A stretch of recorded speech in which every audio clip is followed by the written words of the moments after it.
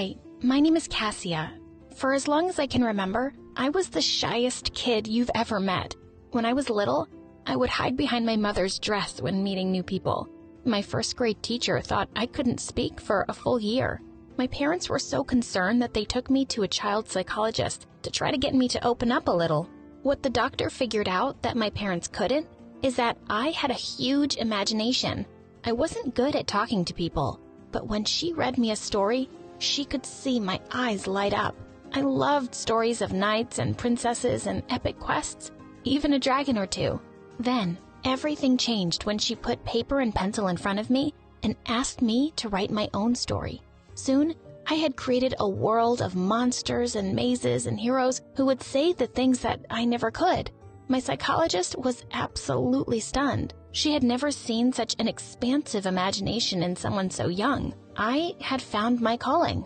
The only problem was, I came from a very strict, old-fashioned family. My parents are both doctors, as are my grandparents. Our household was all science all the time. Not a lot of room for what my mom called silly kid stories. Throughout elementary and junior high school, they forced me to join sports teams and go to math camps to try and make me more sociable, but it didn't work. I had the writing bug.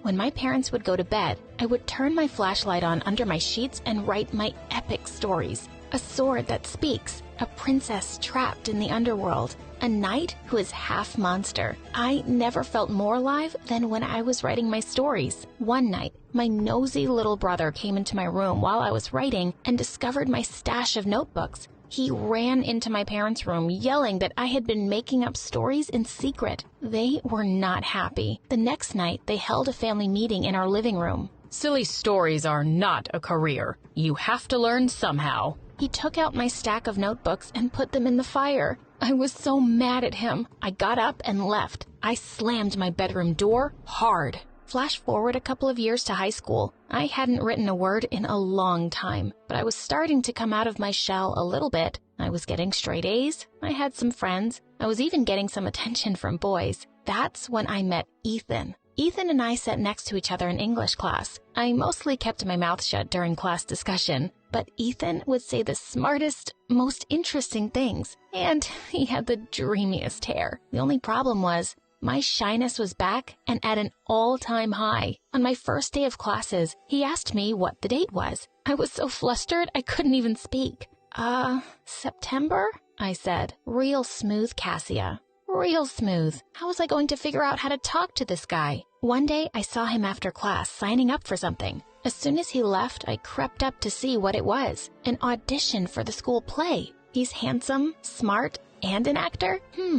There could be an opportunity here. If we were in the same play, we'd be forced to talk to each other, and maybe he'd see that I'm not a total weirdo, but auditioning in front of people? I was going to need some help. I enlisted my friend Stacy, who was one of the most confident people I had ever met. She helped me choose a monologue and memorize it. She made me feel so comfortable. It felt like a breeze. But when the time came to audition and the adults were sitting behind the table, I opened my mouth and the words didn't come out. Oh no. It was the longest 5 minutes of my life, and the director was not impressed. To make matters worse, when I was leaving, Stacy walked right past me into the audition room. Why didn't she tell me she was auditioning? The following Monday, I checked the casting announcement. Ethan was cast as the lead, and Stacy was his romantic co-star. Oh my God, this could not get any worse. Then I looked for my name, all the way at the bottom. I was playing a serving maid with no lines. Some plan this was. So there I was at every rehearsal, watching my former best friend and my crush do romantic scenes together. Stacy was looking at me from the corner of her eye while touching Ethan and holding his hand. Ugh. So gross. She is terrible. To make matters worse, the play was really bad. The story was nonsense, and the dialogue was even worse, and I had to listen to it every day. One day, as I was leaving rehearsal, I overheard the director and his assistant arguing. They both agreed the script they had written was not working, but they couldn't agree on how to fix it. Just then, I had an idea. I walked up to them and told them that I could fix the play. They looked at me like I was out of my mind. Why don't you leave this to the adults? Said the director. I told them again that I knew how to fix the play, and I could prove it to them if they just gave me 24 hours. I told my parents I had a big chemistry exam the next day, and I had to study all night. They believed me, and I could see the proud look on their faces. That night, I wrote and worked until the early hours of the morning. I had rewritten the entire play. First thing in the morning, I dropped it on the director's desk. When I arrived at rehearsal after school, everyone was whispering to each other. Then the director got up in front of everyone and said, "Today, we got an absolutely brilliant new draft of the play. I am amazed. I need to thank you," I interrupted. "You did such a great job on the new draft of the script." I had just realized that if my parents found out I had written this play, I'd be permanently grounded. The director kept my secret, but privately told me what a great writer he thought I was. Wow! The play was a big hit with the entire school, and even though no one knew I had written it, I could hear how much they liked it. The only hard part was Ethan. I had put all my feelings about him into the script, and those lines were being read by Stacy of all people. The whole point of doing the play was to get close to Ethan, and now he felt further away than ever. And he was wonderful in the play. When he spoke my words, I felt like he was the only person who ever understood them, or understood me. My whole family came to see the play. After the show, my parents said they were glad I was getting more comfortable with speaking in public. Little did they know I had written my own lines for myself. I had kept the secret well, but I was tired of lying. "Mom, Dad, I wrote this play. I don't want to be a doctor. I want to write." They were furious with me. "I should have never let you do this play. You're right back to writing these useless stories. For the rest of the school year, no friends and no going out. And when you are at home, you are studying your sciences." I didn't care. I was tired of keeping my true self a secret. With my newfound confidence, I marched over to Ethan. "Hey, I just wanted you to know that I think you're really cool. Do you want to go out sometime?" He said, "Sorry, but I'm seeing Stacy." Stacy? I should have known. If only I had acted sooner. Soon I found out that Stacy had even told everyone in the cast that she had rewritten the play. What a liar. Did Ethan believe that? I was so mad. "How could you do this to me?" I asked Stacy later at school. "I thought we were friends." "You were never going to take credit for the play, and you were never going to make a move on Ethan. So I did. What are you going to do about it?" Oh my God, who did she think she was? So I decided to do something all right. For the next few months, I wrote and wrote and wrote. I was grounded, of course, but it's not like my parents could take away my computer. After a while, I had a polished draft of my new masterpiece play. I sent off my script and my essay to a handful of colleges across the country. A few months later, my friends were starting to receive their college admission letters. Where were my letters? I was cleaning the house one day when my mom's purse fell off the counter and a bunch of paper fell out. Inside, I found a letter from my top school in New York City. I opened it. I got in. "Where did you find that?" my mom roared. "You are not supposed to see that." Well, too late. That fall, I began my studies at a prestigious drama program in the heart of New York. My writing professor was a famous playwright who loved my writing. She challenged me to be a better writer and nurtured my talent. Near the end of my first year, I had a new play and was auditioning actors to be in it. Imagine my surprise when I saw who walked in. Ethan, my high school crush. Of course, he was perfect for the role. We spent the next month rehearsing and laughing and getting to know each other with the rest of the cast. He and Stacy had broken up. The opening night at the school was a big hit. After the show, a man walked up to me and told me he was a theater producer and asked if I had thought about moving my show to a bigger stage. This was all happening so fast. 1 year later, our show opened on Broadway. My family was there apologizing for not encouraging me. "I didn't see what a talent you are. Your father and I hope you can forgive us. We're so proud of you." I forgave them and gave them a big hug. Life's too short anyway. At the end of the show, the whole cast made me get up and take a bow with them. Afterwards, Ethan asked if I wanted to go to dinner. Just the two of us. I definitely wasn't shy anymore. Ever since 8th grade, my best friend Leah and I promised that we would take each other to our senior prom. We'd even sworn it in blood. So this was a legit pact that we wouldn't let either of us break. At the time of our story, it was January, the beginning of the new year and the new semester at school. Leah and I were headed to the lunchroom when she felt horrible pain in her knee. This pain was so bad that she lost her balance and fell to the ground. I grabbed her by her arm and pulled her up. She was shaking and her face was white. "Leah, are you okay?" I asked. I wanted to try to get her to the lunchroom quickly, thinking that maybe she was just hungry and needed to sit down. She sat with her hands in her knees for a few minutes before finally answering me. "Simon, I think something's really wrong with me. My knee has been hurting ever since I got kicked 2 weeks ago at the soccer game." She started to limp to the office, which was opposite of the lunchroom. I tried to stop her. "Let's just get some food." "No, I need the nurse," she said as she hobbled to the office. I helped her along the way, but as soon as she got there, she told me to go to lunch. Leah didn't make it to lunch that day. In fact, her mom picked her up early to take her to the hospital. I kept texting her all day long, hoping she would answer me and let me know that she was okay. It wasn't until around 8:30 that night that she finally texted back. She sent me a picture of an MRI, which is an X-ray of your body, and hers was of her knee, her lungs, and her neck. All of them were covered in spots. I didn't know what that meant, so I sent her a question mark. Almost instantly, my phone lit up. Leah was FaceTiming me. I pushed accept and saw her face for the first time since lunch. It wasn't as pale, but she looked tired. "Hey, what's going on? Did you go to the doctor? Are you sick?" I asked. Her eyes looked red and her hair was a mess. Leah could barely get the words out as she stared off the screen. I could see tears running down her cheeks. "I have cancer," she stated, before bursting into tears. "All of those pictures were of my body. I have tumors in several spots. They told me I may not make it to graduation." She set the phone down and all I could hear were her high-pitched wails and her mom in the background trying to calm her. Instead of listening to my best friend sob, I decided to drive over to her house even though it was late and I was going to miss curfew. I had to see her, to hug her, in case I didn't get the chance again.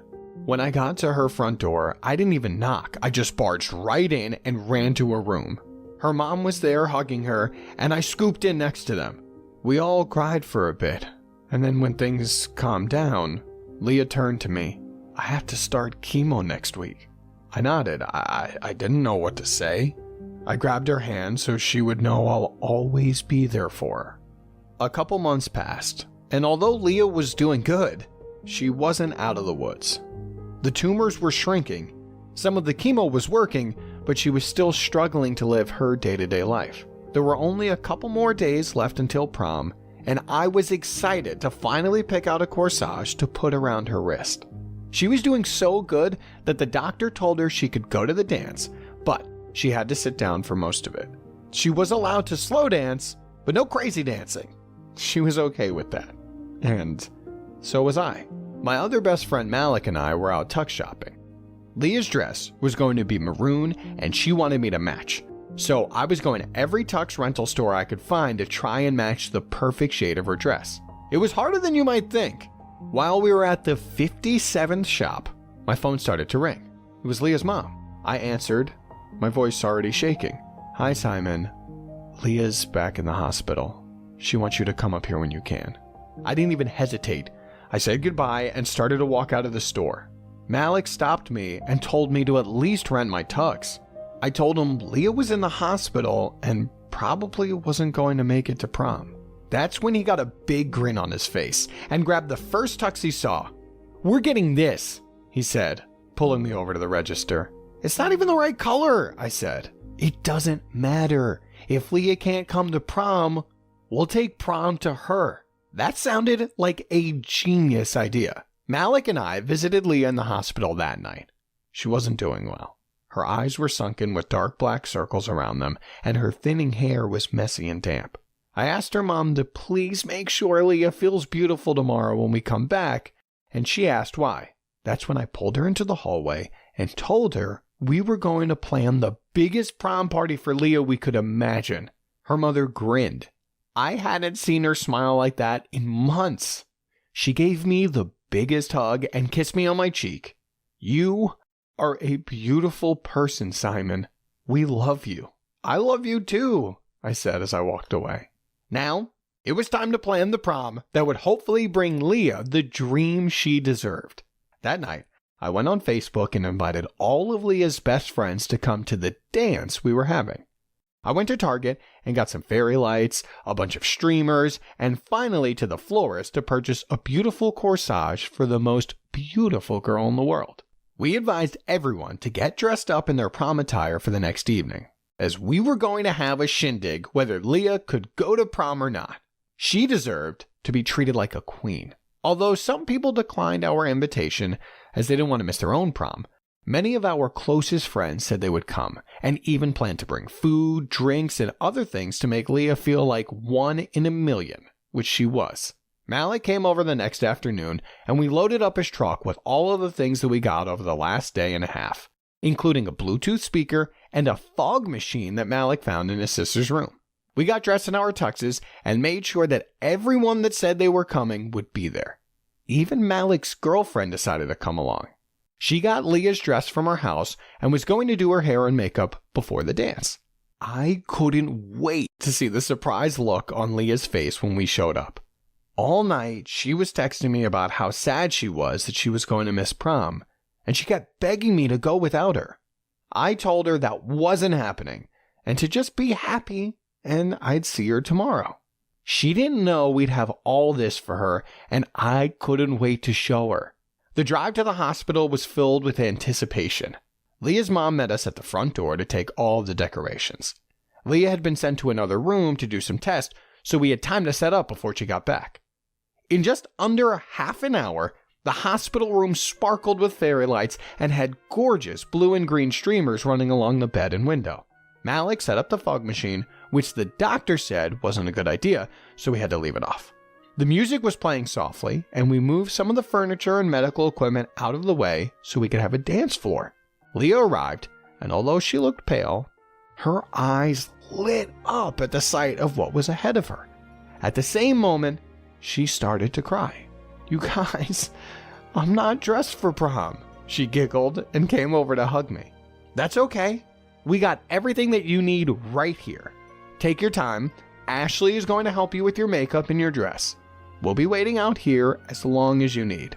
It seemed like forever, but it was probably only 20 minutes later.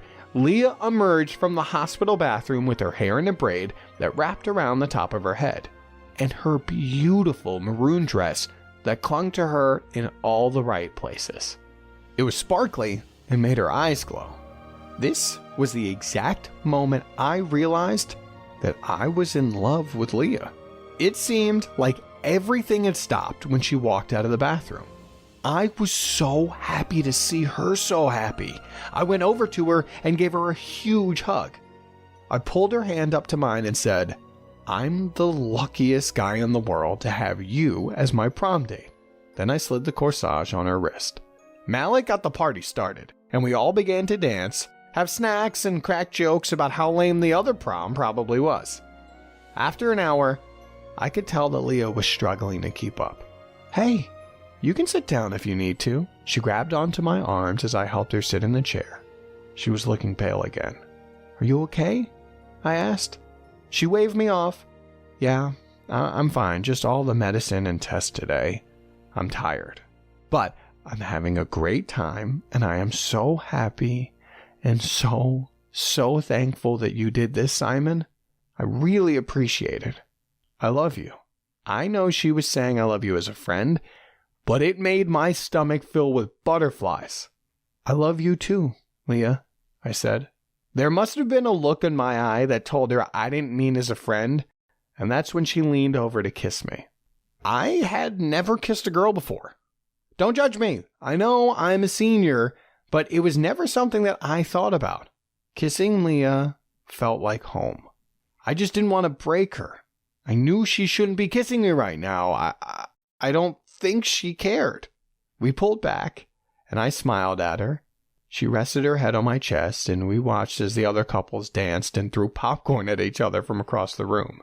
Thinking back on that night, I am so happy that I was able to give Leah her wish of being my prom date. After everyone left, her and I cuddled on her bed some more. We kissed, and I told her that I loved her again. She pulled me close and set it back, staring into my eyes. Then we both laid down. Leah was getting ready to go to bed, and I was getting ready to head home. Her mom walked in and told me to get out before I got yelled at by the night nurses. We hugged, and I left feeling triumphant, ready to take on the world. At 7 the next morning, I received a phone call from Leah's mom. She had passed away in the night, sometime soon after I left the hospital. When she told me, I was speechless. I had plans to go to the hospital today and bring Leah some books she'd wanted to read. There was a big stack of new bestsellers sitting on my desk. I wasn't much of a reader, so the books broke my heart. I started to weep. I haven't cried that hard since I was a little boy, but it felt good to let my emotions out. I was practically wailing when my own mother barged in my room to see me laying in the fetal position on the floor. "What's going on, Simon?" she said, terrified. I could barely say the words. Leah died. My mom knelt beside me and hugged me for what seemed like hours as I cried. Leah was my best friend, my second half, my one true love. I know it sounds corny, but she was. I just realized over the weekend that I loved this girl more than anything in the entire world. She was always there for me, she never gave up on me, and she was always passionate about what I wanted in life as much as she was about her own desires. I will forever be thankful that I was able to spend Leah's last night with her and with our friends having a blast. I'll never forget the smile on her face and the love in her eyes that night. Although I have to go through the rest of my life without my other half, I'll be okay. Leah's family will always be a part of my life, and I'm hoping they'll continue to want me in theirs. I do make some pretty incredible hamburgers after all. Leah was caring, gentle, and willing to try anything. So, today, I'd like you to try and be a little more like Leah. Thank you all for coming. The entire time I was speaking at Leah's funeral, I couldn't stop staring at the photo they used for her memorial. Her senior picture. She had all of her beautiful blonde hair cascading down her back, her huge blue eyes shining in the autumn sun. This was one of her favorite pictures, so I was thankful they shared that with everyone. After I finished my piece, her parents came to hug me. We all cried together, and they thanked me for loving their daughter. That happened over a year ago now, and I'm still recovering from the death of my best friend. Leah's parents are good. We get together every weekend for board games and burgers. I'm hoping as the years go on, we can continue to have this strong bond, and that whoever I end up with will be half the woman Leah was. I'm sure she'll help me out from where she's looking down on us. Thank you for listening to my story. What was something crazy you did for a friend? Please like and subscribe. Hi, I'm Hope from Honolulu. Please like and subscribe to 4Eve. My parents always said I was born beautiful. I received so many compliments and modeling offers for baby products that they launched my modeling career when I was just 3. But I never really knew my parents. When I was 6, they started a clothing line named after me and got really busy with it. So they mostly left my older sister Leilani in charge, and she hated me. You promised we'd play with the dolls. You can't always be the center of the universe. I have to take this call. Fashion Kids magazine wants you again. She'd always lie and say we'd do one thing, but we'd do another thing instead, and I'd suffer. You said after my fashion show, we'd go home. I'm tired. Just sign a few more autographs and don't be so ungrateful. Sometimes I wondered if she was so mean to me because she was jealous of my fame. Once when I was 12, I was at a signing event and I escaped from the crowd. I stumbled into an alley where a girl my age was looking through the trash with her mom. I offered them some snacks from my bag, and their reaction was so wonderful. Just then, Leilani found me and dragged me away. And later, when we were on a video call with our parents, she told them what had happened. Hope, it's not okay to sneak off like that. And that poor family could have robbed you. Or taken a lock of your hair to sell on eBay. No, they were nice, and I liked helping them. Nonsense. You're too busy and famous to be doing anything else. Anyway, we heard your sister booked you on a morning show for the launch of your new toy line. Little Hope dolls. They're gonna sell like hotcakes. Sometimes it felt like my parents just used me for money. In fact, I felt people were friends with me for the same selfish reasons. But I never gave up on the idea of using my wealth for good. When I turned 14, I held my first fundraising event for homeless people, and it was a big success. But my second fundraiser turned into a complete nightmare, because the day after it, my face was all over the news with the words teen thief.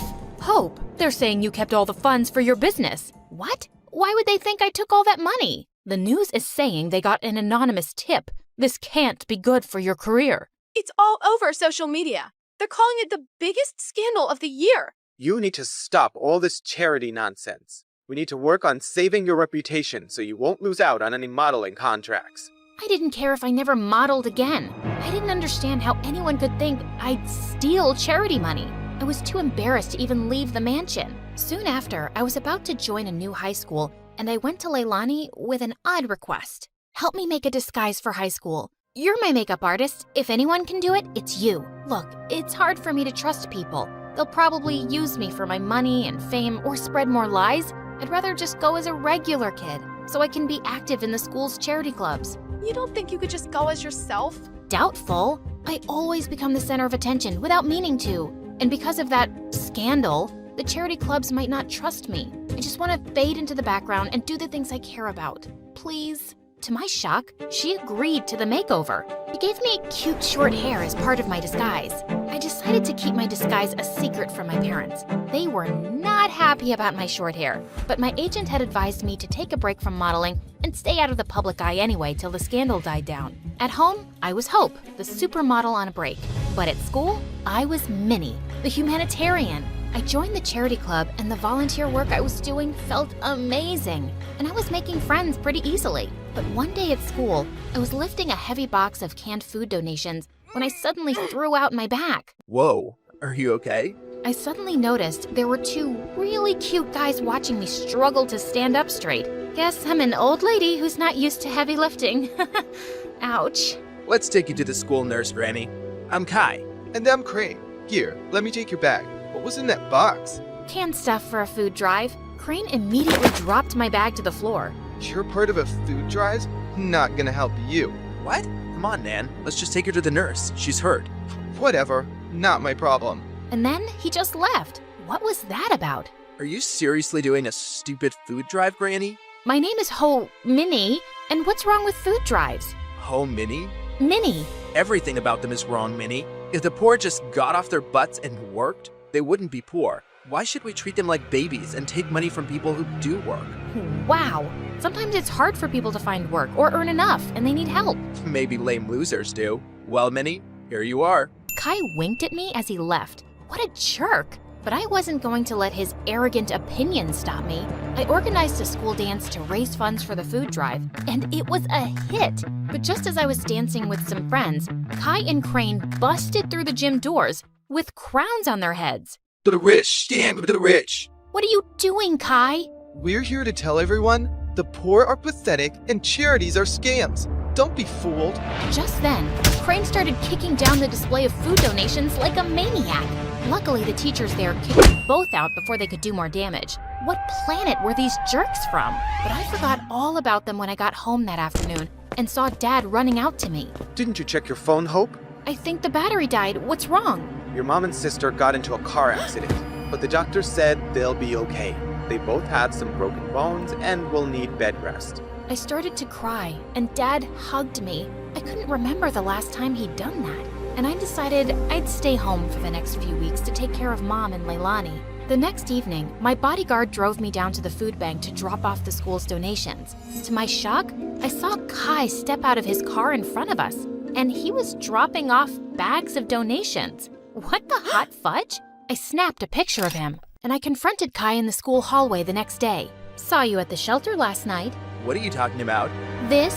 How did you... Okay, please, listen. Crane is against charity work, not me. He convinced me to think that way a long time ago, but I don't agree with him anymore. Years ago, Crane's family fell into a big scam by some fake charity, and they lost a huge fortune. Oh no.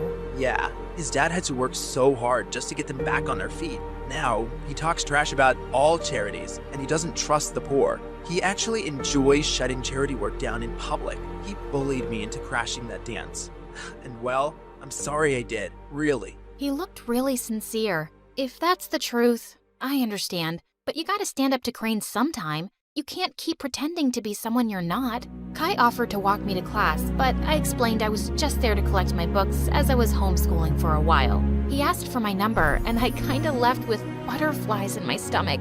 Kai and I texted every day for weeks, and he even started coming over. I kept saying it was best to give my mom and sister space to recover, so we'd always hang out in my backyard. Keeping Minnie away from my parents and Hope away from Kai was getting exhausting. I was also developing the biggest crush on the real Kai. He was nothing like the jerk I'd first met. Once I found him waiting for me in my backyard with the most amazing picnic laid out. Hey, what's all this? Just a little surprise for your big day. Happy birthday, Minnie. Kai, my birthday isn't for another 5 months. What? Really? I looked for you over social media, but I couldn't find you because you're apparently the world's most private person. Then I went to go check the school records, and I guess I got the wrong Minnie.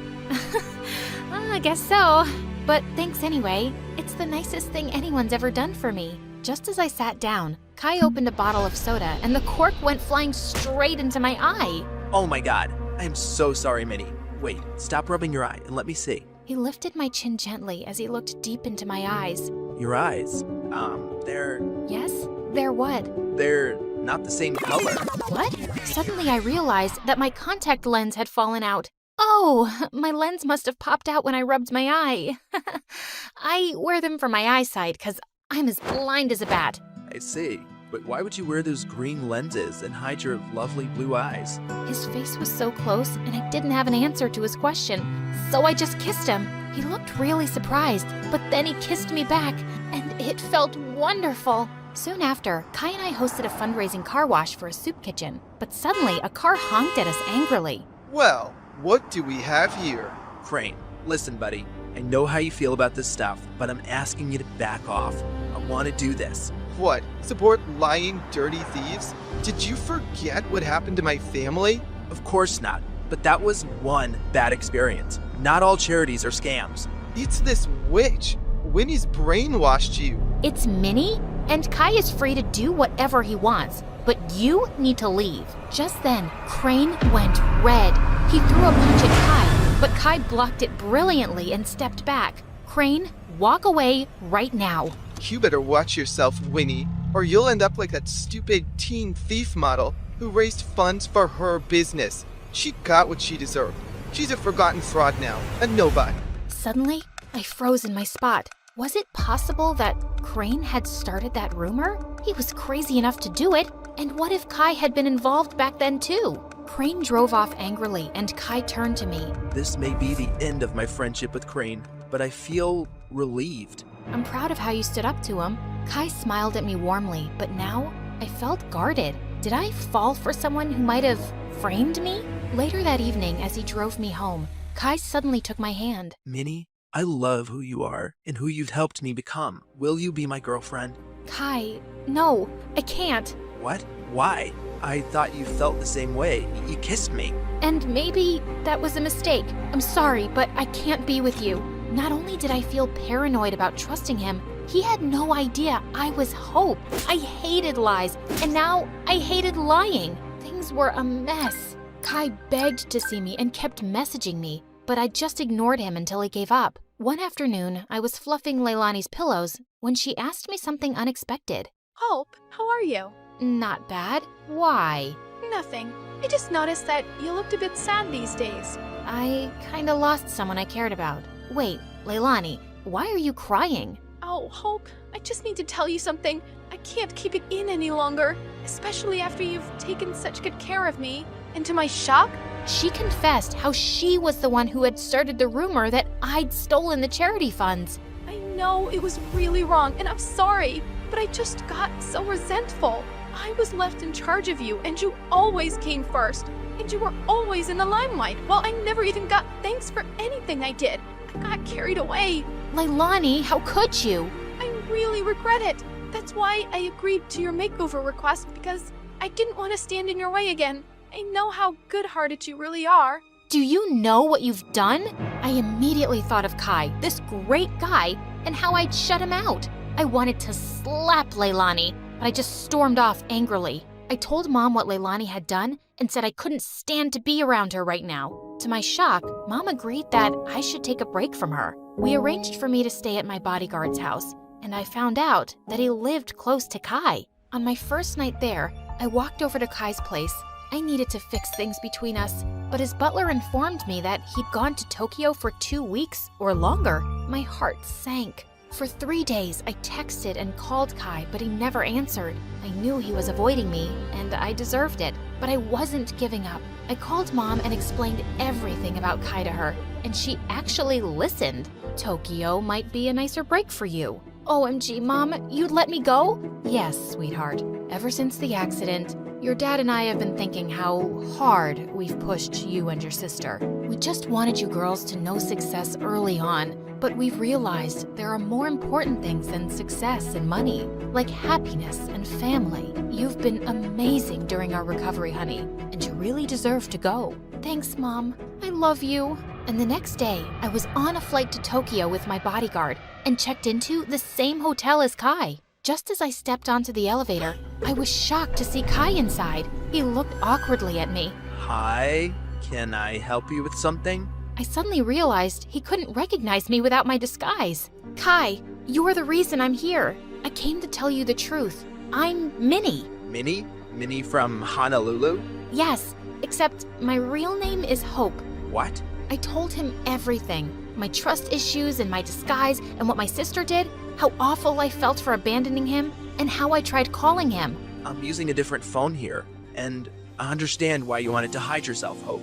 I've missed you. Do you think we could give us another chance? You flew all the way here to make things right? I'd be a jerk if I say no. But could you do just one thing? Give your sister another chance. Come on, charity starts at home. I will. I promise. Hi, I'm Karina from Norway, and this is my story. I lived with my mom and dad as an only child, and as a little girl, I worshipped my mom. For starters, she looked like Rapunzel with her long, lovely hair and flowing dresses. She also drove me to school in a Barbie pink convertible that made all my friends swoon with envy. Look at her sparkly steering wheel. I wish I could marry her. But Mom didn't feel the same way about me that I felt about her. In fact, she didn't seem to care for me at all. One time I had a hockey match, but Mom said she had the flu and couldn't come. And later on, Dad and I bumped into her at the mall. Dad was furious, but I defended Mom. Hockey is boring. I get it. We'll get our nails done and I'll pay for it with my allowance. That way, you won't max out Dad's credit card again. I never ended up winning Mom over though. And a year later, Dad left her and took me with him. We ended up backpacking all around Europe for 2 years, which was a blast. I never heard from Mom again, but I thought about her all the time. When I finally returned to Norway, I was 15 and transferred to a new school. I instantly became popular as this worldly kid who's traveled everywhere. But my favorite person of all my fans and friends was my new BFF, Freya. She was 3 years younger than me, but we were in the same class because she was a genius. So what do you say? You do my homework again, and I'll get you into another exclusive party? No one here wants a 12-year-old at their party. Why are you making friends with kids, Karina? Freya threw her backpack at the guy when he said that, and it hit him so hard he fell backwards. Freya may only be 12, but she's a force not to be messed with.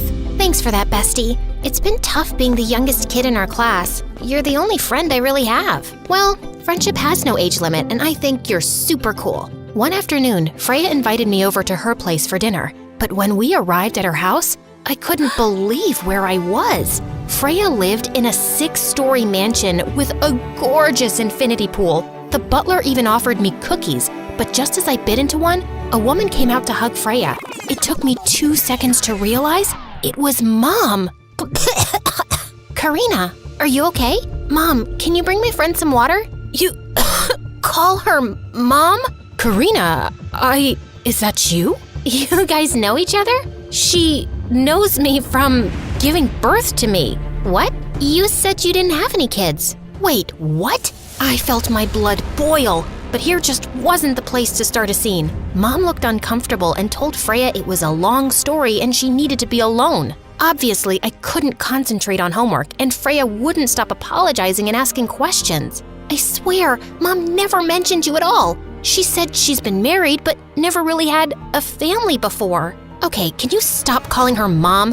And she has had a family before. So let me guess, she married your dad who's a billionaire? Actually, my dad and I grew up poor. This is her mansion. She started a clothing line a couple of years ago, and it was super successful.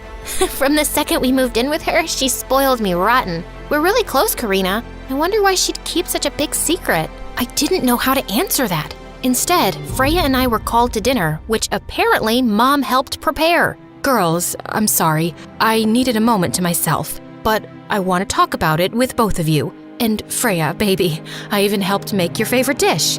I took a deep breath as Mom started apologizing and explaining herself. She said she wanted a fresh start with her new family, so she didn't bring up her past, which made me furious. I really do want to reconnect with you, Karina. You should come over more often. I'm so happy you and sweet Freya are friends. You know, I'm not feeling too well. My eyelashes hurt, and I want to be sure it's nothing serious. For some reason, I didn't want to confront Mom in front of Freya. I didn't want Freya knowing that Mom had never loved me the way she obviously loved her. When the weekend ended, I saw Freya at school and found out she was also mad at Mom, but Mom had bought Freya a brand new iPad to make it up to her. It still hurts that she lied, but I guess she had her reasons, and she's obviously trying to make it up to me. Yeah, hopefully she'll try and make it up to me too. As weeks passed, the tension just got worse between Freya and me. I even avoided going over to her house. Then one day,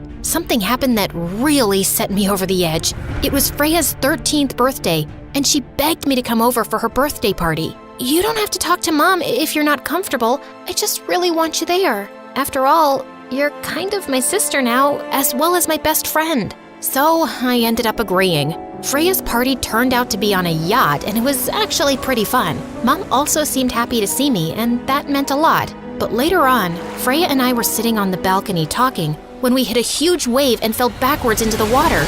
Mom immediately jumped in to save us, but to my shock, she swam to Freya and rescued her, while one of the yacht workers came to get me. A few hours later, Mom drove Freya and I back to their mansion, and I just lost it. I could have sunk to the bottom of the ocean, but you didn't care. You saved Freya instead of me. No, it's not like that. Karina, that's ridiculous. Someone else jumped in to save you right away. I just happened to get Freya first. Did you want her to sink? No, but that's not the point. I'm your real daughter, but you chose Freya's life over mine. The fact that you rescued her instead of me wasn't a coincidence. I'm getting out of here. With that, I opened the door to the car, even though we were in the middle of the road. I bolted as fast as I could before Mom's car could chase me, and I didn't arrive home until 4 in the morning. The next couple of months, I stopped hanging out with Freya and made new friends who I partied with every night. I barely got any sleep or went to class, which really worried Dad. One evening, I was napping at home when Mom dropped by with Freya.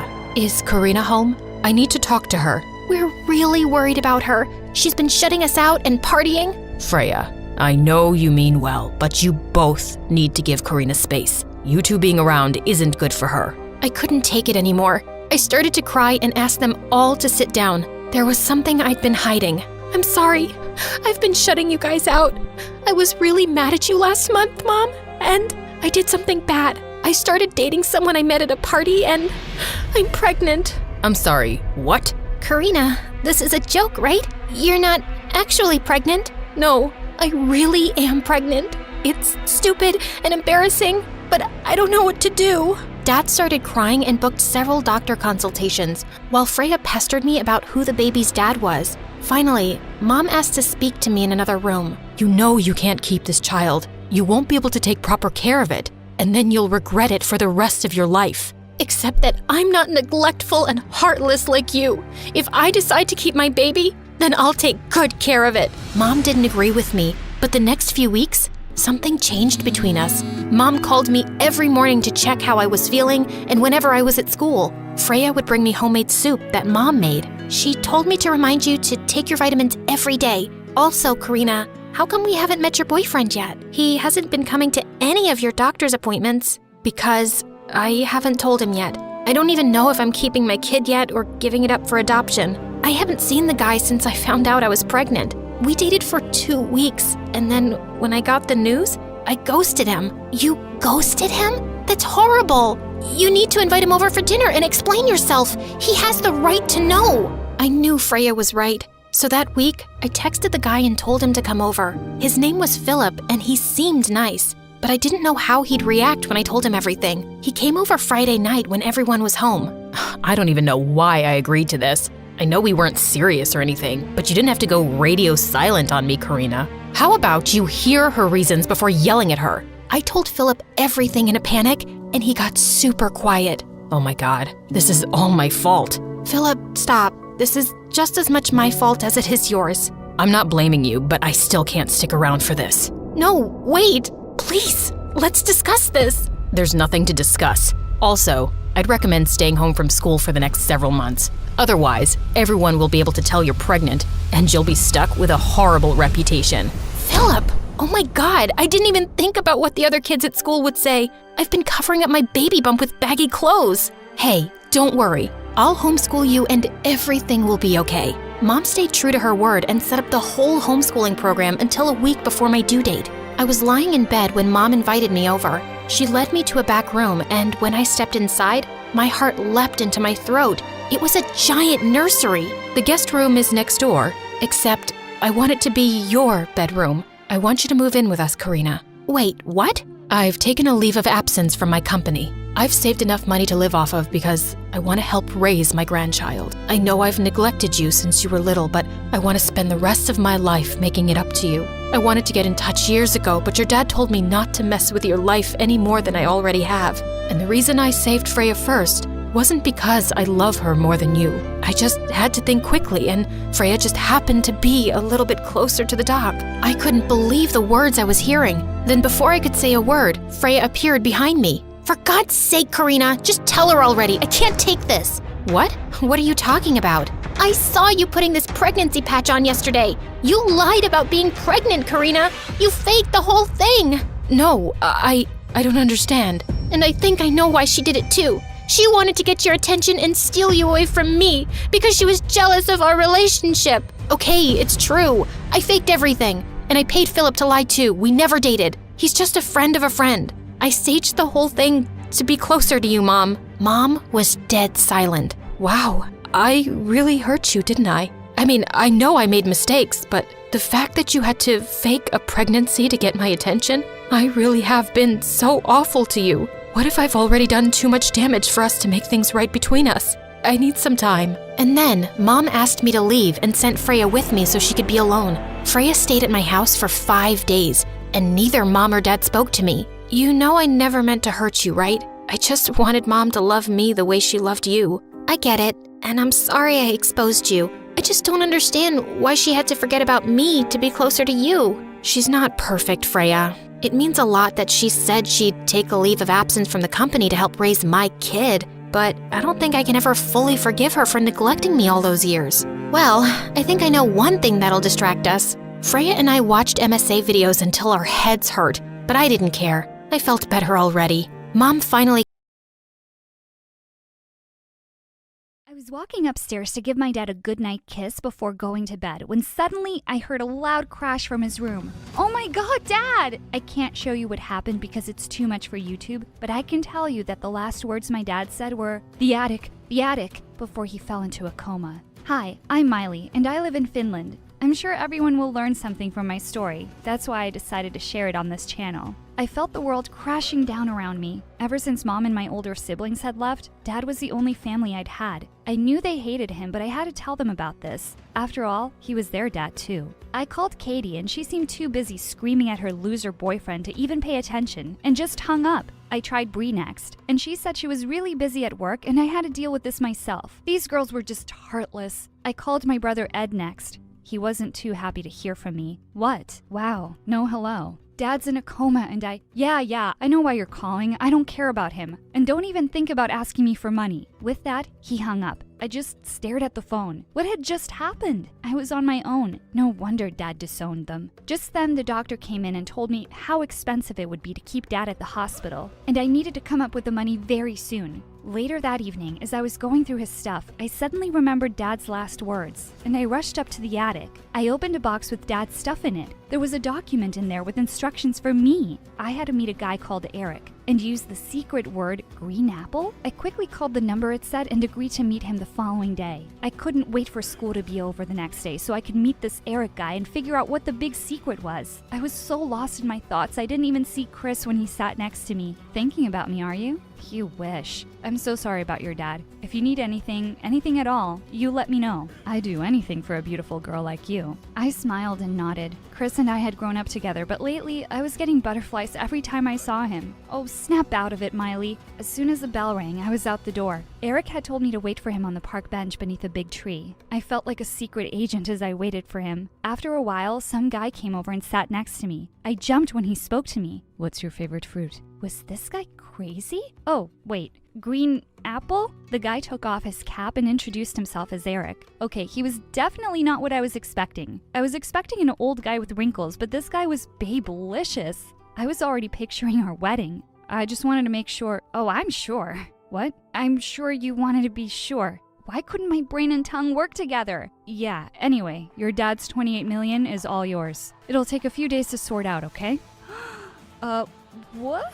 $28 million? He must think I'm slow or something. Yeah, sure. You might want to have an adult with you to sort this out as you're under 18. I ran off after the meeting, still reeling with shock. This was too much to handle. I couldn't think of anyone else, so I texted Ed. Of course, he didn't reply. In the evening, the doorbell rang. When I opened the door, I was shocked to see Ed with his wife and kids. And so many suitcases? What are you doing here? Come on, little sis. Did you really think I'd leave you alone to deal with this? Now be a doll and set up a room for us. Ed's wife and kids just went on in and made themselves right at home. A little while later, the doorbell rang again. I ran downstairs, and to my surprise, Bree, my older sister, walked in, dumping her bags in the doorway. You can take these up, right? Thanks. Bree worked for a fashion magazine and could easily be on the cover of one, but she was so rude and stuck up, we'd never gotten along. She hugged Ed and gave air kisses to his wife and kids. Oh, aren't you guys cute? No, hey, don't touch my bag. That cost more than your parents' car. She said she was really tired and had to get her 10 hours of beauty sleep, so she went straight up and set up camp in my room. Bree, this is my room. Go and sleep in the guest room.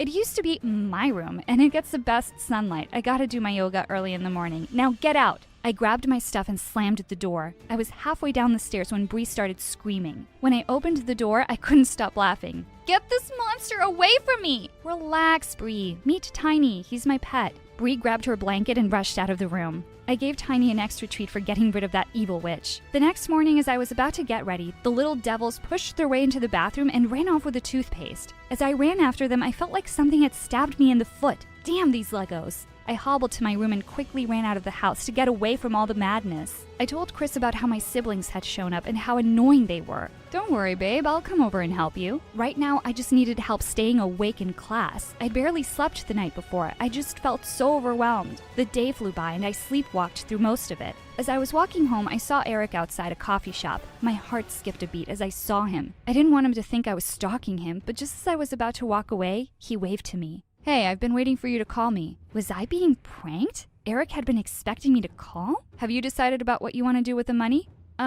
Yeah, we're still figuring it out. He asked me to join him for coffee. I had no idea what he was talking about. I was lost in his beautiful eyes. I was so happy when he offered to walk me home because I could listen to this guy's voice forever. When we got home and he turned to say goodnight, he suddenly leaned in towards me. Oh my God, was he about to kiss me? I closed my eyes and suddenly felt him rub my cheek. Got it. There was something on your face. Good night. And he just left. Man, I was so disappointed. As I opened the door, I tripped and fell. Katie, my other sister. She was very gangster. Was that a new tattoo on her arm? As I stood up, I saw she was very pregnant. Where's your stupid boyfriend? We split up because he decided he can't be a daddy, and I don't have the money to have this baby alone. I should have known. Only money could have brought all of them here. As I walked into the lounge, I was horrified. I looked at Ed's wife, thinking she'd stop them, but no. I told her to make them behave, but she just shrugged and kept filing her nails. I hope she breaks her nails, the airhead. Suddenly there was a loud crash, and I saw in horror that the younger idiot had knocked over the angel ornament Dad had given to me. I was furious and devastated. Chris! I was so grateful to see him heading towards the back door, and I went running to the kitchen. I broke down in front of him.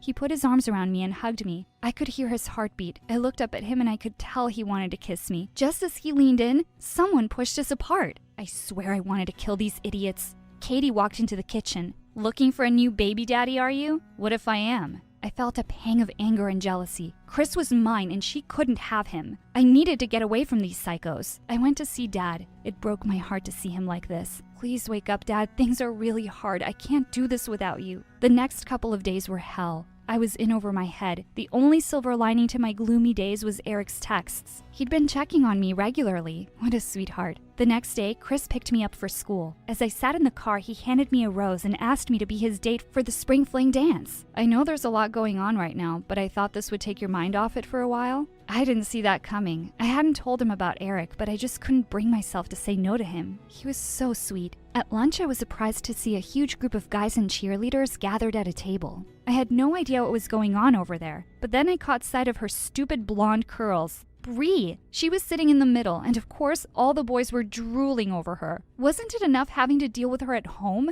What are you doing here? You dropped out of high school a long time ago, remember? She just looked at me as if she didn't know me and said, "Leave me alone." That evening, I confronted all of them and asked them to leave. I'd had enough. Ed stood up and I saw the rage on his face. You really think we'll leave without the money? You took Dad, this house, and now you want the money too. You're so greedy. I hope he never wakes up and we never have to see him again. Just give us the money. If you and your mom had stayed out of our lives, we'd still be with Dad. What are you talking about? Dad was just a selfish man who only cared about himself and kept having affairs with other women. Dad took you in when your mom went away. Our mom couldn't deal with seeing you every day. Neither could we. This wasn't true. My dad wasn't like that, and my mom was their mom. This was too much for me to process. I needed fresh air, and I ran out of the house. I bumped into someone. I was about to fall back, but a pair of strong arms grabbed me. Eric! Hey, what's wrong, Miley? I just fell into his arms and sobbed. I was devastated. I told him I didn't know who I could trust anymore. My whole life had just been turned upside down. He looked me in the eye and softly said, "Miley, you can trust me." With that,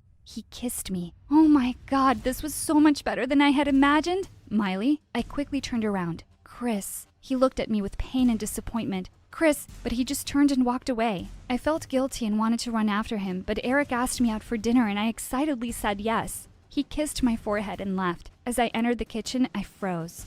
Bree and Katie were busy cutting me out of the pictures in the frames. Bree whispered something to Katie and they started laughing.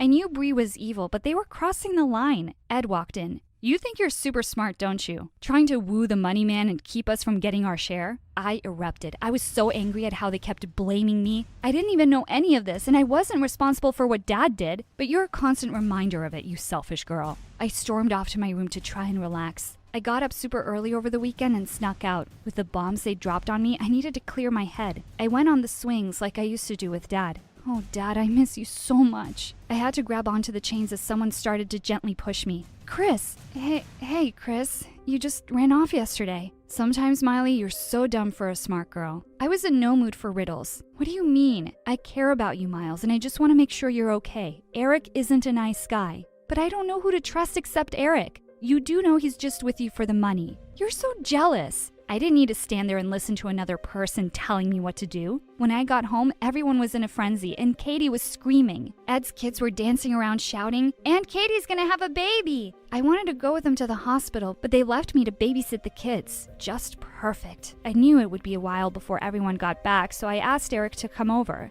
I quickly changed into something nice and cleaned up the place as much as I could. There was a knock on the door, and I rushed to open it. Chris? Why was he everywhere? What are you doing here? I wanted to apologize for this morning. Where is everyone? I told him they'd gone to the hospital with Katie. I don't know which part he thought was an invitation because he just walked straight in and started playing with the kids. They seemed to like him and did as he said. I was kind of glad he was there. Ding dong. Oh shoot, how would I explain everything? I opened the door. Eric looked charming. As we walked into the lounge, Chris and Eric just glared at each other. The tension was so thick you could cut it with a knife. Why'd you call me if he was already here? He just showed up.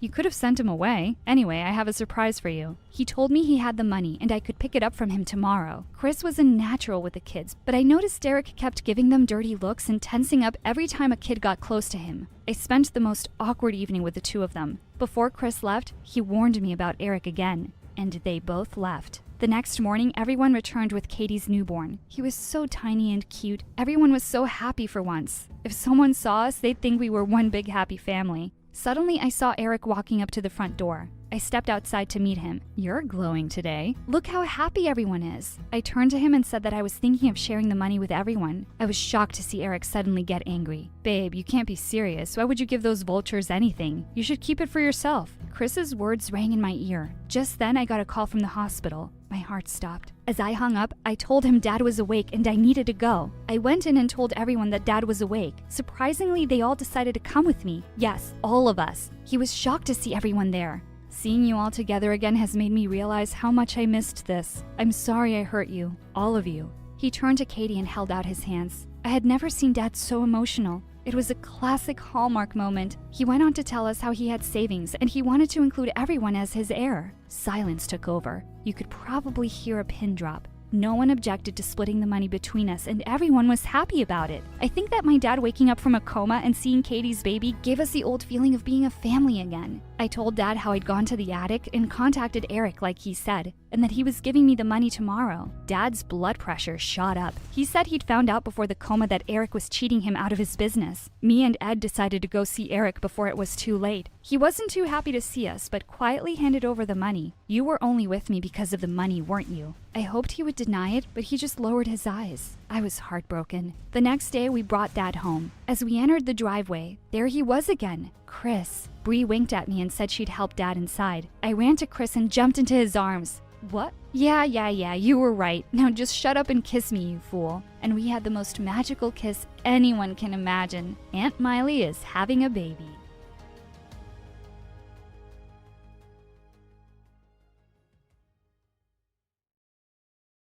Hi, my name is Neo, and this is my story. Please like and subscribe. I was born in a small city in South Africa to the most loving parents. We weren't very rich, but Mom and Dad made sure I had everything a girl could want. They bought me dolls and tiaras and sparkly shoes, but I loved football. Since I had no siblings, I used to play football with the other kids in my neighborhood. And even though I was the youngest among them, I could kick their butts at every game. Go, Nia, go! That's my girl! Dad was my biggest fan. He was a real estate agent and would take me with him to houses with huge backyards. That way, I could play football while he worked. When I was in the 8th grade, Dad got me admitted into a school where his best friend, who was an awesome football coach, taught the game to the students. On my very first day, I went to the sports ground and the coach introduced me to the team.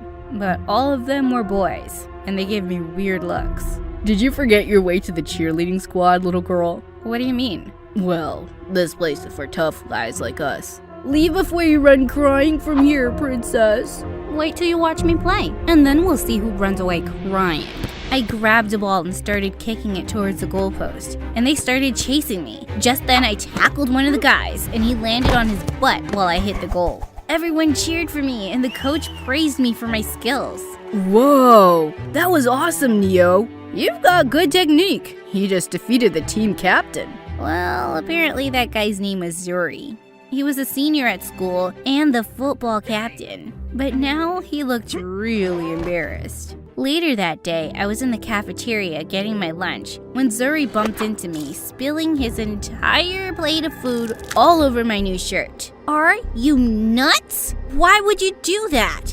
Hey, chill. I didn't do it on purpose. I didn't even see you coming, little girl. I bet you didn't. Even when I kicked your butt in the game. Everyone gasped, and I just pushed him aside and ran to the washroom to clean up. But just then, an older girl came running out of a washroom cubicle and started screaming. Oh my God! That's blood! That's blood! You're gonna die! I can't let you die! Before I could even say anything, she pushed me to the washroom floor and started wrapping tissue paper around me. And then she almost kissed me? Whoa! Stop! What are you doing?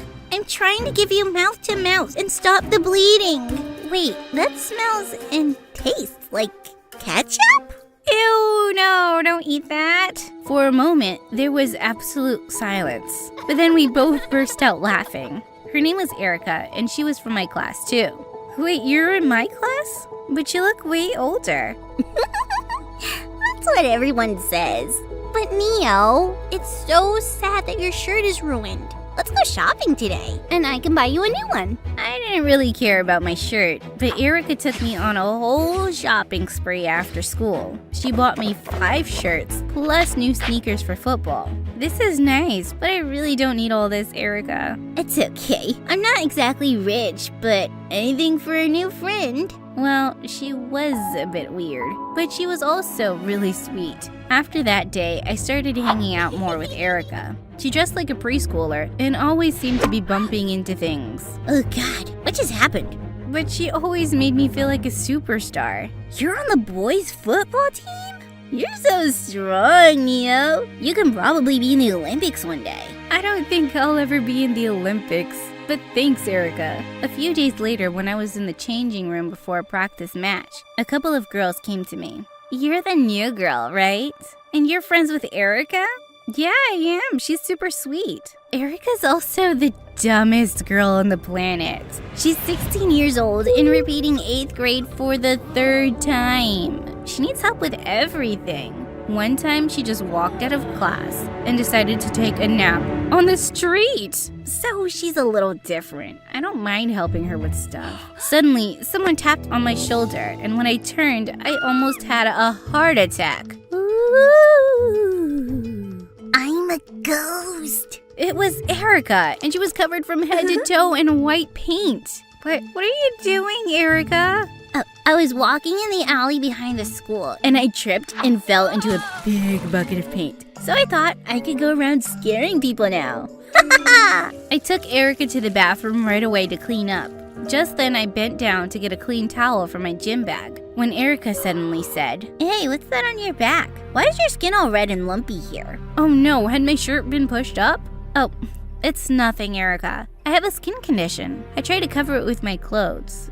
It's not a big deal. By the time I finished washing Erica off, I was late for football practice. I ran off to the ground, but no one was there. Looking for someone? Definitely not you. Where is everyone? He told me everyone left, and I had no choice but to practice with this loser. But only a few minutes into the game, he was crushing me so bad. What was wrong? I tried my best to tackle him, but then suddenly I lost my balance and we both fell to the ground. Coach is so not gonna let you play in the big game. So what? You beat me one time. I'm still gonna play way better than you. I thought we were supposed to be on the same team. How about we help each other? We can stay and play more after practice. Fine, but only because I want us to win. From that day on, Zuri and I practiced together every day. And he was always beating my butt now. I couldn't stop talking to Erica about it at lunch. I don't get it. I used to take him down all the time. Now that idiot is always beating me. Maybe it's because you can't concentrate anymore.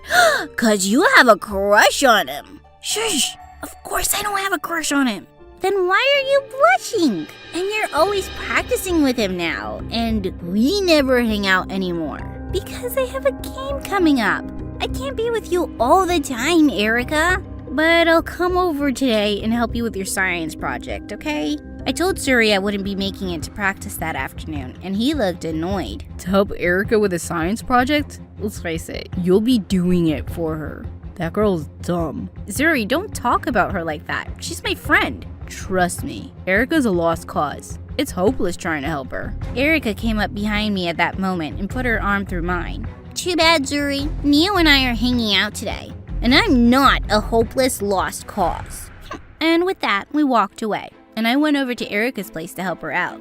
But just as I was leaving Erica's house that night, someone grabbed my shoulder from behind and I screamed. Neo, chill, it's just me. I live a few houses away. Who comes and grabs someone's shoulder at night, you weirdo? Why are you out anyway? Just taking a walk. I was kinda down that you blew off our practice today. I really enjoy playing with you, even though you're a little girl. A little girl who can play just as good as any guy. Zuri and I ended up walking all around Erica's neighborhood, and it turned out that we had a lot in common besides football. We were so busy talking, we didn't even realize that we'd made a full circle back to Erica's house. Check it out, she has a tree swing. Before I could stop him, Zuri jumped on the swing and started spinning. Like a child. Get down, you idiot, you're gonna break the swing. I ran to Zuri and tried to pull him off, but instead he picked me up and lifted me onto the swing. What are you doing? Put me down! Our faces were so close, and that's when I really noticed Zuri's deep blue eyes. Without another thought, I leaned over and kissed him. Suddenly, I heard a voice behind me. It was Erica. You do have a crush on him, Neo. I know, because you were always talking about him and blushing, and you couldn't concentrate on football because of him. Oh my god. Okay, Erica, we get it. Wait, does Zuri know about your condition? All of a sudden, Erica ran up to me and lifted up my shirt, exposing my skin condition. Neo has a skin condition, but she says it's not a big deal. You'll still like her even though she has a condition, right? Neo's still awesome. My cheeks felt like they were on fire. I wanted to disappear into thin air. I pulled my shirt down quickly and looked at Zuri, who looked shocked. And then he suddenly said, I should get going. Zuri walked away faster than I could blink an eye. Angry tears started flowing down my cheeks as I stood there, hating my skin condition and hating Erica. Erica, how could you do that to me? What made you think it was okay to literally show Zuri my skin condition? It was a test, silly. If he loved you with your skin condition, it would be true love. And if he didn't, that means he's garbage. And now we know he's garbage. God, you don't understand anything. What's wrong with you anyway? Nothing's wrong with me, Neo. Everything is wrong with you. You're 16 years old and in the 8th grade. Yeah, I know that. And you're always bumping into stuff and need help with everything. You're a disaster, Erica. Maybe you should just quit school because I don't think that's helping you.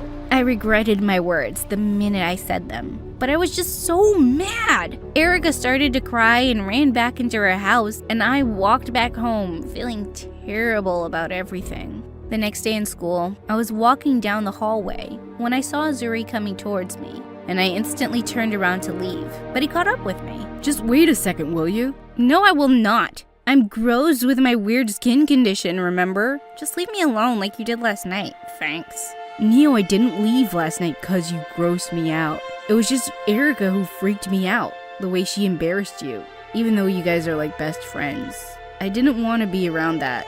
I deal with it too much at home. What do you mean? My mom is exactly like Erica. She wouldn't even know if her own head fell off. She can never hold a job or be a responsible adult, and she does embarrassing stuff all the time. It wasn't about you, Neo. I'm sorry I made you feel that way. Your skin condition doesn't change anything for me. Before I could say anything, Zuri pulled me close and kissed me. I was glad Zuri and I had made up, and I wanted to apologize to Erica, but she hadn't come to school. She wouldn't even reply to my texts or calls. When she didn't even turn up the next day, I started feeling restless, and I went to her place after school. But when I knocked on her door, I was really surprised when Dad opened it. Hey, sweetie, what are you doing here? What are you doing here? Is Erica inside? I don't know, honey. The owners hired me as their real estate agent because they've moved to another state. Moved? What do you mean? They've already left? Why? He said he had no idea and there was no one else I could ask. Erica just wouldn't pick up my calls and even blocked me on social media. Just like that, she was gone for good. And I never got a chance to say sorry. Zuri tried to cheer me up, but I couldn't stop thinking about her for weeks. I dated Zuri all through high school, and we both graduated at the top of our class. While I held my diploma, I couldn't help but wonder where Erica was, or if she'd ever graduated. I went to a fancy college, and Zuri proposed to me a few years later. Life was good, but over time, my skin condition got worse. I was literally always in pain or itching, and no matter what pill or medicine I took, nothing seemed to work. I can't take this anymore. Please help me find a good doctor. Zuri and I spent days researching top dermatologists in town. One day, as we were searching online, Zuri's phone rang suddenly. It was an unknown number. Hello? Who is this? And suddenly, his eyes flew wide as he put the phone on speaker for me to hear too. Erica? You mean Erica from high school? How'd you even get my number? I just did, okay? Listen, I have to tell you something. Can you meet me today? Yeah, okay, sure. Let's meet. We had no idea why Erica called Zuri, of all people, but I was really curious to find out, and I really wanted to see her again. Zuri and Erica had agreed to meet at a nearby cafe, and when we got there, we found Erica sitting by herself at a table. I walked over with Zuri, and she looked really surprised to see me. Hey, Erica. I'm here with Zuri. We're married now. I came because I really wanted to talk to you. Sure, but first I want to talk to Zuri. You're welcome to join us. I want you to know too. What was happening? When we sat down, Erica turned to Zuri. I wanted to tell you that I'm a doctor's assistant now, even though it took me 10 years to finish. A doctor's assistant? I know you've always thought I was a lost, hopeless cause, Zuri. I never forgot your words, but that's why I wanted to talk to you. To tell you I finished school and I made it. Suddenly, I saw Zuri's eyes fill with tears, and he jumped up from the table and went outside. And I leaned forward and took Erica's hand. Erica, that's brilliant, and I'm really proud of you. Thanks, Neo. You know you were my best friend, right? And you were mine.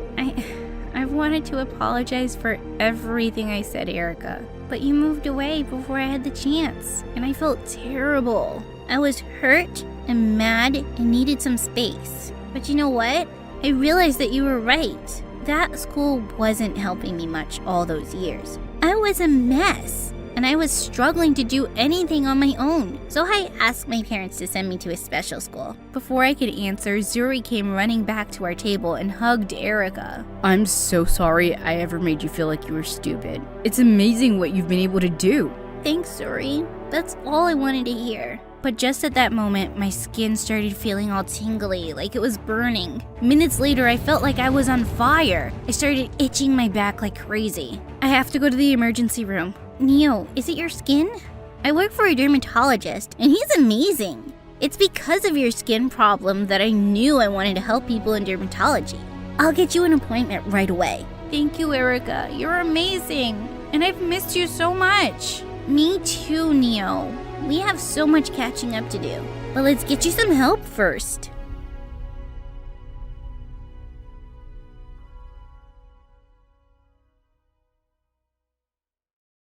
Hey MSA friends, I'm Rain from Belgium, and this is my journey. Don't forget to smash that like and subscribe button. New MSA merch alert, our latest bottles and notebooks are out now. Grab them via the link in the description and upgrade your gear. I've lived in an orphanage for as long as I can remember, wishing for a family of my own. My mom was still around, and she was, well, a bit different. She couldn't take care of me full time, but she'd pop in now and then with her wild stories and crazy outfits. One time, she showed up during lunch with a huge purple cape covered in shiny bits, telling everyone she was on a secret mission. Rain, my star, you're glowing today. Must be those good mashed potatoes. Then, right there in the middle of the room, she tried to make a spoon float in the air. Okay, so she was holding it with a string, but we all pretended to be shocked anyway. When she hugged me goodbye, she slipped a small rock into my hand. A piece of the moon for you. It was just a regular old rock, but in her world, it was something magical. You might think that the kids made fun of me because of my mom or something. Nah, let me tell you that I was respected and feared in the orphanage, along with my friend Leo.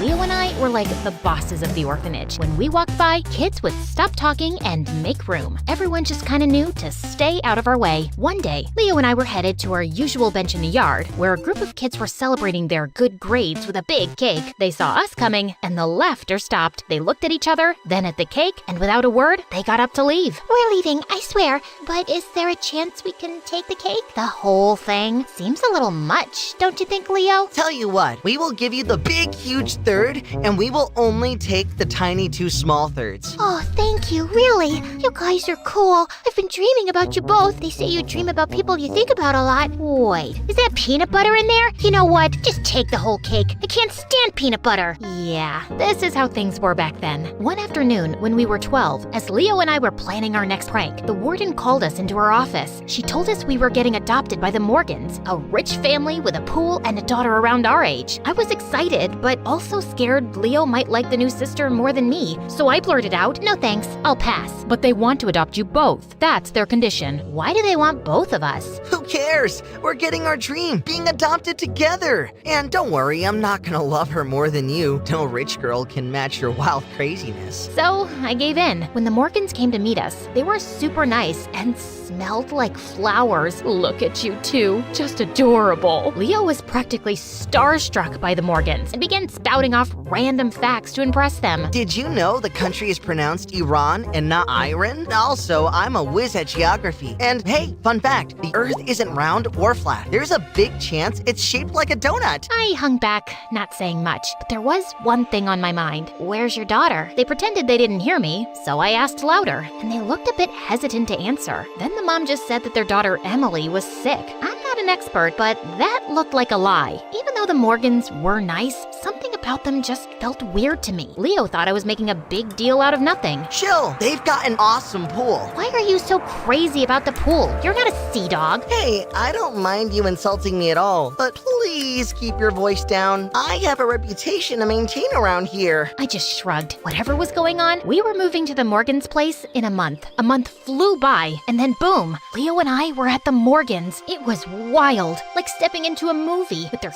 huge house, and yes, the epic pool Leo wouldn't shut up about. We had a blast that summer, splashing around and living it up. The Morgans even signed us up for a fancy private high school. Everything was pretty awesome, except we hadn't met Emily yet. Emily's spending the summer with her aunts in France.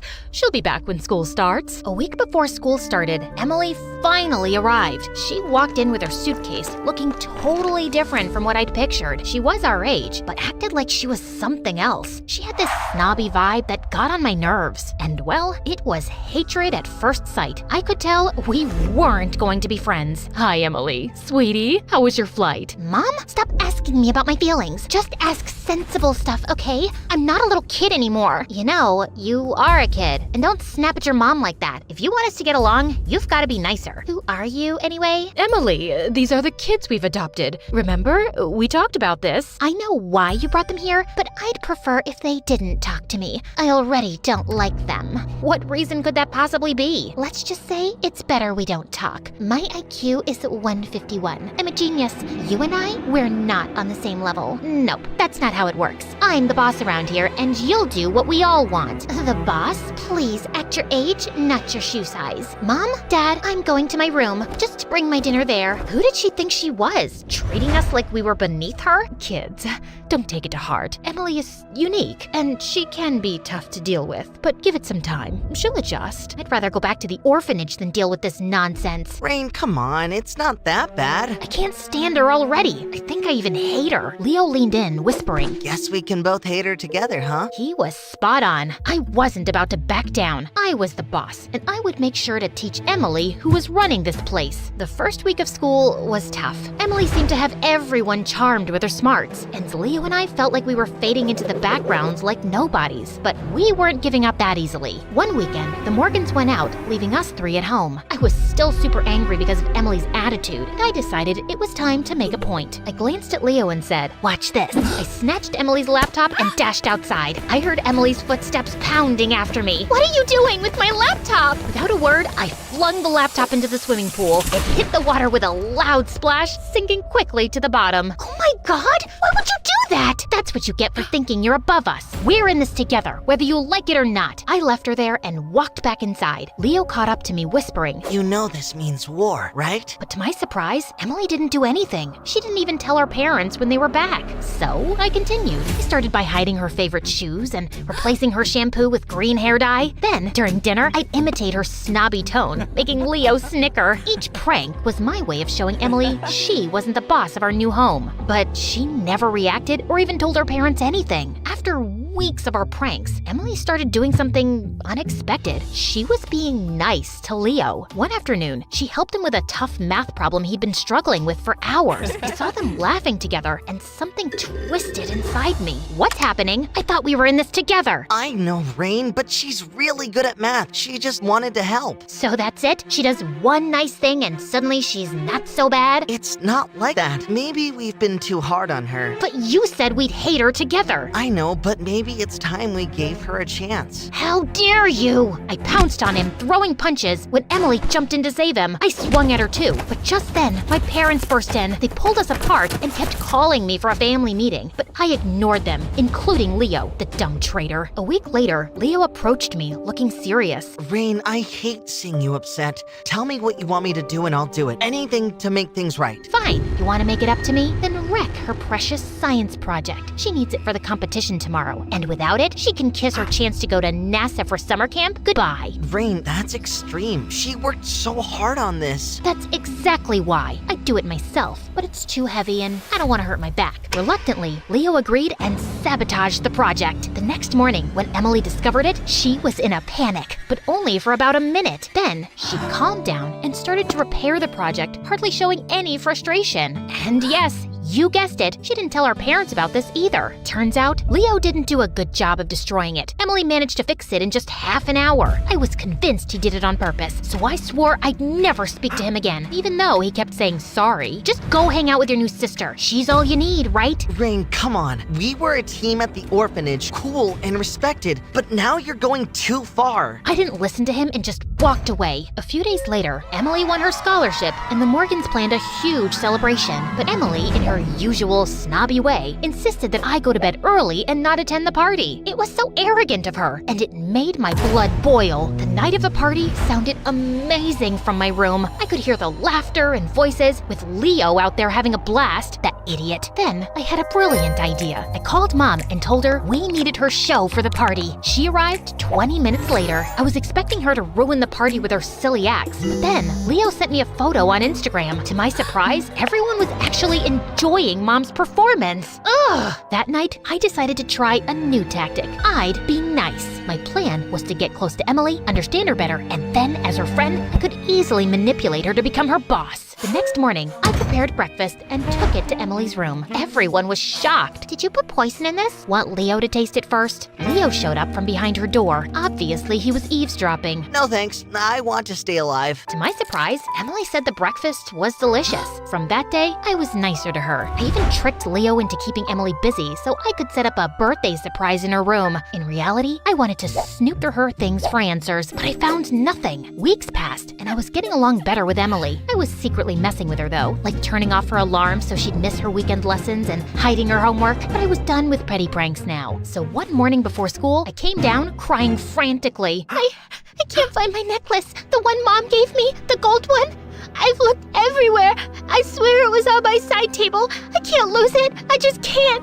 It's the only thing my mom's ever given to me. Everyone in the family comforted me and helped me look, but obviously no one found it. I cried some more on my way to school and kept crying in class too. Yeah, it's a talent I have. I can make myself cry whenever I want. Leo and Emily looked really worried, and as we were heading out for recess, I decided to put the second part of the plan into action. I reached for the gold necklace that was in my pocket all along and pretended to trip over my shoelace. As I tried to break my fall, I grabbed Emily's open bag and it came tumbling to the floor with all its contents spilling out, and in the chaos, I purposely dropped the necklace too. I slowly crept to the necklace and picked it up, and Emily's eyes went wide with shock. This fell out of your bag. You stole it? How could you do this to me? Rain, hold on. Maybe we should talk about this later? No, Emily, you are the biggest witch I've ever met. You have everything, your fancy parents and your fancy braid and your fancy house, and you just can't share all that with anyone, can you?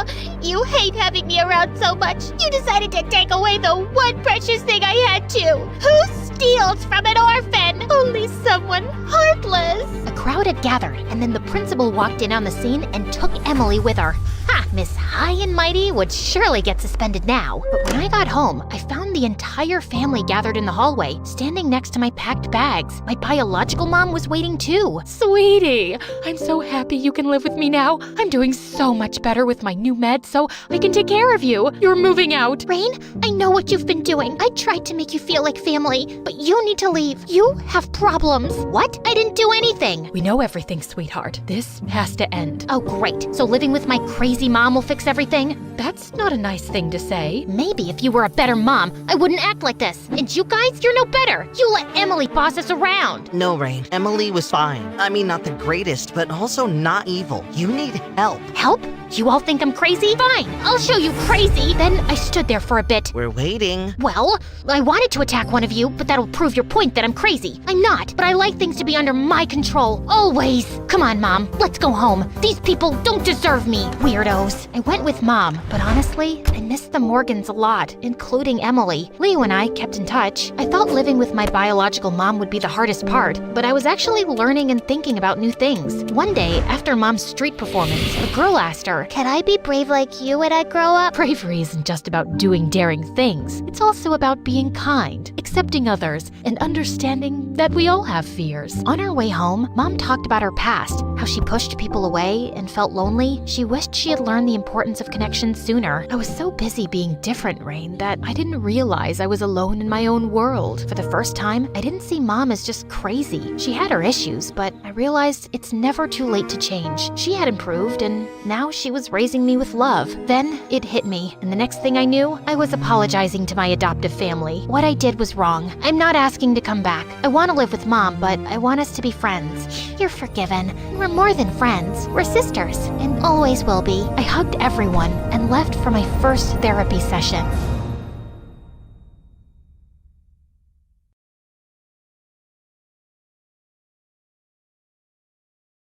Everyone has secrets, right? I know I do, and you probably do too. But I doubt there's anyone out there that has as many secrets as my parents. It all started at my 10th birthday party, when two people rocked up and spilled the beans on the first dark secret my parents had been hiding from me. I was having the best day of my life. Finally, my parents had agreed to let me throw the princess party of my dreams, and all the girls from my class were invited. I was going to one of the best all-girl private schools in the country, and every time someone's birthday rolled around, we'd compete to throw the best party. So this year, I knew I'd win because my parents had gone all out and even rented an actual unicorn. Okay, obviously it was a horse with a horn, but you get the picture. Plus, my house was an actual mansion, and I knew all the girls would be jealous when they saw it. And yup, I was right. Everyone was impressed. Everyone except Bella. I'd only invited Bella because she was the most popular girl in our class, but when she gave me my gift, I regretted ever inviting her. She handed it over with a smirk, and when I opened it, she said, "Surprise! My mommy didn't believe you actually lived in a mansion because you smell so bad.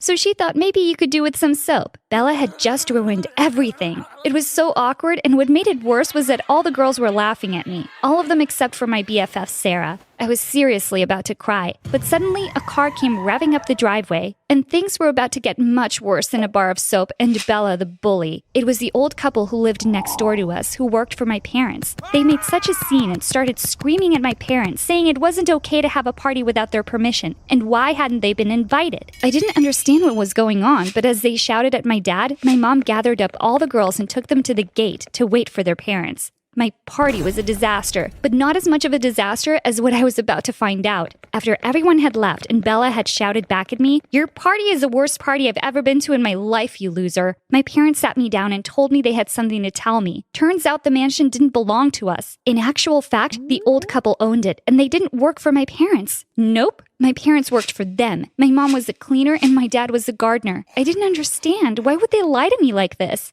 Then they told me that the only reason I went to that rich girl's school was because the old couple paid for it, and that I had better behave or they might stop paying my fees. Honestly, I didn't care anymore. I didn't want to go back to school anyway because Bella would have already told everyone what a poor little peasant I was.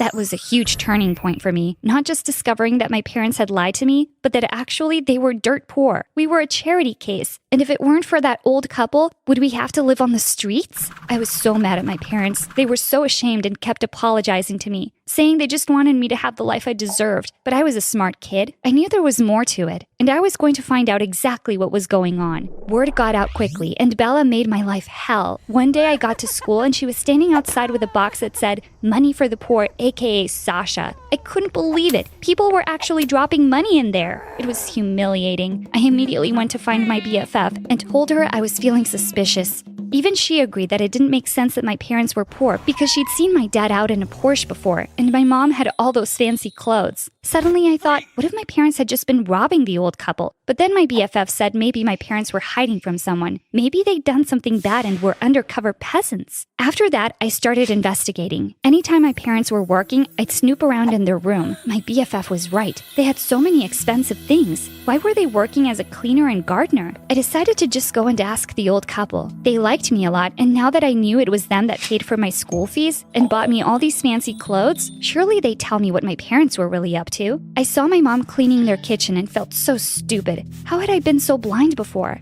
I went to look for the old woman, but I heard her shouting and quickly ran to hide in the hall. And then I heard someone respond. Oh my gosh, she was shouting at my dad. She said, "You're putting their lives in danger. I don't want you living under this roof anymore." Then she stormed off. I ran back to our house before they noticed me. Okay, so my dad had obviously done something bad, but what had he done? I wanted to help him, but that night him and my mom were fighting, and I'd never heard them fight before. They were like the perfect couple. Our whole life was going downhill, and I couldn't bear it. The next morning, I decided I had to speak to my dad, but when I went through the kitchen, he wasn't there. Instead, I found a note that said, "You'll both be better off without me. Sorry, girls." Oh my God, he was gone. I ran to wake up my mom and told her, and she just started screaming. I was too young to know what to do, so I went straight to the old couple's house and asked them to come help. This was all their fault. If the old woman hadn't shouted at my dad the day before, maybe he'd still be here. I thought the old couple would be upset. After all, who would do their gardening now? But they were the opposite of upset. The old woman started laughing and said she'd been waiting for this moment for years. I felt disgusted by her.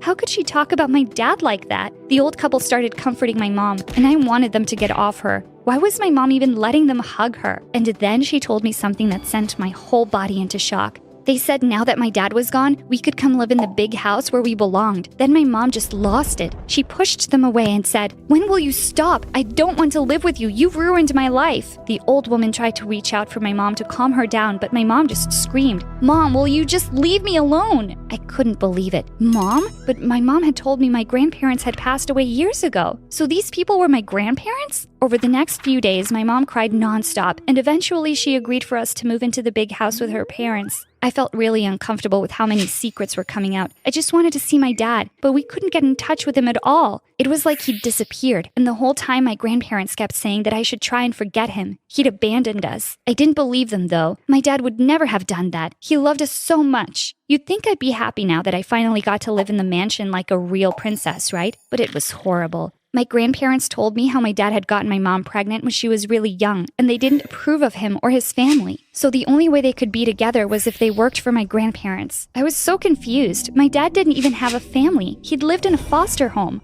Or at least that's what they told me. By this point, I didn't know what to believe anymore. Bella soon found out that I was actually rich and not just some gardener's kid, and suddenly she wanted to be my friend again. Her grandmother was friends with my grandmother, and she knew so much about what was going on, it made me sick. She told everyone at school that my dad had run away, but that it was okay because now I got to live in the mansion again. And she expected me to want to be her friend? Yeah, right. Instead, I left a bar of soap on her desk with a note that said, "Use this to wash your mouth out." Huh, served her right. So there I was, a rich kid like I'd always thought I was, but with no dad. A few years passed, and still we never heard from him. I started to believe my grandmother that he really had abandoned us. But the older I got, the more I felt like there was something else going on too. It bothered me how much my mom was fine with it. Like after a while, she just accepted it and said life goes on. But she couldn't fool me. I heard her crying, and sometimes I heard her wandering around at night. Just like me, she wasn't sleeping well. And I'm not joking, but I started to feel like someone was following me. One day, I was walking home from school with my BFF, and we heard a rustling sound in the bushes. It was winter, so it was already getting dark, and my BFF started screaming. I told her to keep quiet and that I'd just read in a detective book that the #1 rule if you were being followed was to pretend like you were none the wiser. But she just started running and left me there all alone. Geez, some friend she was being. I kept walking home and tried to act as normal as possible, but I was seriously being followed. Eventually, I couldn't handle it anymore, so I ducked behind a parked car and waited for my stalker to catch up to me. I was going to give him a fright, but when I leapt out and said, "Gotcha!" it ended up being a little old lady and she almost fell over. I felt so bad and ran to help her and apologized, but she said it was okay and that I'd better hurry home because it was too late for a girl like me to be out. She was staring at me in a really creepy way though, and I couldn't get her face out of my head. It was kind of weird. Had she been following me? Someone was. I could feel it. I started to think maybe it was my dad, and I really got my hopes up. Not a day had gone by that me and my mom hadn't thought about him, but at the same time, I was angry at him. Well, it wasn't my dad following me. About a week later, I was sitting in the park and the stalker turned up. At first, I didn't realize who it was, but then it came back to me. It was the old lady from the week before. She asked if she could sit next to me, and then she turned to me and said, "I've been looking for you, Sasha."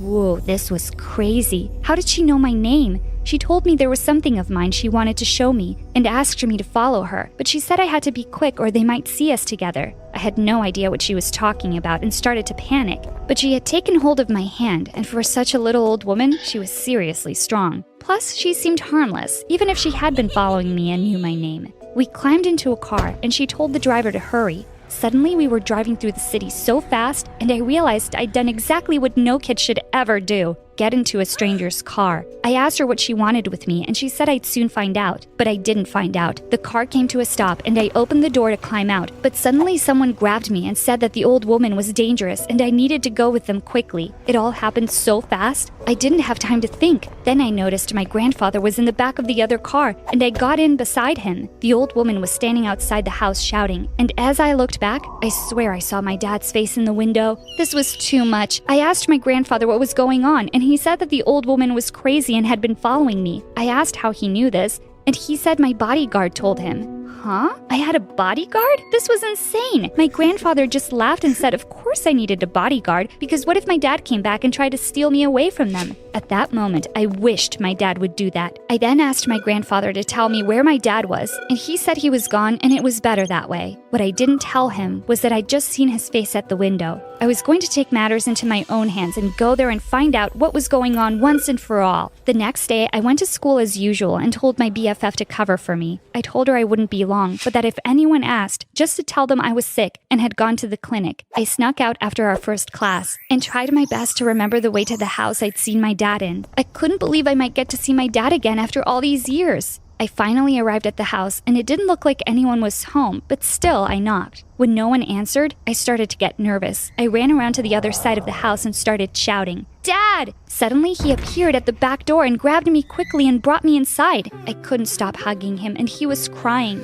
We stood there hugging for what felt like forever. Then I started shouting at him. All my anger came pouring out, and I asked how he could just leave us like that. He said he hadn't wanted to, but he felt useless and didn't think we deserved to live that way any longer.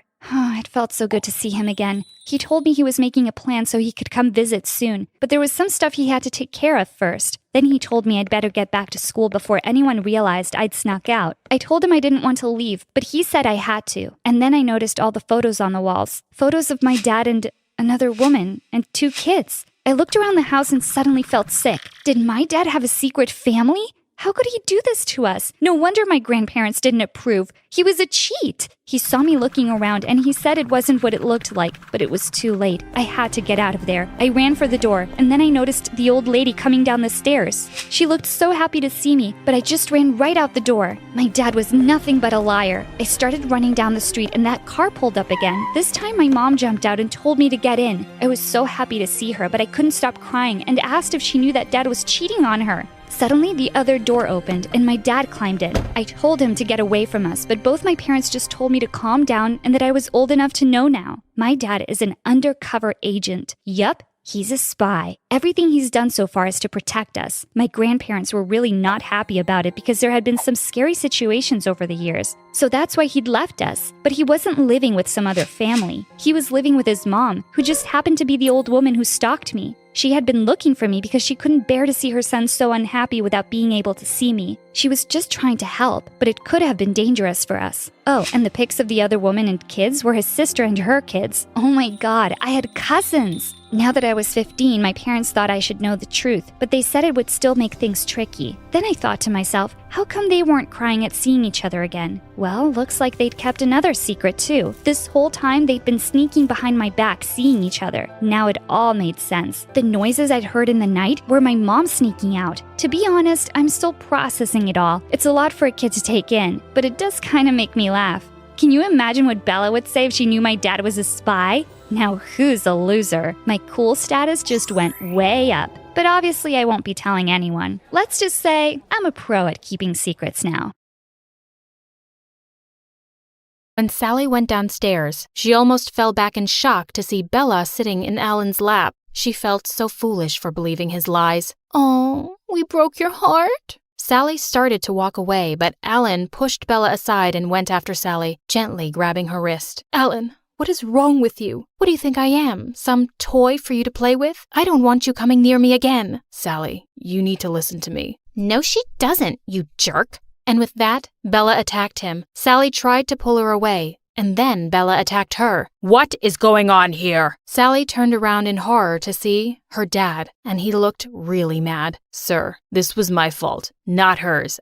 Oh, is that so? Then you will be marrying my daughter next week. I'll talk to your father tonight. Sally, leave my house. Now." Sally decided she couldn't hold it any longer. "I've been waiting for you, Mr. Charles, because there's something I need to—" "I don't want to hear another word. Leave, please. Leave my house." "No, you need to listen to me. I'm your—" Just then, they all heard a loud voice from the hall. "Is Sally here? I need to see Sally, please." The door opened and a really handsome boy walked in. His eyes instantly met Sally's across the room. She wondered who he was, while he was thinking he'd never seen anyone more beautiful in his life.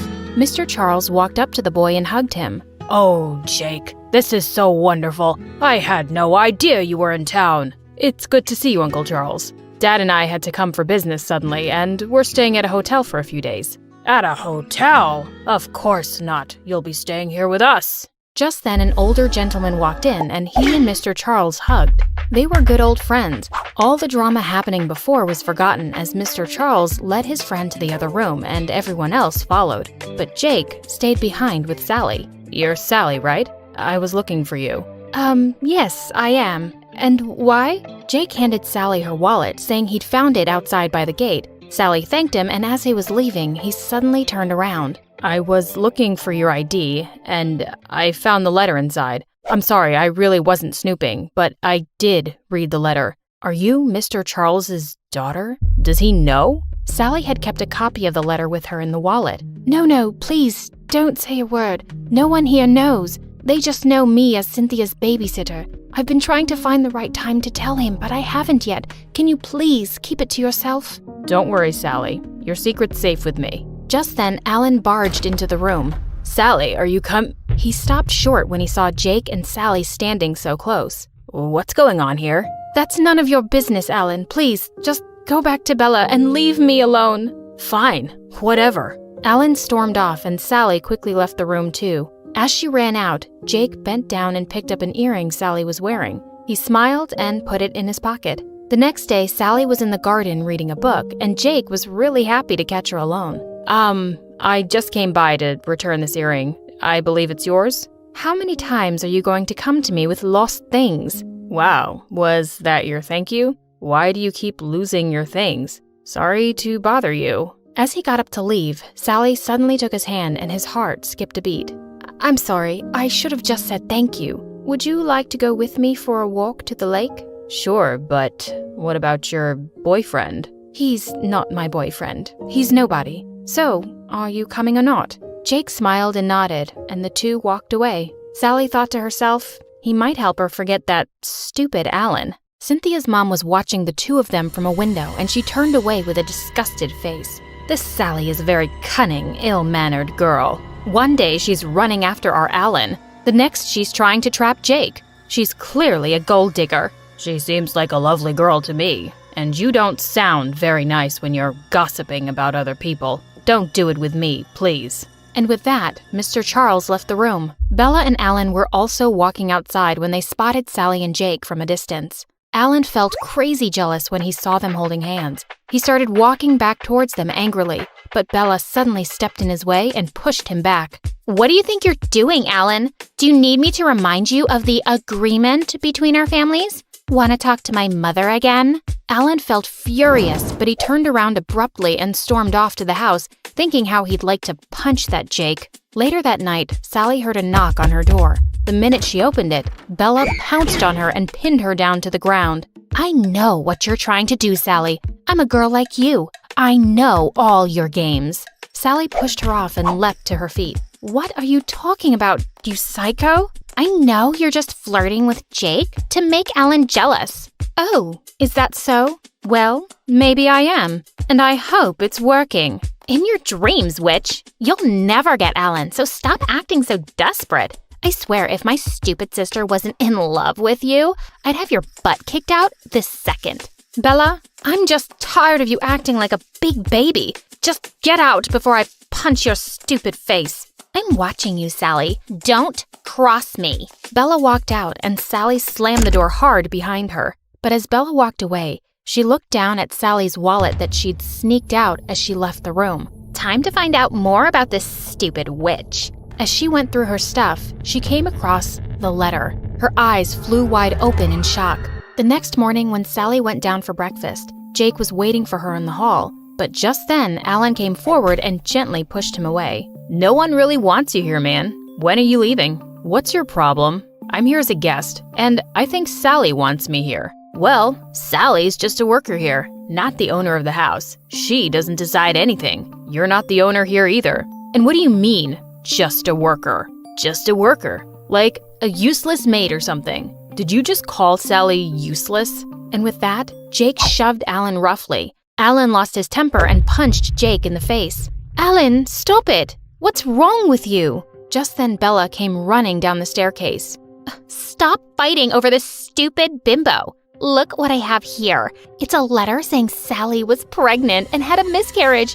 God, you disgust me, Sally. Sally stared at Bella in complete shock. How did she have the letter? And was Bella so dumb that she thought Charles was Sally's ex and not her dad? What? When? How? Aren't you too young for that? Sally had no choice but to pretend it was true. She leapt forward and snatched the letter from Bella. Well, it happened. And it's no one's business but mine. I always told you she was rotten, babe. Just shameless. Alan stared at Sally in shock, then turned around and left, with Bella running after him. I can't believe she stole your letter, but it's good she didn't figure out the truth. And how dare that Alan call you useless? At least we're rid of him. He won't bother us anymore. Us? What are you talking about? Oh, no, don't get me wrong. I just thought maybe we... There is no we or us. I just want everyone to leave me alone. And with that, Sally ran up to her room while Jake blinked away his tears furiously. Be a man, Jake. There's no such thing as love at first sight. She doesn't love you, and that's that. Meanwhile, Sally was furiously pacing in her room, thinking she would just tell everyone the truth tonight. She couldn't deal with all this anymore. Alan was sulking on the bench outside while Bella was going on and on about Sally. Suddenly, he turned to Bella and said, "Let's have our engagement party tonight. What are we waiting for?" "Tonight? But what about all the preparations? I don't even have anything to wear." "I'll get you a dress, and I'm sure your parents will be happy to take care of everything else. I want to do it tonight, Bella." Bella looked at him and then shrieked in excitement and went running inside. Mom, Dad, Alan and I are getting engaged tonight. Get the freaking party started. Sally looked at her from upstairs in shock. Alan was getting engaged? Tonight? Alan got a dress for Bella as promised and handed it to her maid. Then he hesitantly walked over to Sally's door and almost knocked. But then he just put the box outside and left. A few moments later, Sally opened the door and nearly tripped over the large box. She carried it in and saw a gorgeous dress inside, and a note fell out. "I'm sorry about all this. You truly deserve someone better. Alan." He's saying sorry with a dress for his freaking engagement party? This boy is so confusing. Later that evening, when Sally went down for the party, Jake immediately walked over to her. "Hey, listen, I'm really sorry about this morning. I didn't mean to." Just then, Sally spotted Alan looking at her, and she hushed Jake and pulled him in for a kiss. When she stepped away, she saw Alan looked furious. Suddenly, he pulled Bella close and started kissing her. Sally turned around and walked out with Jake to the garden. She didn't even want to see their stupid engagement. After the party was over, Sally marched over to the library determined to tell her dad the truth. But when she entered, she only found Cynthia's mom there. "Oh, I'm glad you're here. I wanted to talk to you." "About what?" "About you staying here. After finding out about your disgusting past, I'd love to send you packing. But since Cynthia loves you so much, God knows why, we can't let you go yet. So you'll be moving to the attic and a guard will be assigned to watch you at all times. Because we simply don't trust you." "You can't do that. I'm not your prisoner." "Well, actually, I can. And that boy Jake? Leave him alone, Sally. His family is respectful and they won't accept some gold digger as his girlfriend. So save yourself the heartache." And then Sally lost it. "You know what, Mrs. Charles? I'm just sick of your nonsense. I love Cynthia, but even she can't convince me to stay here another minute.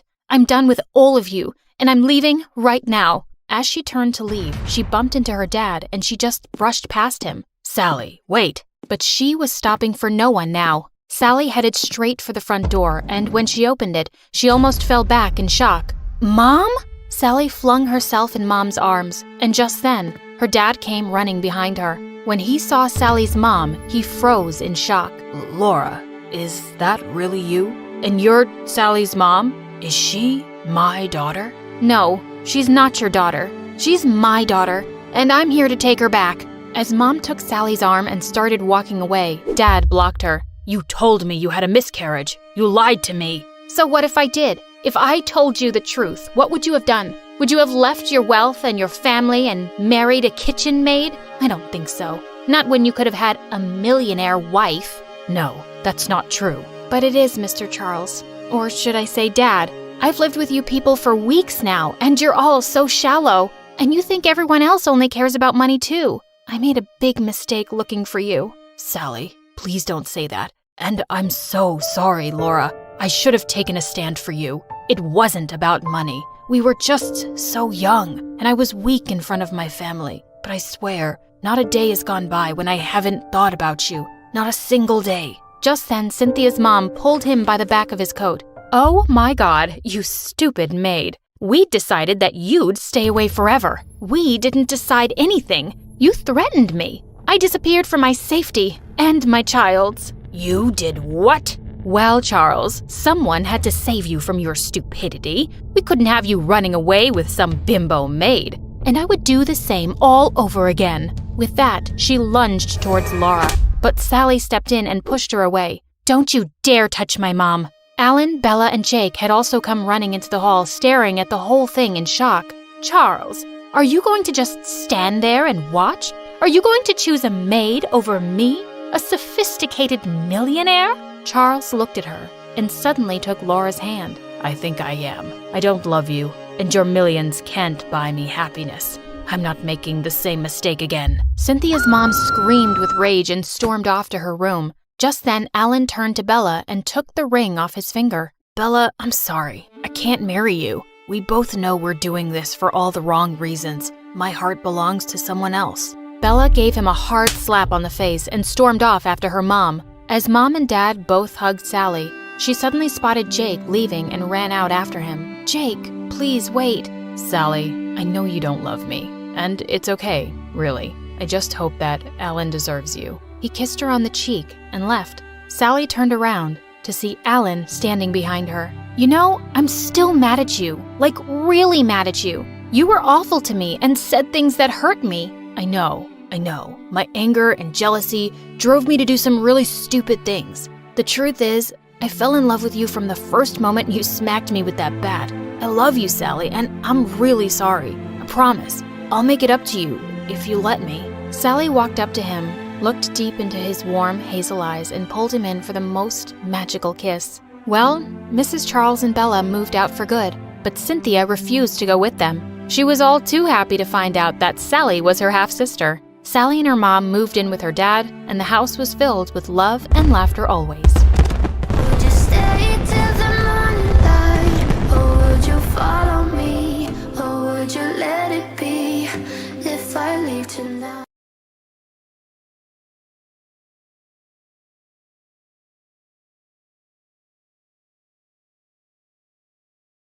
Hi, I'm Nadia from Georgia. Please like and subscribe. When I was 5, Mom shook me awake one night and whispered, "Come, Nadia, we're leaving." "Why, Mommy?"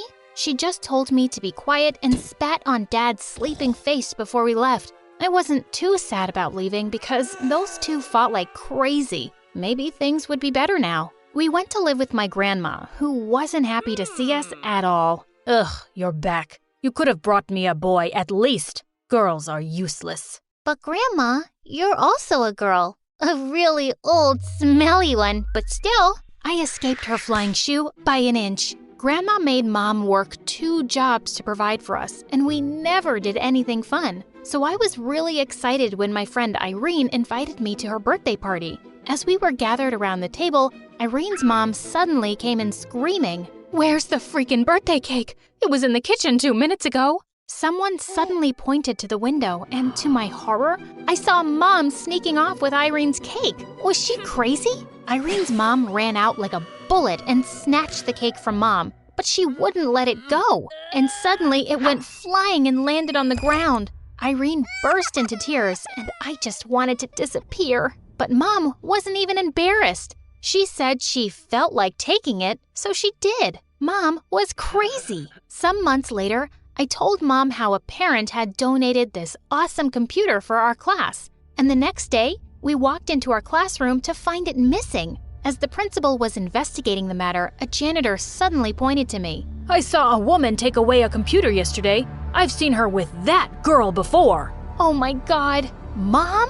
And sure enough, when I went home with the principal and the police, we found Mom playing games on the computer. She was in prison for a week, and the police officer said she needed therapy for her stealing problem. Everyone was mocking me at school, but Mom came home dancing with joy a few days later, holding the handcuffs that she stole from the police. "I'm getting married, and I never have to see you suckers again.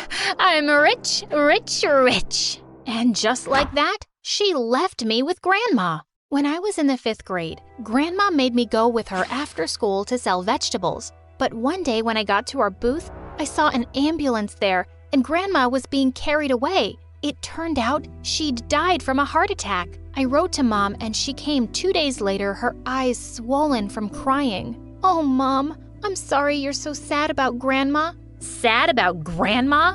Not at all. I'm crying because of you. Me?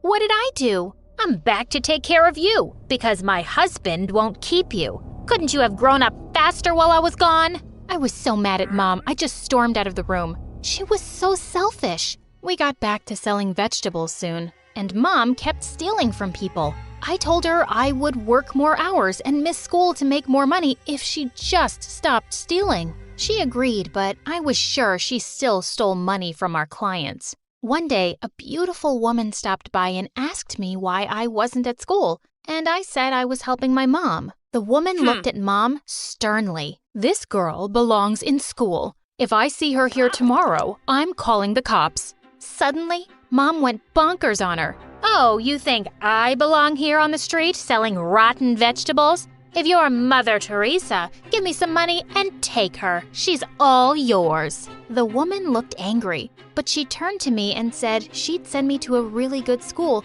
if I promised never to miss it. Mom wasn't happy at all, but I was ecstatic. When she left, I saw that Mom had stolen the rich woman's diamond bracelet. I tried to snatch it from her, but she threatened me that she wouldn't allow me to see the rich woman. So I let it go. The rich woman even bought me fancy clothes for school, and everyone thought I was cool, even the snottiest girl in class, Anastasia. All was good until one day I was waiting for the rich woman to show up to my parent-teacher meeting, and I saw Mom walking down the hallway. What was she doing here?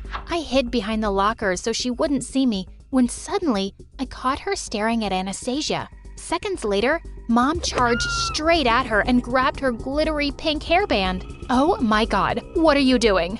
I want that hairband. Give me it." "Are you crazy? Someone get this woman off my hair!"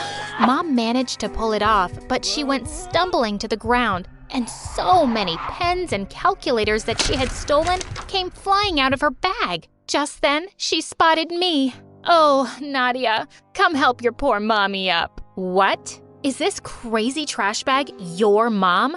Just then, the rich woman came walking down the hall. I'm her mom. She glared at Mom and told everyone she was just our crazy maid. She apologized to Anastasia and even arranged a party for all my classmates at her mansion a few days later, just to convince them that she was my mom. But when I got to the 9th grade, the rich woman gave me some really sad news one day. Her husband had lost all his money and she could no longer pay for my school. But even worse, she told me they were moving away. I felt heartbroken. Mom didn't take it well either. She started calling the rich woman bad names for abandoning me. Oh, you think she is bad for leaving me? How about when you left me, Mom? I'm your daughter. Ugh, don't remind me. I'm so sick of you. Mom, you're awful. Do I look like I care about your opinion? And tomorrow you better pack your stuff from that school. It's back to the veggie stall for you. I just skipped dinner and went to the park. Moments later, I saw a woman running around and crying like crazy.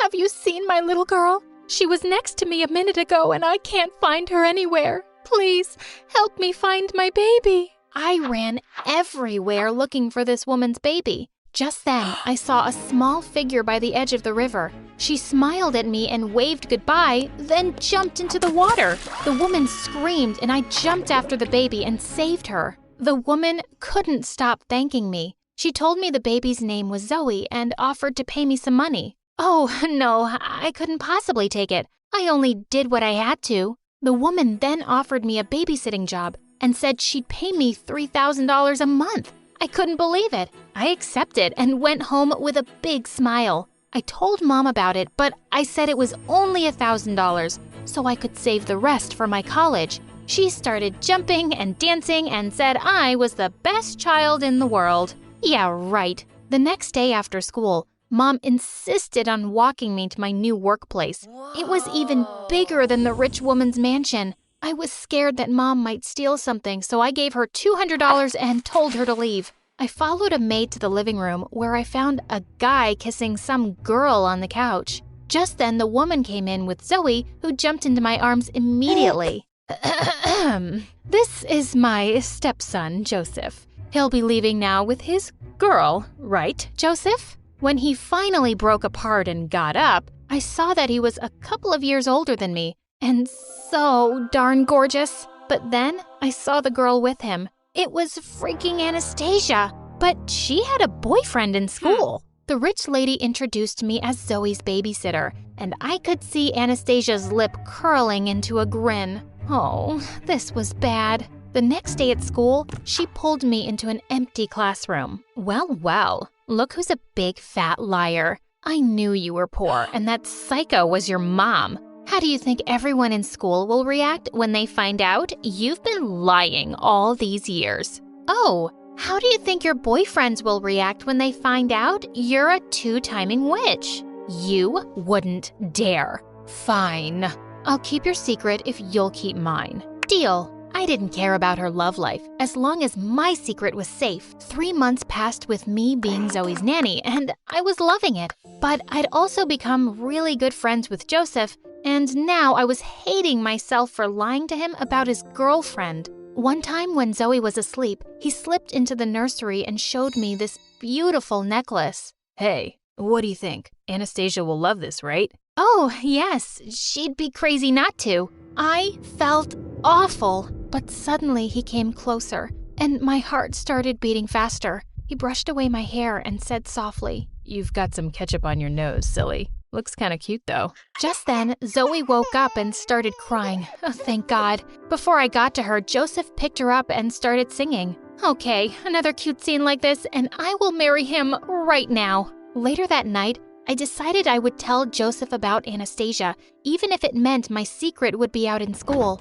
But the next day when I reached the mansion, the maid took me to the living room where I found the whole family waiting for me. It was my first time meeting Zoe's dad, and he looked mad. It turned out that a really valuable antique vase was missing, and he was accusing me of stealing it. I didn't. Why would you think I took it, sir? Oh, isn't this your mother? And then, to my horror, he showed me security footage, and it was indeed Mom sneaking out of their house. I tried explaining I had nothing to do with it, but Zoe's dad fired me on the spot. When I got home ready to kill Mom, she wasn't there. I marched up to her room and looked through all her stuff and found nothing. Just as I was leaving, I noticed that a shelf was placed in front of a door.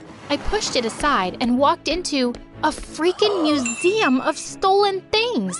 Oh my God, Mom had stolen so much stuff over the years. Thankfully, the vase was there, but I couldn't help going through everything else too. As I was searching the drawers, I came across a paper that left me shook. It was Grandma's will, and it said that she'd left her house to me. What? And Mom knew? And she was hiding it? By the time Mom got home, I was waiting for her on the porch with her bags packed. What's going on here? I handed her an envelope with a train ticket and some of my savings. You're going back to your husband, Mom. You're going to leave this place before Zoe's dad sends the police after you. And I don't want you living in my house anymore. Yeah, I found Grandma's will. Please, go away, Mom. But who'll take care of you? You don't need your mom now? I've been taking care of myself since I was a kid, and I do need a mom, but I don't think you know what it means to be one. Just leave and live your life. It'll be better for both of us. Mom just stared at me, then looked inside the envelope, picked up her bags, and left. I sneaked up to the mansion the next day and gave the vase to a maid to return to the owners. I also gave her a note for Joseph, telling him everything about Anastasia. And the next day, I got attacked by her the minute I entered school. You witch. I had 2 boyfriends, and now because of you, I have 0. I'm going to tell everyone you're poor. I don't care. At least my lies didn't hurt anyone, but yours did. We both ended up in detention, and well, everyone did drop me like a dead fly when they found out I wasn't rich. Then one day when I got to school on graduation day, I noticed it was awkwardly silent, and even the gate was closed. What was going on? Suddenly, strong lights came from behind me. I looked around and saw a helicopter with a poster saying, Natia, will you be my girlfriend? Then Joseph showed up from the helicopter grinning down at me. Oh my God, just get down here, Joseph. No, not until you've answered my question. Yes, I'll be your girlfriend. Get down, dummy. Minutes later, Joseph was kissing me deeply, and everyone showed up from behind us, cheering and clapping. I'm so glad that my hard work is paid off. Remember to always believe in yourself. Hello, I'm Laura from Denmark. Please like and subscribe. I don't remember much of my dad, but Mom always told me he was a horrible person. Apparently, when I was just a year old, he said one day he was going to buy milk, and he never came back. And since then, Mom really had issues trusting people. Like once when I was 4, Mom and I were in the elevator at a shopping mall, and there was a nice lady who kept smiling at me. And Mom freaked out. Why are you staring at my daughter? Because she's so adorable. Keep your eyes to yourself, lady. Mommy, she didn't do anything. You can't trust anyone these days. What if she wants to snatch you away? Although Mom was kinda boring and strict, she tried her best to give me a good life. She worked as a banker, and we lived in the same apartment building as my favorite Aunt Lily. Since Mom worked long hours, I'd stay with my aunt, who only worked night shifts at a restaurant. Aunt Lily and I looked a lot alike with our blonde hair and green eyes, and she adored me. I loved her too because she was so much fun. But her daughter Emma, who was my age, didn't seem to like me much. Maybe it was because I had better grades or was more athletic than her. Or maybe she hated that Aunt gave me so much attention. Once in 1st grade, our moms took us to a Mother's Day function in the neighborhood. There were so many fun activities like the mother-daughter sack race, but Mom complained that her leg was sore. So my aunt took turns racing with me and Emma. Emma was so slow, but I ended up winning the race with Aunt. When we received a gold medal for winning, Emma went ballistic and pulled it right off my neck. This is mine because she's my mom. No, it's not. I won the race. We both started fighting like crazy over the medal, and our moms had to separate us. It was an ongoing battle between me and my cousin, and she could be really evil when she got jealous. Like once in 4th grade, We were on our way to the hairdresser with Aunt when some lady stopped her and asked if I was her daughter. Emma looked at me angrily and then tricked me when I wasn't looking. At the salon, the hairdresser went to get her tools, and Aunt left us for a moment to go to the shop next door. Suddenly, Emma crept up from behind me and chopped off my long ponytail. Now you look like a silly boy.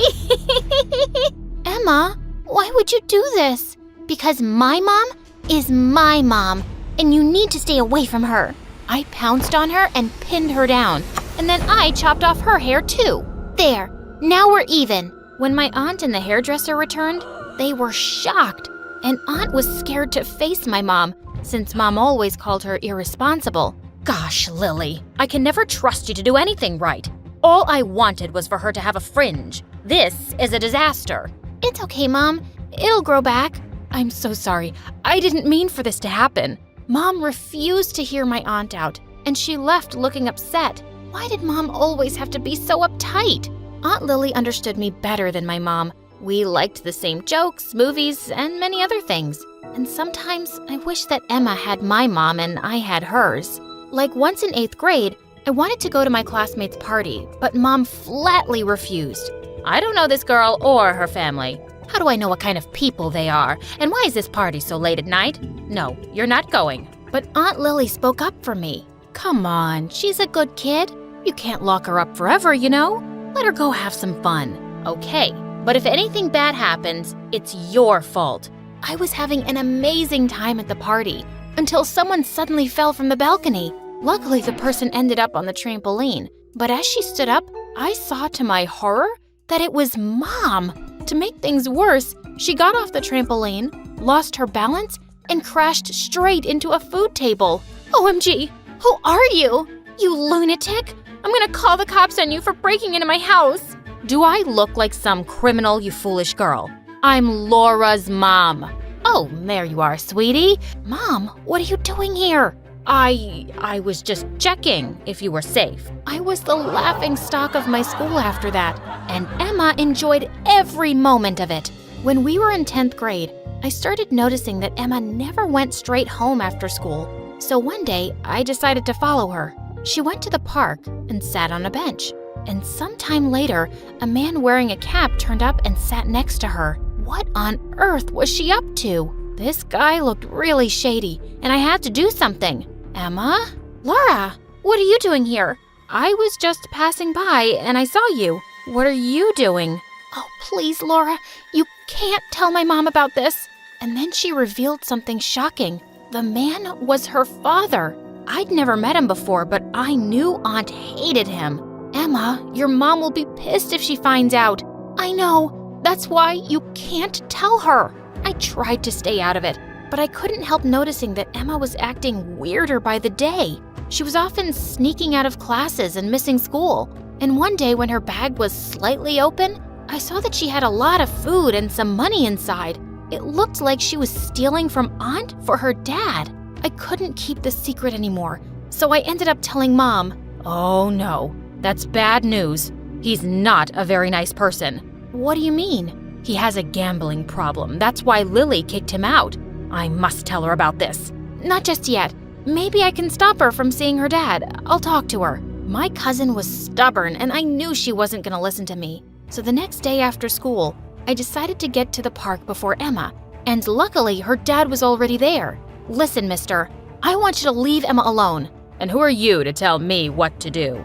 I'm her family, and you have to stay away from her. Sorry, no can do. She's my daughter, and if you try standing in my way, I'll come after you and your mother. I can make your lives miserable. He looked really threatening, but I bravely stood my ground and told him I'd report him to the police. He looked at me furiously before he walked off. When I told Mom about what happened, she freaked out and insisted that we tell Aunt. But when we went to see Aunt Lily, we found her crying with a letter in her hand. Emma is gone. What do you mean, gone? Emma had written in her letter that she was going to live with her dad because she felt that my aunt loved me more. I was speechless because I didn't know that her jealousy towards me affected her so much. We went out searching for her and had no luck for weeks. One day I went over to cheer up Aunt Lily, but to my shock, She told me not to visit her anymore. But why? You knew all this time that she was seeing her father, but you didn't tell me, and now I've lost my only child. Please, just go away. It broke my heart that Aunt hated me now, but I had to give her some space. Months later, I came home from school one day and found a hair clip in the elevator that I knew belonged to my aunt. I decided to slip it under her door, but when I reached her floor, I saw Aunt in the corridor being robbed by a masked man. He pulled Aunt's bag and started running away, but I chased him and knocked him down. And when I pulled his mask off, I saw that it was Emma? Well done. You just saved your favorite aunt. Where would she be without you? Emma, I've been looking for you everywhere. Look, if you want money, I'll just give it to you, but please, just stay. Why should I? You already have your perfect daughter, and my dad loves me like you love her. She grabbed a handful of cash from Aunt's bag, threw it at her, and fled. Aunt and I just stood there in shock. And then she turned to me. This is all your fault. What? Aunt, can you please? But she walked off and slammed her door shut. And after a few weeks, she moved out for good without even telling us where. I was devastated, but Mom didn't seem to care. Good riddance. I always felt she was a bad influence on you. And clearly she's a bad mother. She just had one child to raise and she couldn't even do that. No, Mom. She raised 2. And she's amazing and understanding. And sometimes I wished she was my mom instead of you. I regretted my words instantly, but I couldn't take them back now. Even though I apologized to Mom later, our relationship was more awkward than ever. After completing school, I started college and found a part-time assistance job at a company so I could move out of my house. One morning as I was getting coffee, I saw Emma dressed in ragged clothes walking across the road, and I went after her. Emma! She looked shocked at first, and then to my surprise, she hugged me. Oh, I'm so glad to see you, Laura. What happened to you? Soon after I started living with Dad, he stopped caring about me. I even dropped out of school because he wouldn't pay for it. Because I had to rush off to work, I gave her my address and the keys to my apartment and asked her to wait for me there. But when I got back home, all my things were gone. She had stolen everything from me, even some furniture and all my electronics. Since I hardly had anything at home, I decided to stay at Mom's for a few days. I'm so glad to see you. You hardly even call. I know, Mom. I get busy sometimes. I need to sleep over. Sure, that would be lovely. She cooked my favorite pasta, and I actually found myself enjoying my time with Mom. Somehow she just seemed lighter. With you all grown up, I figured I didn't need to work so hard all the time. I joined a women's group, and we do so many fun things together. Also, I've learned so much talking to my new friends. I realized something. I've never made it clear enough that I think you're an amazing kid, Laura. I'm proud of you. It felt good to hear Mom say that. I think you're a pretty good mom too, and I'm sorry if I ever made you feel otherwise. I then told her about what happened with Emma, and she immediately called Aunt Lily. When Aunt Lily came over, I took her to the street where I'd met Emma, and when we got there, I saw her again. But this time, she was dressed in nice clothes and was walking into a fancy restaurant. Gosh, she stole all my stuff and bought herself new clothes. I'm sorry about what she did, but I have to see her. When we walked up to her table, Emma looked shocked. Emma, please, don't go. Let's talk. There's nothing to talk about. Can you guys please leave? I have a meeting with someone. Oh, who do you have a meeting with? Another thief? What did you do with my stuff, witch? Why were you so stupid to give me your keys? I sold your stuff and my dad has the money. So, too bad. You had a good family and you threw it all away to become a criminal. You people are not my family. My dad is. And I'm not a criminal, just street smart. Aunt tried her best to talk some sense into her, but she refused to listen. But just as Aunt and I were leaving, suddenly a rich-looking woman barged into the restaurant with cops and pointed straight at Emma. There she is. She came to work for me as a secretary for 1 week and stole thousands of dollars. I have proof. Arrest her. Aunt and I were horrified as the cops took Emma away, and we followed her to the police station. Emma tried to call her dad, but he wouldn't pick up. The cops looked for him, and it seemed like he'd just vanished. They realized he was the real criminal and Emma was only his accomplice, but she was still given 6 months in prison. Aunt visited her every day, and one day she came to see me too. I'm sorry I blamed you all these years for Emma. It was wrong of me to place such a burden on you. It's okay, Aunt Lily. It's all in the past. After she got out, Emma went back to living with Aunt. I heard she'd started school again, and I was glad for her. Months later, I was sitting in my half-furnished apartment. The bell rang, and I found Emma outside. Hi. I have a surprise for you. When she took me outside, there was a truck full of all the stuff she stole from me. Wow! How did you manage to get it all back? Mom helped me get a part-time job, and I saved up for this. It was the least I could do for you. I'm really sorry that I was always jealous of you, Laura, and I took advantage of you when you were just trying to help me. I'll be better, I promise. I think you already are. Now help me get this stuff into my apartment.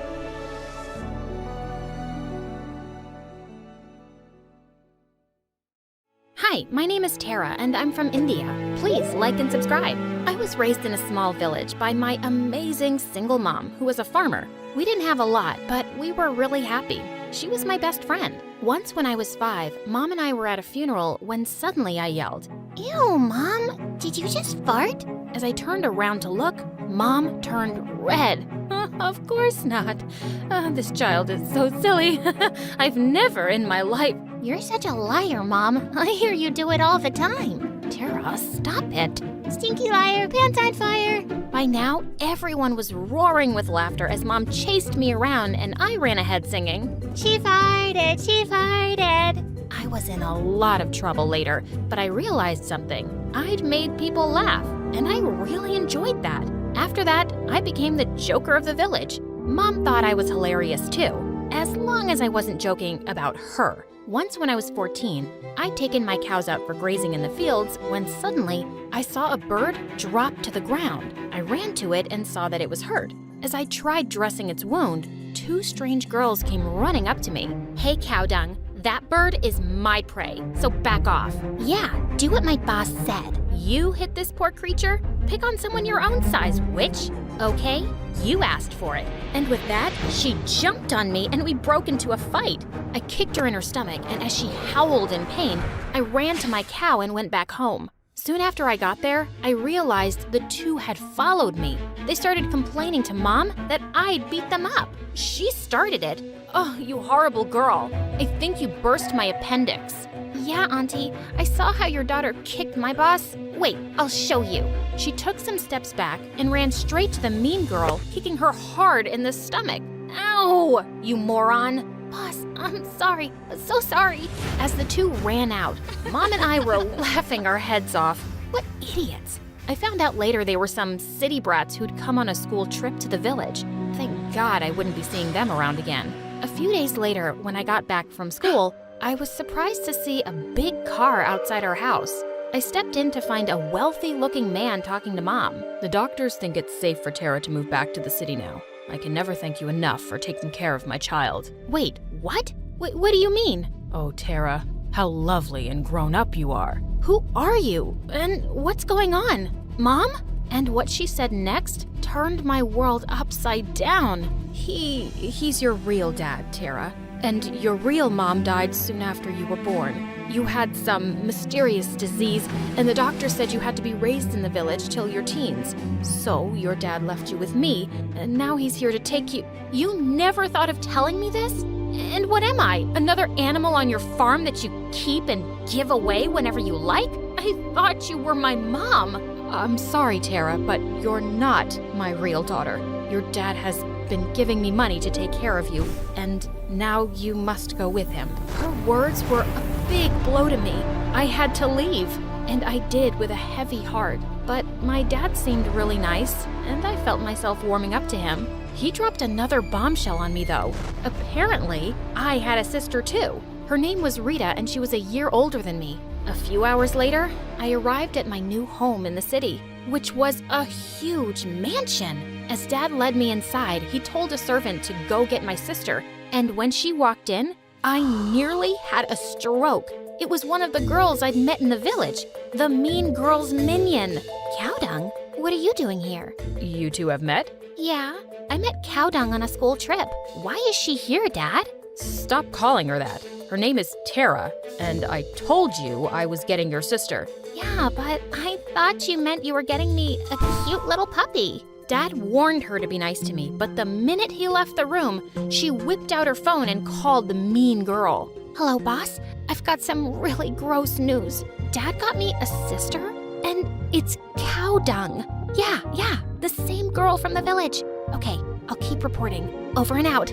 Gosh, of all the people in the world, I had to have this mad girl as my sister? It was summer break and school hadn't started yet. I thought I'd get to bond with Dad, but he wasn't around much. He was mostly away for work and would give us gifts when he returned. But otherwise, it was just me and Rita at home, and I tried to avoid her as much as possible. A few weeks later, Dad hosted a grand dinner for some guests, and it was the first time I'd ever been to a party like that. Suddenly, Rita came running in with some things Dad got on his last trip. Dad, your gifts are always so cheap. Why did you get me a calculator when I asked for a new cell phone? You wait till I steal yours.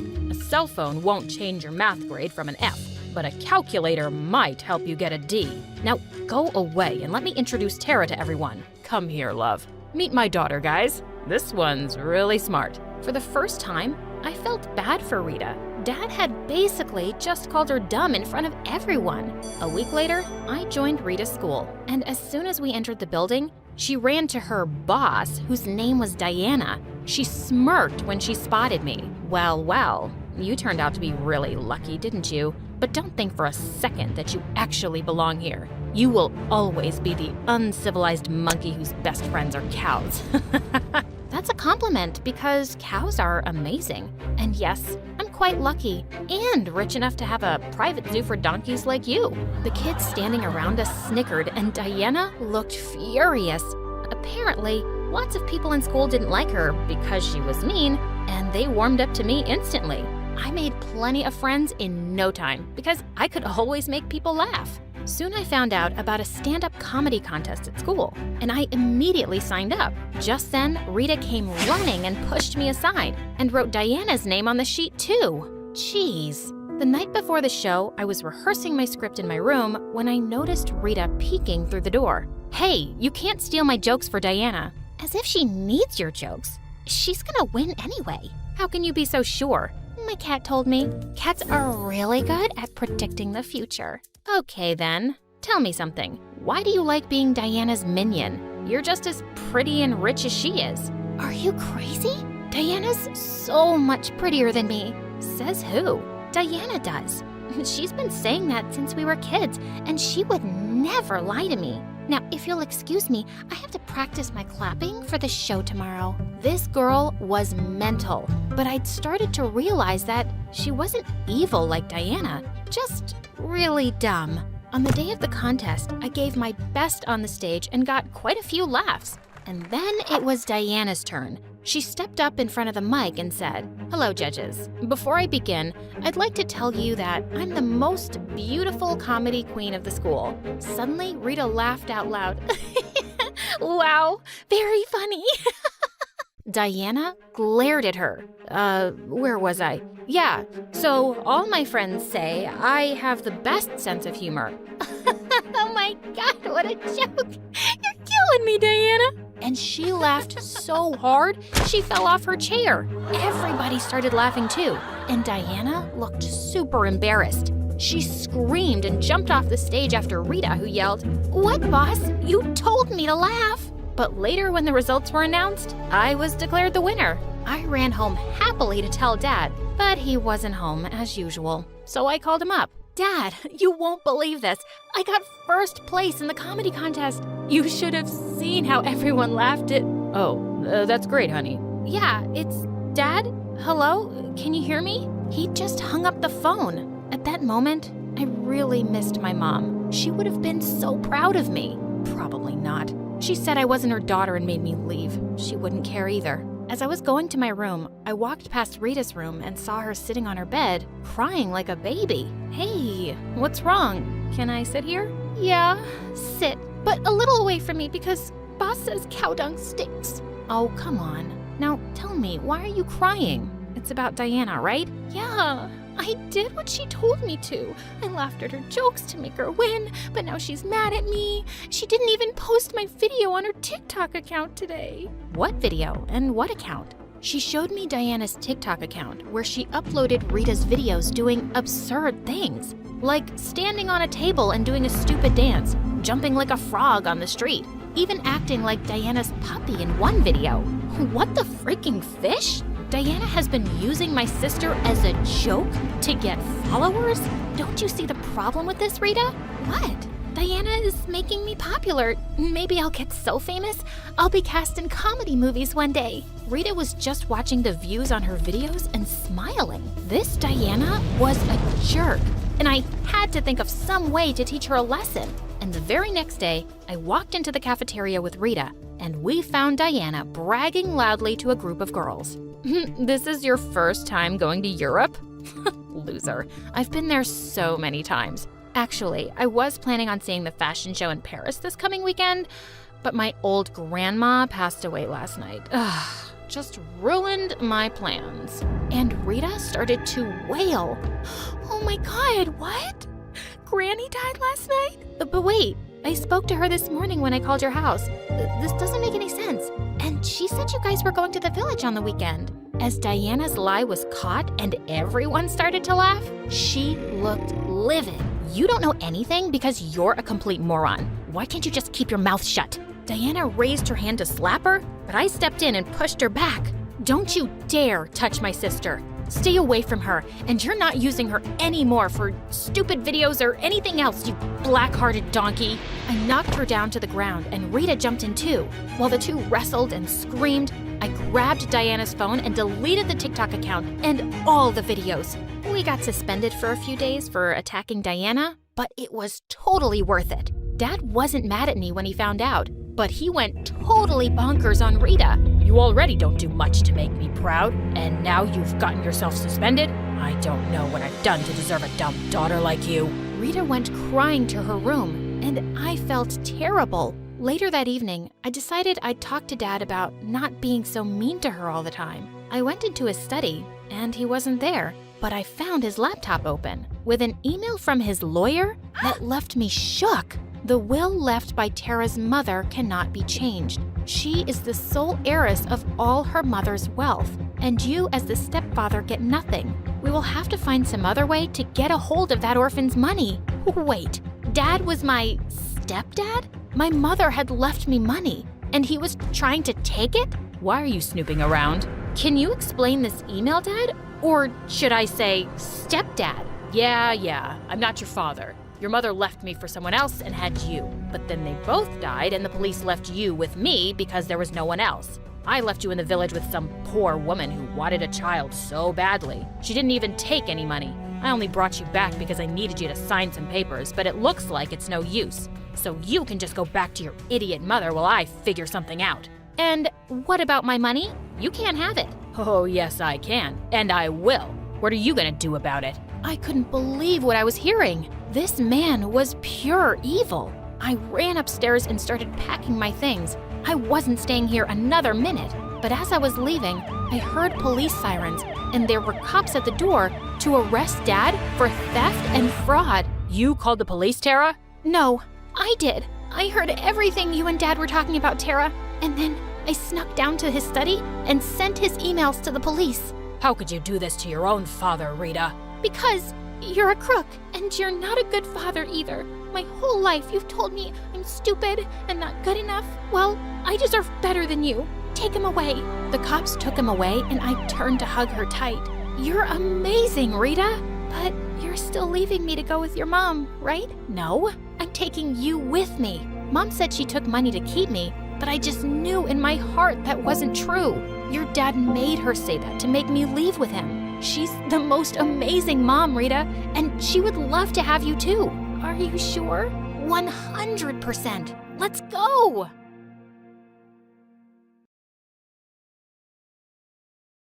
My Many children's first words are mama or dada, but mine was Action! Mom is a famous actress, so I grew up in the showbiz, like literally into it. Hi, my name is Phoebe, and before I tell you more about my life under the spotlight, please hit like and subscribe. My parents divorced early, but instead of leaving me with the nanny or grandpa all the time, Mom brought me to the set of the new King Kong vs. SpongeBob remake.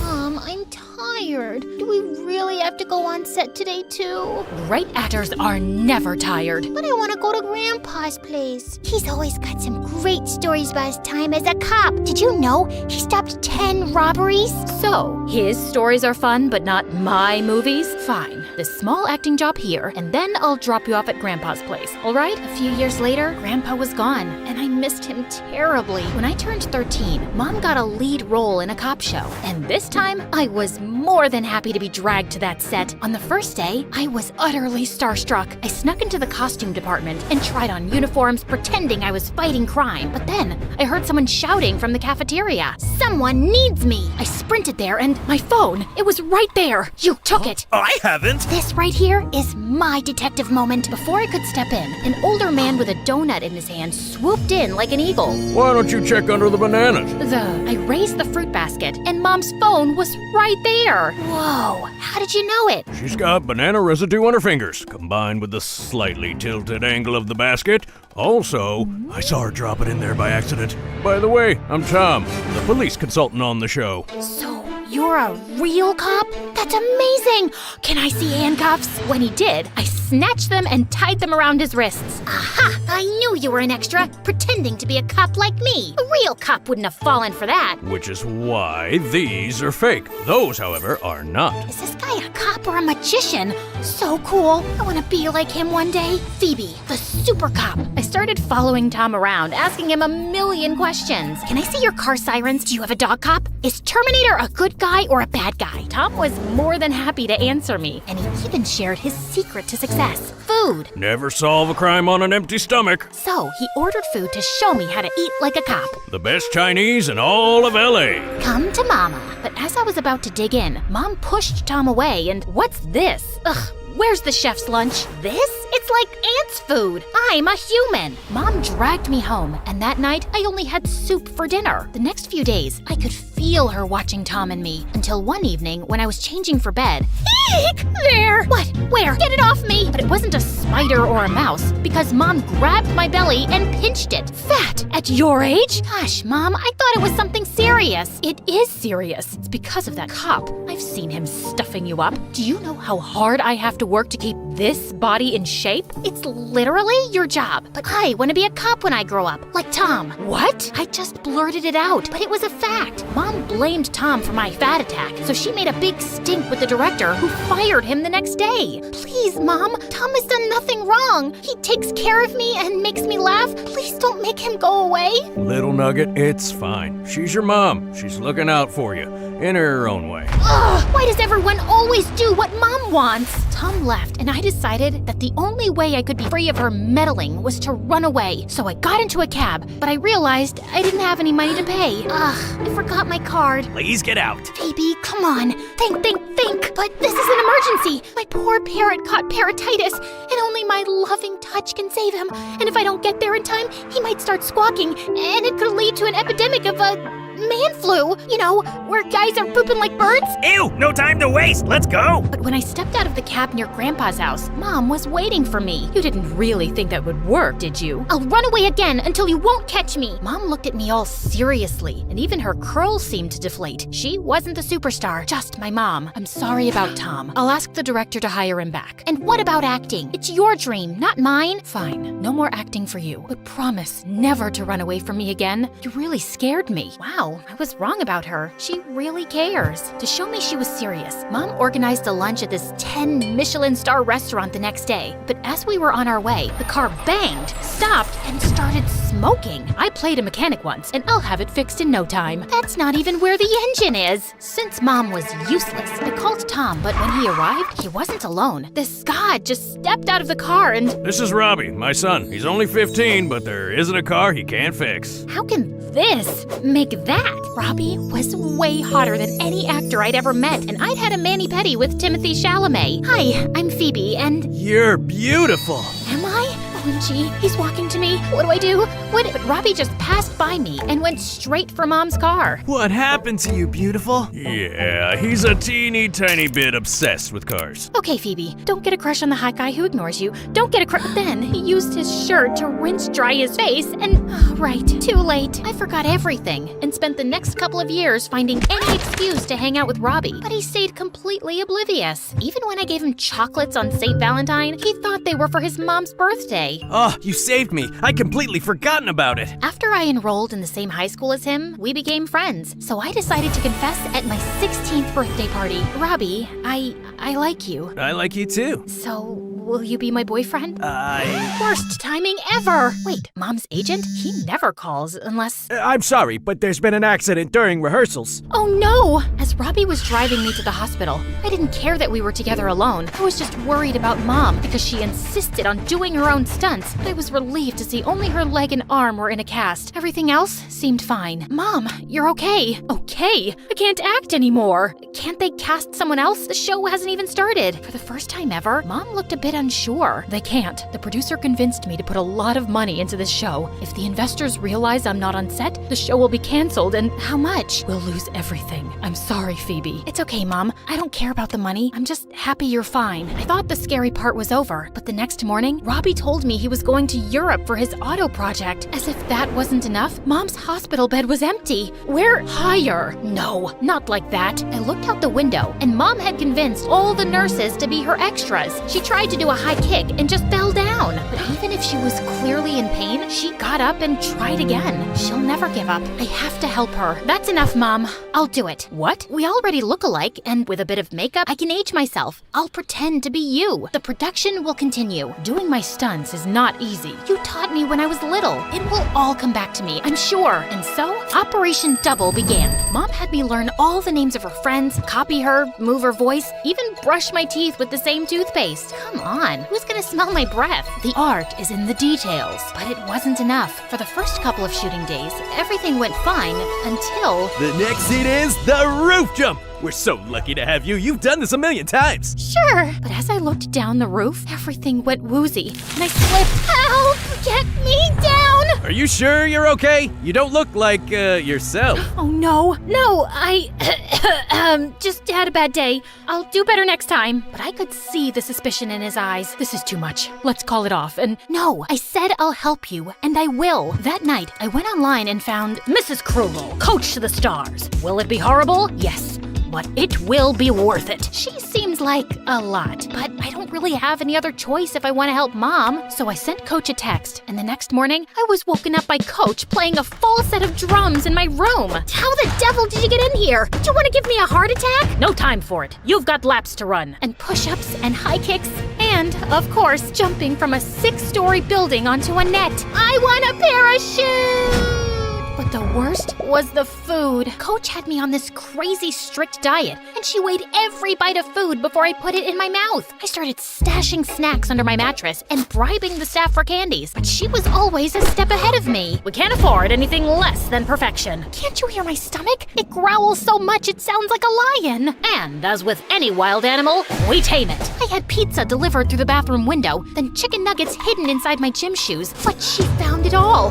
Nothing ever worked. As the days passed, I also noted another change. Whenever I got out, boys tripped over themselves to look at me, and I even had a couple of talent agents ask for my number. In the shops, people always smiled, and I got discounted clothes and gifts. I guess pretty privilege is a real thing. The only one who didn't seem to like my new look was Tom. Just a salad for lunch? How about a nice burger? Shh! Don't let Coach hear you. Coach? What coach? She's like a ninja. Always knows what I eat, even when she's not there. Soon, the shooting was over, and Mom was well enough to come to the wrap party, just in time to get all the praise from my hard work. You moved like you were 10 years younger. Only 10? Seeing Mom back in her element made me really happy. Darling, thank you. You really saved my career. But now, I've got my own life waiting for me. Robbie was back, and I hadn't been able to see him during filming, but I hadn't forgotten his words. I like you too. The next day, as I walked to my locker, I saw Robbie kissing another girl. What in the holy cake frosting is happening? I pushed the girl away and slammed Robbie against the locker in one of my superstar film moves. I'm away for a couple of months, and suddenly you have a girlfriend? You said you liked me. Phoebe, I do like you, but like a little sister. You could have said it on my birthday. With your mom in the hospital, I didn't want to give you any more bad news. I was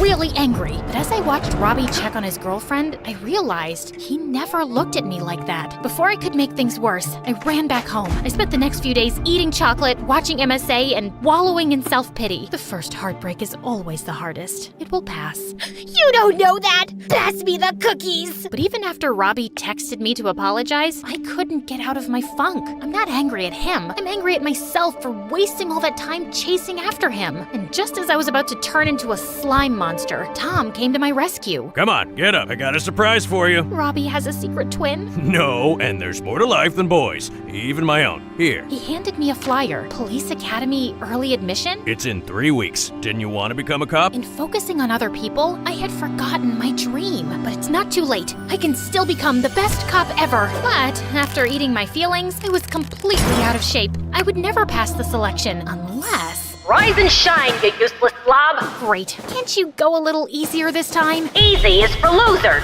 I guess. I mean, I'm the one who called her, right? This time, Coach was even more stern than before. Everything was counted. How many steps, how many calories, how many push-ups. My beloved cake, I miss you so much, but we'll be reunited soon. Sometimes she was so intense, I couldn't do it anymore, and I tried hiding. Phoebe, what are you doing under the couch? I don't think she can see me here. Really? Ah! Coach's method worked, and I lost all the weight I had gained. When I woke up on admission day, I followed the smell of bacon down to the kitchen, where Tom and Robbie were having breakfast with Mom. Robbie handed me a massive bouquet of flowers. I know I can't be who you want me to be, but I'm here to support you. Can we still be friends? Bacon and flowers? How can I say no? Robbie hugged me, and I was surprised that I didn't feel any butterflies in my stomach, except for those in anticipation of the test. I guess I'm over him, finally. But I still didn't touch breakfast, and by the time we got to the police academy, I felt weak. Are you sure you're okay? You look pale. No, I can do this. The first test of the day was an obstacle course. I'd done so many of them with Coach, I could run them in my sleep. But as the whistle rang, I felt my legs turn to jelly and my vision go black. When I woke up, I was in the stands with Mom and Tom. You fainted. Robbie's gone to fetch you some water, but in the meantime, eat this. No, I can't. Coach said that's too many calories. Right, the mysterious Coach.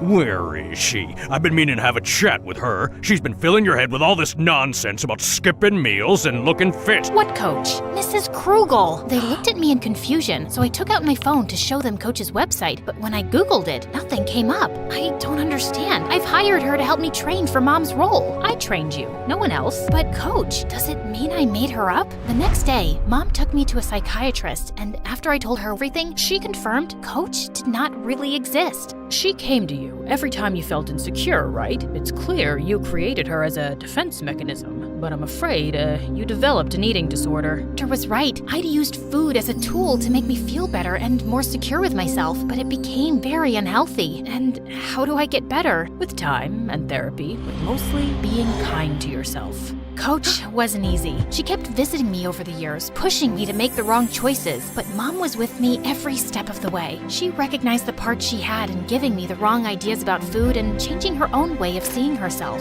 I was okay now, but I wanted to help others. I studied psychology at the university and worked with charities to teach young girls about body image and food. And what about becoming a cop? I'm still helping people. In my case, can't put the bad guys behind bars. And Robbie? Well, I was the bride of honor at his wedding, and it turned out his girlfriend's brother was just my type.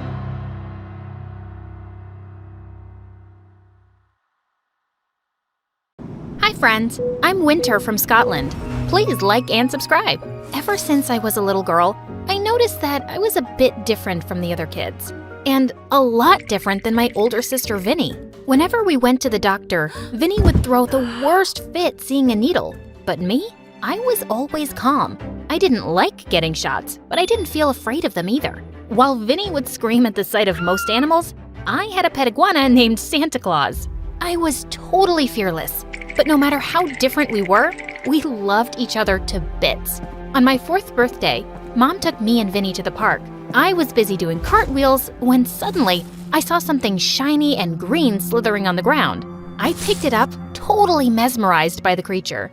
Wow, you look like a mermaid.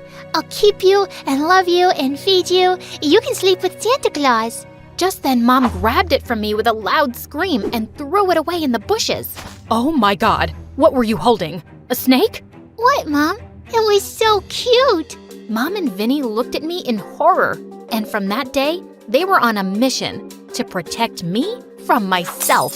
Since Mom was mostly busy with work, it was Vinny who was always with me, and she wouldn't let me do anything fun. Once in 6th grade, I was feeling really bored one afternoon when I spotted some ripe mangoes on our tree. I immediately ran out and started climbing it, but moments later, Vinny came running.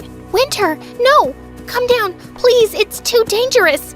Just one more mango, Vinny. Oops, almost slipped.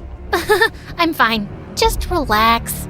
But Vinny wouldn't listen and started climbing the tree to get me down. The moment she got close to me, the branch below her feet broke and Vinny went crashing down. It was the first time I felt truly scared. Vinny had a concussion and was rushed to the hospital where she got stitches on her forehead. When she came back home after a few days and saw her face, she screamed. No, Mom, what's this? Oh my God, I'm ugly. What? Of course not. Vinny, it's just a scar. It'll go away. You promise?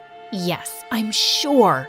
But it never went away completely, and Vinny was so self-conscious about it that she started wearing her hair over it, and I could tell she was still mad at me. I apologized to her like a million times, and she said she was fine, but she'd barely talk to me or play with me, and nothing was the same. But one day I went up to her room with some ice cream, and she said she didn't want any and slammed the door in my face. I'd had enough, so I kicked the door in. Look, Vinny, I'm so sorry and I should have listened to you, but it was an accident, and well, just get over it. You can't just ignore me and not talk to me. And your new hairstyle, it sucks.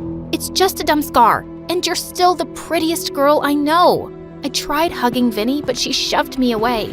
You're just so full of yourself, Winter. Can't ignore me, not talking to me. Everything isn't about you. I'm tired of being your babysitter. You're old enough to be on your own and not be reckless and stupid. And even if you are, why should that be my problem? Just go away. Saying that, Vinny pushed me out of her room. After that day, I felt so alone at home. Mom was always busy and Vinny ignored my existence. She had this new boyfriend and it seemed all her time was for him.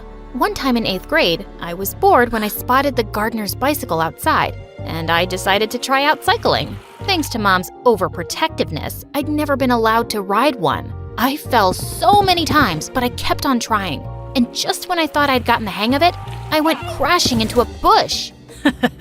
That was awesome. Do it again. It was like watching an idiot run into a glass window. God, it was my annoying next-door neighbor and classmate, Aaron. Ha ha ha ha, so funny. Not. And you're calling me an idiot? Aren't you the guy who posts stupid videos on his YouTube channel?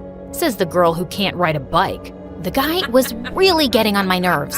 I picked up a shoe and hurled it at him and ran inside while he kept laughing. He was weird and had a YouTube channel that had stupid, pointless videos. And after that day, he even kept annoying me in school, but I just tried to ignore him. Once when I was in 9th grade, Mom was away for a business trip and Vinny announced that she was going to the movies with her boyfriend. I'm not babysitting you. You're a grown-up, so please, act like one while I'm gone and stay out of trouble. Can you do that? Yeah, duh. Go, do whatever you want. It's not like I asked you to babysit me. A few hours later, I was just studying peacefully when I noticed something odd. Santa Claus was not in his glass case. I looked for him everywhere and found him on the frickin' roof. I quickly climbed over and grabbed him, but suddenly I slipped. I went sliding down the roof and barely managed to cling onto a drain pipe. As I was hanging, I spotted Aaron recording me on his phone. Wow, I know you have a habit of getting into trouble, but this is epic. Hey, help me down, idiot! Before he could, I felt my hand slip, and I decided to make a jump for it. Right when I landed, I saw Mom standing by the gate, glaring at me furiously. And when Vinny returned, she got the yelling of a lifetime in front of her boyfriend. It was the most intense drama I had ever seen with the two of them, screaming at each other, and her boyfriend ran away. First, I got this ugly scar because of her. And now you insulted me in front of my boyfriend and chased him away. She's not my daughter. You gave birth to her, so watch her yourself. Mom, please, stop it. It's not her fault. Vinny, listen, I'm sorry. Just get away from me, Winter. Let me breathe. I can't wait to be done with high school so I can get away from you. Vinny pushed me out of her way and I landed on my butt. She had never been so mean to me, and it broke my heart. After that crazy night, I was grounded too, and Mom kept a strict eye on me. I wished Mom and Vinny could get that I knew the difference between stupid and fun. But one night, I heard a knock on my window and found Aaron outside. Your room is really high up. Yeah. Who told you to climb up? It's not like your mom would have let me come at night to take you out. Want to go somewhere fun? Take me out for fun? Oh my God, yes? I feel like I could die from boredom. That night, Aaron and I sneaked out, and he took me to a skate park on his bicycle. There were so many kids there doing awesome stunts with their skateboards, and I was dying to learn some. They were willing to teach me, and I picked up the moves really fast. Gosh, the rush I felt, it was amazing. Aaron even recorded my stunts for me to watch later, and was all praises.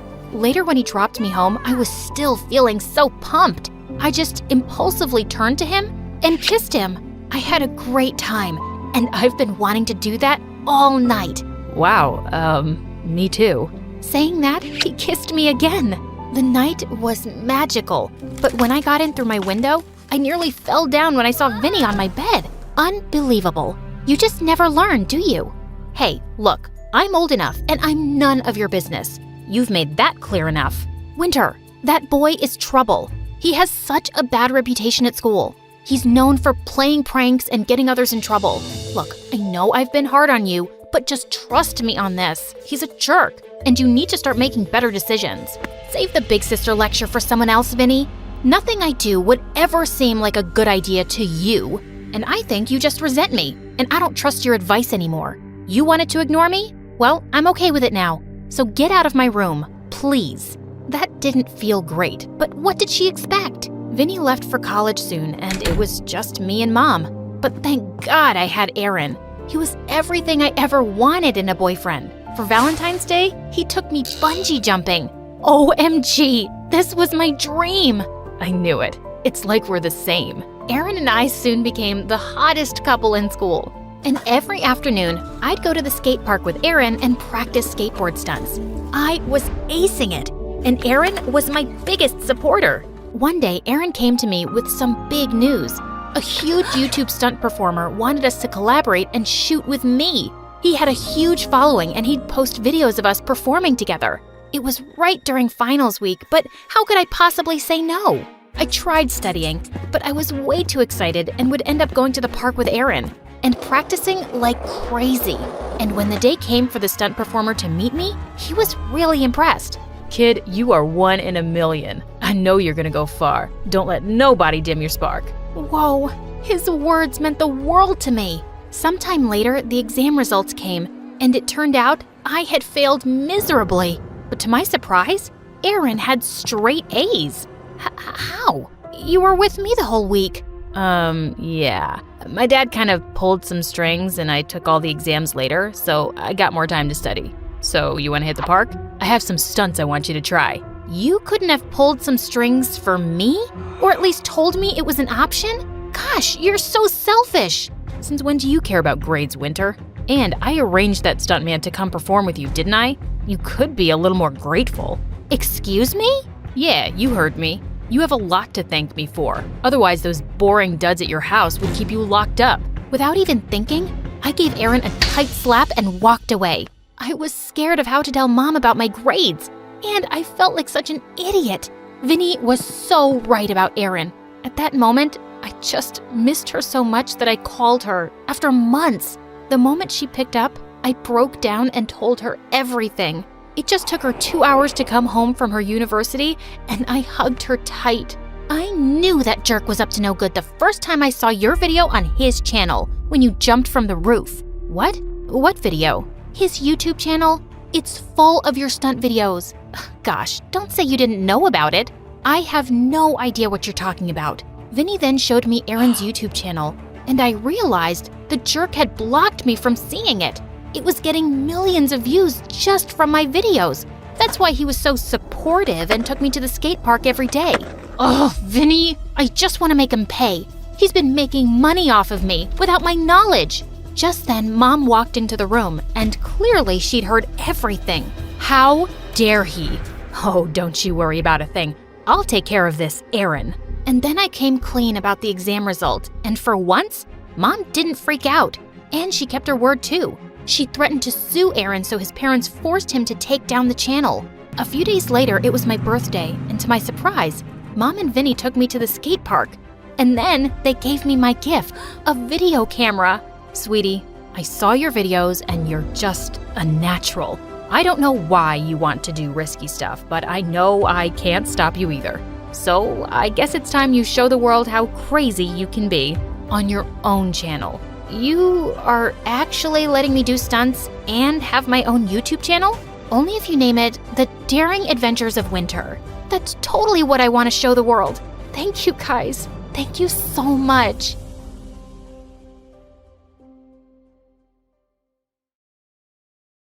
Hey guys, I'm Kinsey from North Carolina, and I have a condition called OCD. That means I worry nonstop about all kinds of things. Like, I have to wipe my desk chair 8 times before I can sit on it. I also count my socks 6 times each night to make sure I have enough pairs for the next day. Before I continue, please like and subscribe. Living with my condition was tough and a bit lonely. I was an only child in a super rich family, but our servants were my only friends because everyone at school thought I was a freak. One time, I was sitting in class next to a girl who kept staring at me. What are you doing with your colored pencils? Duh, I'm organizing them so they all face the same way. You've organized them like 50 times. What are you, a robot? Everyone started laughing, except this one boy named Blake. After class, he gave me some chocolates to cheer me up. Don't let those mean kids make you feel bad. You're pretty, you're funny, and you're the best speller in our whole class. He was a sweetheart. After that day, Blake and I became really close. And as time passed, I really started falling for him. But anytime I decided to tell him how I felt, I chickened out. But one day in 10th grade, there was an announcement for the school dance, and my heart raced. I wasn't letting this chance go. Today, I'd ask him out.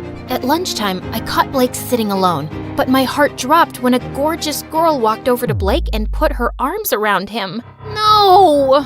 Hey, dude, what's going on? Is this your cousin or something?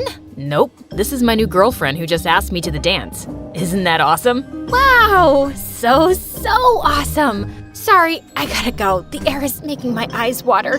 Allergies. I couldn't believe I'd missed my chance. And now Blake has a stupid girlfriend. I was watching MSA videos that night when I came across a story about a girl who got married 9 times just to get revenge on her sister. That's when I got an idea. The only way to get over Blake was to date as many guys as possible. So I texted every boy I knew. I was a gorgeous goddess with extra clean hair. Surely at least one boy would want me. But I woke up to see my phone had blown up with messages from 16 guys. And when I walked into school, a swarm of boys circled me with flower bouquets and even a life-size teddy bear. That's when Blake came up to see me. These guys are going crazy. Did that dude just throw rose petals at you? Oh, that one's been wanting to go to the dance with me. Yep, while you were with your girlfriend, I decided to get myself 16 dates. You can't go on 16 dates. That's crazy. Oh, yes, I can.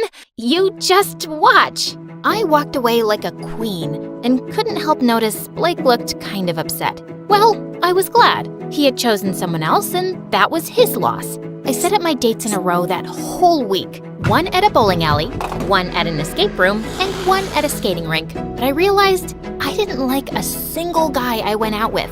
One night, I was stuck at a restaurant with the most annoying guy on earth. What's your favorite flavor bubblegum? Do you like surfing? Why are you wearing rubber gloves while you eat? I hate bubblegum and swimming in the ocean. And again, I have OCD and don't like touching silverware at public restaurants. Just then, our waiter came by and he looked around my age. Excuse me, miss. You have an emergency call. I jumped up right away and the waiter led me to a counter. Did anyone die? Is my mom sick or worse? They canceled MSA, my favorite channel. Oh, I just made up the emergency call. You just seemed miserable on that date, and I wanted to save you. Oh my God, you're amazing. Thank you. No, you're the worst. You made me think my mom was sick. So, how about I make it up to you after my shift ends? We can go to the park. I have a thing for girls with turquoise gloves. I laughed and immediately agreed to hang out with the guy after his shift. I found out his name was Indigo and he actually lived close by to me. Actually, I'm homeschooled, so I come here a lot. I don't have a ton of friends. Well, now you have one. From that day on, Indigo and I started hanging out a lot. I had made a commitment to go on every one of my dates. My mission wasn't complete, so every time I'd go on a bad date at his restaurant, Indigo would come up with some excuse to rescue me, and we had the best time laughing over it. Then one day, Blake and I decided to catch up over coffee. How come you and Indigo hang out so much? I thought you were busy dating 16 guys. Now I'm down to 9 guys. I still haven't found anyone yet, but whatever. Indigo's my friend, and I really like him. Oh, so you like him. Didn't you say he doesn't have any friends? That doesn't seem a little off to you or anything. There isn't anything off about him. Why can't you just be happy that I made a new friend? He's the only person besides you who doesn't think I'm a weirdo. I am happy for you. Why wouldn't I be happy? I just don't want you getting hurt since you obviously like him. God, what a drama queen. But the more I hung out with Indigo, I wondered if Blake was onto something. Indigo was lovely, but he also never invited me to his house or told me much about himself. One night, Indigo and I were sitting by the lake, and I decided to ask him about it. I don't tell people about my life. It's too complicated. Well, I don't like hanging out with people who keep secrets. Fine, I'll hang out by myself then. At that second, Indigo ran into the lake and went underwater with his clothes on. What are you doing? The lake is polluted. You don't know what's inside it. I'm going home. Just put your feet in. It feels nice. And remember, you can always take 100 showers after. Do you trust me, Kinsey? I was about to tell Indigo no freaking way, but then I noticed his warm brown eyes and that he was holding his arms out to me. I held his hands tight as I dipped my feet into the water. Oh my God, I'm doing it! I'm amazing! Indigo, this is a really big deal for me. Well, I'm honored to be by your side during such a big moment in your life. Indigo smiled at me, and suddenly, I pulled him close and kissed him. I felt my heart race like never before. I fell asleep thinking about Indigo that night. I could still feel his lips. But the next day, I heard a knock on my window, and it was Blake. Blake, what are you doing here? Kinsey, I'm in love with you. I've been in love with you for years, but I never had the guts to tell you. That's why I got a girlfriend, but I ended things between us. You're the only one I want to be with. I couldn't speak. My head was spinning. I'd wanted to hear those words for so long. So, do you love me back? Can you squeeze in a 10th guy to date? Before I could reply, there was another knock at my window, and it was Indigo. Well, I understand everything now. Indigo is the guy you love. I came over because I never heard back from you after we kissed. Is it because you're in love with him? Oh God, oh God. I sat on my bed and both boys sat on either side of me. Okay, it's true. I like both of you, but I don't know who I like more, and I don't want to hurt anyone. Fine then. There's only one way to settle this. You cancel the rest of your 9 dates and date both of us for a few weeks, and then decide who you want to be with. Indigo agreed, and suddenly, the two of them were arguing about where they'd take me and what gifts they'd buy. I kicked them both out so I could go to sleep and take a frickin' bubble bath. But I agreed to their date plan since it was probably the best course of action. Blake was first and invited me over to his house for a candlelit dinner. He was even wearing a suit and playing romantic music. I thought the two of us could have a slow dance before we ate. I actually would love that.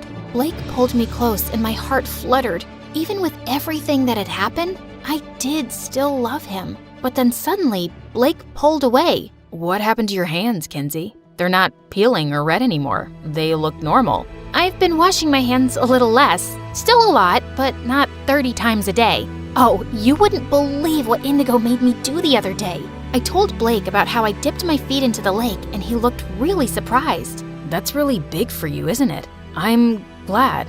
Anyway, let's have dinner. I had all your favorites made. The next evening, Indigo took me out to see the symphony, and later we went out for a moonlit walk. We ended up roaming the streets for 2 hours because I wanted to count 333 lampposts, and Indigo was more than happy to oblige. The next couple of weeks were a whirlwind of romantic dates, but making my decision wasn't getting any easier. Blake was the boy I'd always loved, but Indigo had left his mark in a short time, and now I couldn't imagine not having him in my life. A few days later, I was having a picnic with Indigo when he turned to me, looking serious. Kinsey, it's about time I told you the truth. The reason I'm homeschooled and why I don't have any friends is because I have a serious illness, and I'm in and out of the hospital a lot. And I never ask you to come over because my parents are really overprotective and they fuss over me a lot. I didn't want to freak you out with all that. Wow, Indigo, that sounds tough. It's not been too bad, just something I have to live with. But things will change once you get the surgery in 2 days. Indigo turned to me in shock as I clapped my hands over my mouth. Oh God, how did I let this slip? I was about to tell you about my surgery. How do you already know? Wait a second. Did you pay for it? Because my mom told me that just this morning that some anonymous donor had decided to fund my surgery. Kinsey, is that you? Okay, please don't be mad. I once saw you taking your meds secretly, and I just wanted to know what was going on with you. So I went to your house and met your mom. She told me everything. I'm sorry, I wasn't trying to be nosy. It's just because I care. I can't accept such a big favor from you. It's not a favor, and you don't have a choice. I know your illness is more serious than you're letting on. You have to do this. You're running out of time. Okay, you're right. I can't thank you enough, Kinsey. Save your speeches for later. You just focus on the surgery now and getting well really soon. The day of the surgery, I reached the hospital an hour before, and I was going to Indigo's room when Blake appeared. I'm so glad you're here, Blake. God, I'm so dumb. I nearly told Indigo everything the other day. But he doesn't know that I paid for half of the surgery, right? You did what? Blake and I turned around to see Indigo in a wheelchair, ready to be taken to the operating room. Listen, Indigo. Are you kidding me? Your lover BFF took pity on me and chipped in too? What am I, some charity project that he used to win you over? No, dude, it's not like that. Save it, Blake. Lucky for you that you're rich enough to pull off such grand gestures. You helped save my life and come off as the hero, so of course she'll choose you. And I'll just end up feeling like a total loser. I'm calling it off. I'm not getting the surgery. And Kinsey, you're better off with Blake anyway, so choose him already and let's get this over with. With that, Indigo stormed off.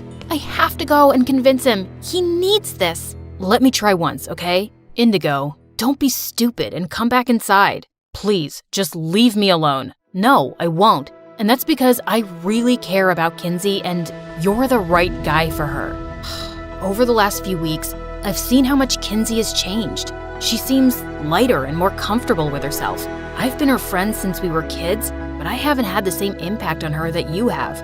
She's different because of you, and I just really want my best friend to be happy. So I told her days ago that I was gonna step aside, and I helped pay for the surgery because I want you to be healthy. So do it for yourself and do it for her. We all waited anxiously for hours, and finally the surgeon stepped out of the operating room with a smile. The heart transplant went really well, and we're expecting a full recovery. Congratulations. The next day, when I could finally see Indigo, I went up to him and hugged him gently.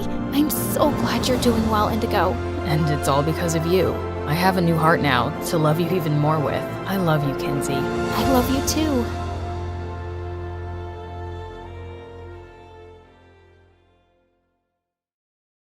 Hi, I'm Serena, and I know what you're thinking.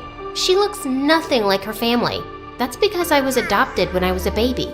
I was born in Romania, and I might have taken that small piece of trivia a little too seriously. Oh, I can't water the plants. Romanians are allergic to the sun. Does this broccoli have garlic on it? Romanians don't eat garlic, Mommy. But I have to sleep inside this cardboard box. It's a Romanian thing. You won't get it. That's a vampire thing, doofus. Now sleep in a bed like a proper human child. God, you're so dumb. I wasn't dumb. I was quirky and cute. But Fred was right. I just never seemed to make the smartest choices. Fred wasn't only my brother, he was also my best bud growing up. He was super smart and solved math equations in his sleep, but he was really awkward and hated outdoor activities. Come out, Fred! Look at all these butterflies coming out of their raccoons! It's cocoons and no thank you.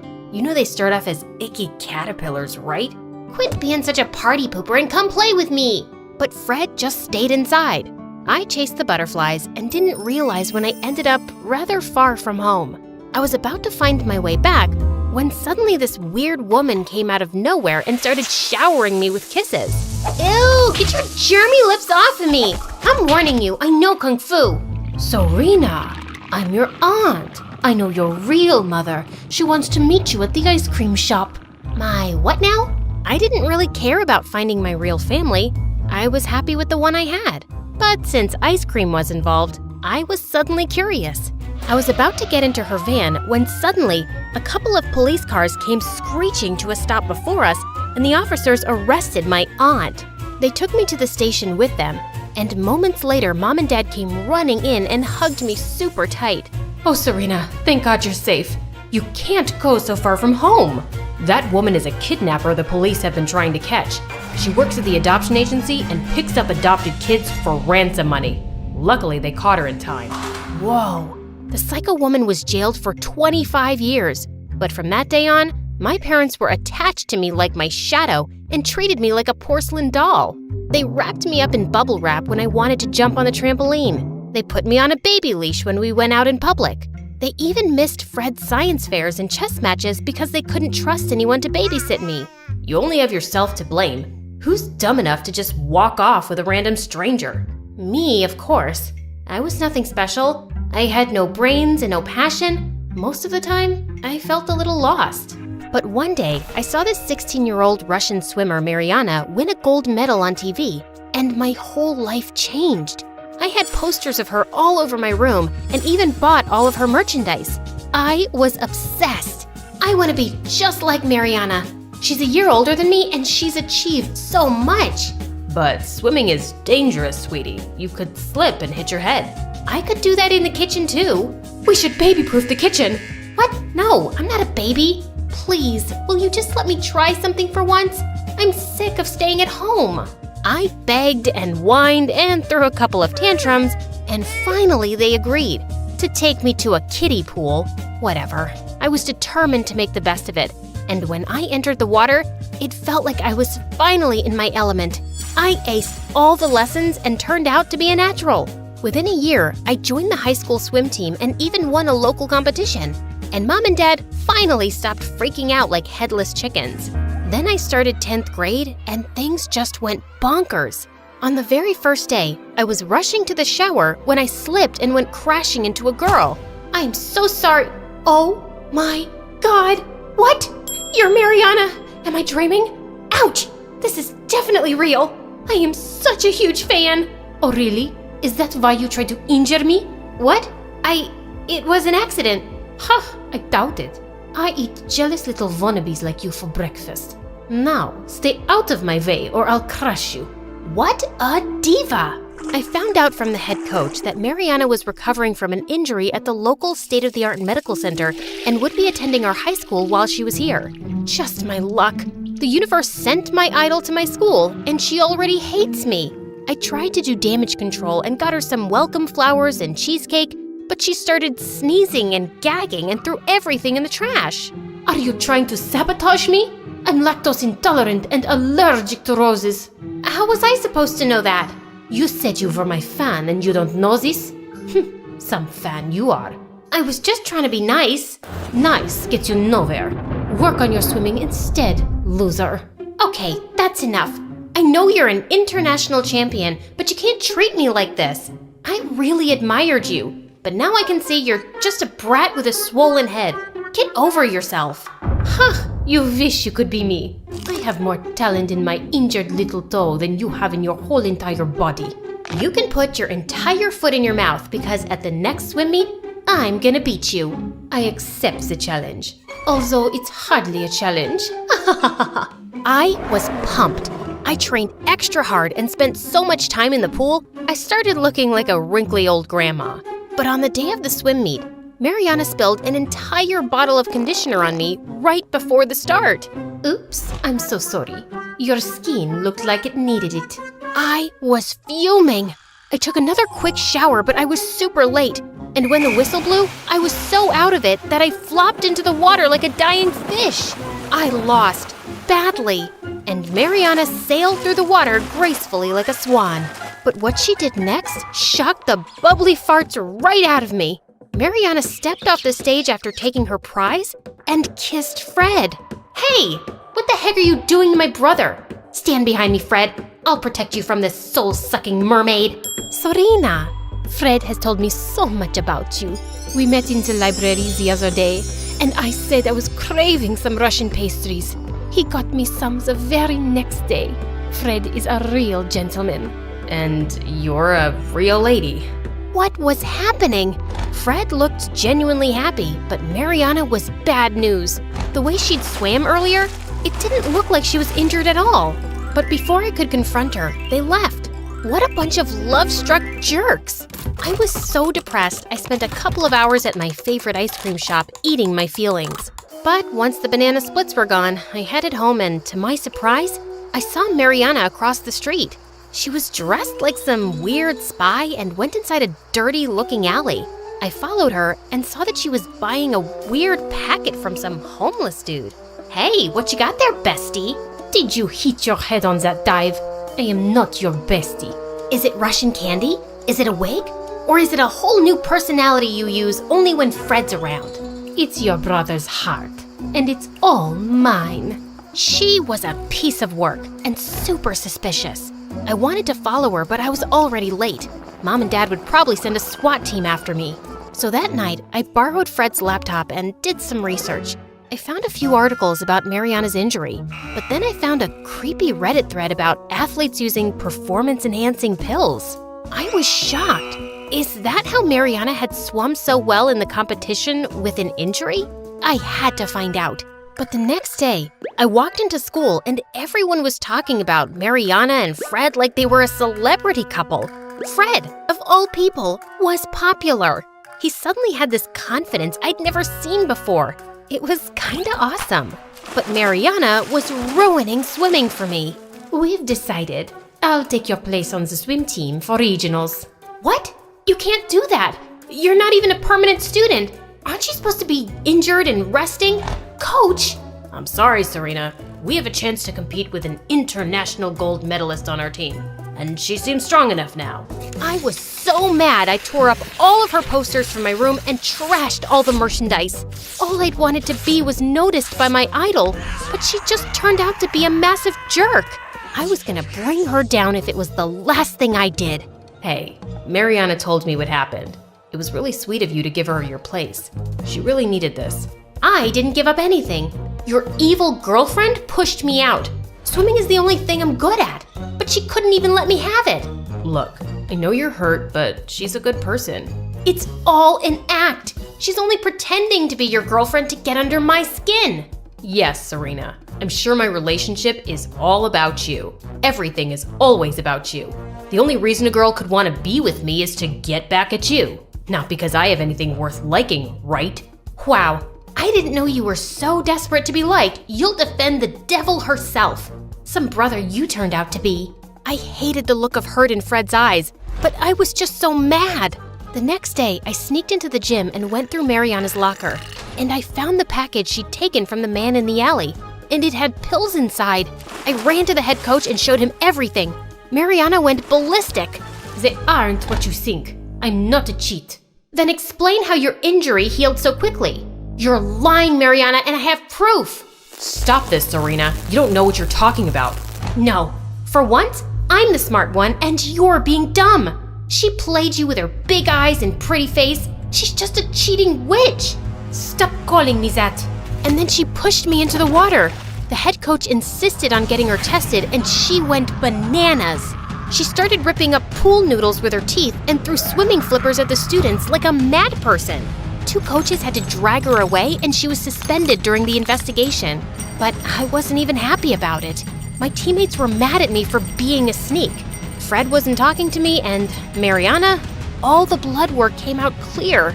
Turns out, The pills were special Russian vitamins, but she was so messed up with all the media attention and headlines, she completely failed at the regionals.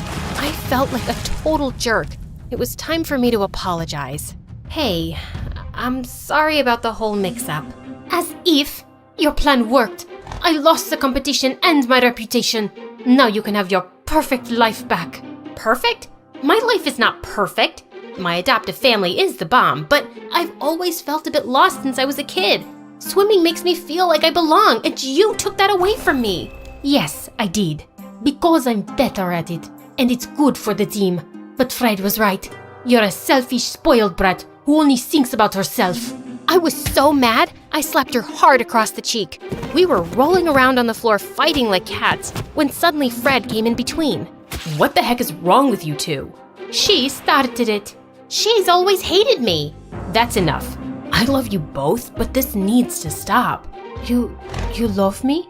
Are you okay? Do you have brain fever? Stop it, Serena. After all these years, I've taken a back seat while Mom and Dad obsessed over you.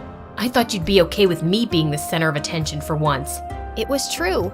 Mom and Dad always went out of their way to make me happy and keep me safe. They hardly ever talked about Fred. I was selfish and felt terrible for not realizing it before. And Mariana, you can't blame Serena for jumping to conclusions when she doesn't know the truth. What truth? Suddenly, Mariana looked so sad, it broke my heart.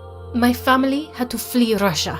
Some really bad men were after my father, and I had to fake an injury so they would give us quick visas to come to America for my medical treatment. Now, I can never go back, and I can never swim for another country if I want to keep my family safe. That's why I wanted to be part of the swim team so badly. But that doesn't explain why you're so mean and horrible. It's all I knew. In Russia, you don't become a champion by being nice and sweet. You have to be really tough and fight for your place. It will be a hard habit to break, but I see you all as competition, especially you. You're good. She said it reluctantly, but she said it, and I was on cloud 9. Aw, that's all I ever wanted to hear from you. Get away from me, or I'll take the words back. You can't take it back now. You think I'm good, and we'll be on the same team together. It's gonna be epic. Is your sister crazy? What is wrong with her? Why is she so huggy? She's just really happy. And so am I. Bonjour, my name is Andrea from Paris. Please like and... Nah, I'm just kidding, guys. It's me again. Gotcha. You didn't know I spoke multiple languages, Verdado. So, where were we? Oh yeah, my band almost broke up. My manager tried to take control of my life. My father was in an accident. My boyfriend was keeping a huge secret from me. And my mom had come back into my life after almost 10 years. Am I forgetting some other misery? Yeah, I'm also really hungry. Oh, right. I hadn't eaten anything since before the concert. But at that time, we had more important things on our plate. Alice, I told you to get away from him. Who does she think she is to tell me what to do? No. First, you owe me an explanation. Why have you left? Where have you been all these 10 years? Why have you never called? Why are you coming back now? Why? Well, I guess she owed more than one explanation. Maybe we should leave. And miss the showdown? Yeah, let's give them some privacy. Yes, better. What are you even doing here in the first place? We'll wait outside. No, nobody leaves. And you better start talking before we start improvising a bad cop, good cop scene. And no, Luke, you can't be the good cop. But Alice, no excuses. Just spill the beans. My mom took a seat and a deep breath, then remained in silence for a few minutes. I couldn't wait to know the truth. I was impatient, nervous, stressed, and hungry too. But most of all, I was tired. Then she started talking about her life, blah, blah, blah. Some really revealing stuff and other things. And then the end. I'm sorry, guys. I'm just exhausted. It's not that easy to narrate 4 parts in a row. The life of an MSA star is harder than it looks. You know what, guys? Let's mix things up a little. I know you're probably tired of hearing my voice. At least I am. So let's hear my mom's story told by herself. See you later, alligators. Hi, kids. I'm Carrie, Alice's mom. I know most of you must hate me, but hold off until you hear my side of the story. If you still hate me later, well, don't put it in the comments. I don't think I can handle having my own haters. Let's start from the beginning. After I got married and had Alice, My life was practically perfect. Lovely family, a career climbing. Life was looking up. When Alice was finishing elementary school, my big shot arrived. Carrie, we want you to lead the case against the Siri clan. Oh, yes, I'll do it. Their time has come. Justice will be served. The Siri clan was one of the largest and most dangerous criminal groups in the country. They were the worst of the worst, fixing sports events, moving narcotics, blackmailing politicians, and even kidnapping kittens in their spare time. You name it, they did it. Get ready. This is gonna change your life. And boy, it did. I couldn't imagine at the time how much it would cost me. I couldn't tell anyone about my involvement with the case, not even my family. Still, the clan found out pretty much everything about me. I soon started receiving threatening phone calls, menacing letters, and gifts of dubious taste. The prosecution put security on us. The suit guys followed us all around without Alice and her father knowing. But that didn't stop the Siri clan. Oh no. A few days before the trial, I received an envelope in my office. Inside, there were pictures of Alice at school, in the park, coming in and out of the house, everywhere. I thought about calling the police, but it was too dangerous. I had to do something. So, I went to see the head of the clan, ready to put my career aside and my principles in exchange for the safety of my family. But he was a tough negotiator. I have a counteroffer. They not only forced me to sabotage the lawsuit against them, but also made me work for them as their legal counsel for years. They never stopped following Alice. They had no choice but to stay and help them grow their criminal empire even further. So, that's why I left. Because now I'm a criminal and I can't even look at you in the eyes knowing everything I did. And why did you come back? After I left, I blocked your numbers, but I never changed mine. The hospital called me saying there had been an accident and I had to come and make sure you were okay. I guess I'm still your emergency contact. Of course. There's no other person I want to see in an emergency. He's such a flirt. Is that so? It is, and not only in emergencies. I think Alice's dad has the hots for Alice's mom. You don't say. I'm just glad I get to see you again. Oh my god, Dad, stop flirting with her. Have you forgotten that she abandoned us for like 10 years? Are you sure you don't have a concussion? Let's call the doctors to do more tests. I'm fine, Alice. I guess old habits die hard. He smiled at me, and even after all these years, just like the first time I saw him playing in the subway, I felt fireworks inside. How could I help it? Look at him. He is as attractive as he was 10 years ago, maybe even more. You can tell he's been hitting the gym. Check out his arms, his shoulders, his... Okay, that's enough. This is still a family channel. I'll take it from here. As you can imagine, my mom's story was like a roller coaster for me. And by the end, I was pretty dizzy. I didn't know what to say, but at the same time, I had hundreds of questions to ask. At first, I needed some air, like a lot of air, and something to eat. So I walked out of the hospital, and then I saw it. That was really love at first sight. Thank God. I ran to it, and I ordered half a dozen hot dogs. What? Lady has to eat too, you know. Besides, can't think with an empty stomach, right? Bon appetit. Note from the MSA producers. Due to the disgusting nature of the following images, we have decided to censor the next part. Ugh, I so needed that. Now I can think straight. Let's get this over with. I walked back to the hospital, but stopped dead in my tracks when I saw Mom and Camillo talking at the entrance. We should try to be friends. After all, we are family. You don't scare me. And why should he? Oh, let me guess. He probably is the son of the boss of that clan, and he's just dating me because he has a secret agenda, right? No, not at all. So, why should I get away from him? Maybe I got carried away. To be honest, I don't think you guys are really a match. I mean, you are a Cancer and he is a Capricorn. Those are the least compatible signs in the horoscope. I'm actually a Scorpio. Oh, then it's okay. You have my blessing. Great! Thanks, Mom. Camillo hugged my mom. Their performance was as believable as a bunch of elementary school kids acting out Shakespeare for the end of the year play. Of course I knew there was something wrong. I'm not an idiot, guys. I asked Camillo about it like 1,000 times. Why does my mother hate you so much? What did you do? But he always came up with different excuses. It's because I'm Italian. She hates poets. She doesn't like my cologne. I think she must be in love with me. Eventually, I stopped asking. I know it sounds crazy, but after so much time, things were somehow in order and part of me didn't want anything to change. Sure, I knew that things sooner or later were gonna bite me. And trust me, when they did, it hurt like a dog bite. The next few days were truly bizarre. My mom came back into our lives as suddenly as she had left. Every time I went to visit my dad, she was there. And the two of them together were absolutely unbearable. You guys know I'm a sucker for love, but they were too much even for me. Here comes the plane. Can I have a bite of the pilot too? Oh, don't start.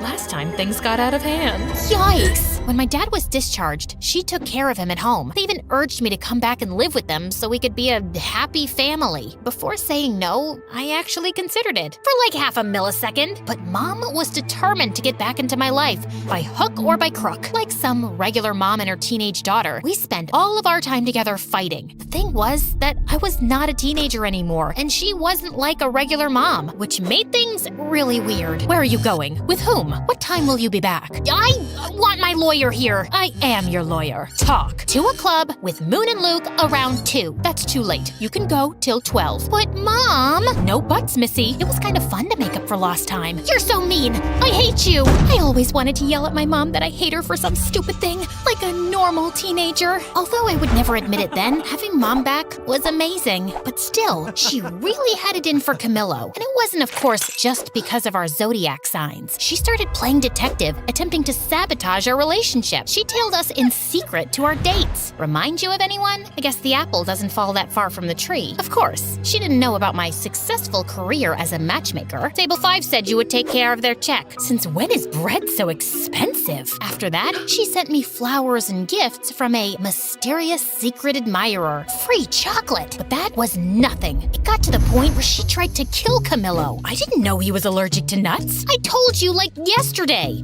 It must have slipped my mind. Then she went all in and planned a blind date for me and Kwan, who was a few days away from returning to Korea. I had to admit that it was a beautiful date, and Kwan looked so attractive. But I had a boyfriend and he had a girlfriend. I'm so sorry my mom put you up to this. Don't worry, it's always nice to spend some time with you. Won't your girlfriend mind? I don't have a girlfriend anymore. She left me. She said my heart was still entangled with something here. And what is that something here? I think you already know. Kwan smiled at me, and I blushed so much that I could have become a stunt double for Poe. You know, the red Teletubby. Change the subject, Alice. This could get out of hand. I don't know what my mom has against Camillo. She hates his guts with a passion, but he didn't do anything. I think you should trust your mom. I know you two have a complicated history, but she must be doing this for a very good reason, and you can't keep ignoring it. At first, I thought Kwan was only saying this because he was jealous. But then I started to think he had a point. Turns out, his words were absolutely right on target. When I got home that same night, I did what I promised I would never do. I went through my boyfriend's computer. Guys, this is me not setting a good example. Don't follow my lead on this one. Remember how I said things would come back to bite me in the butt?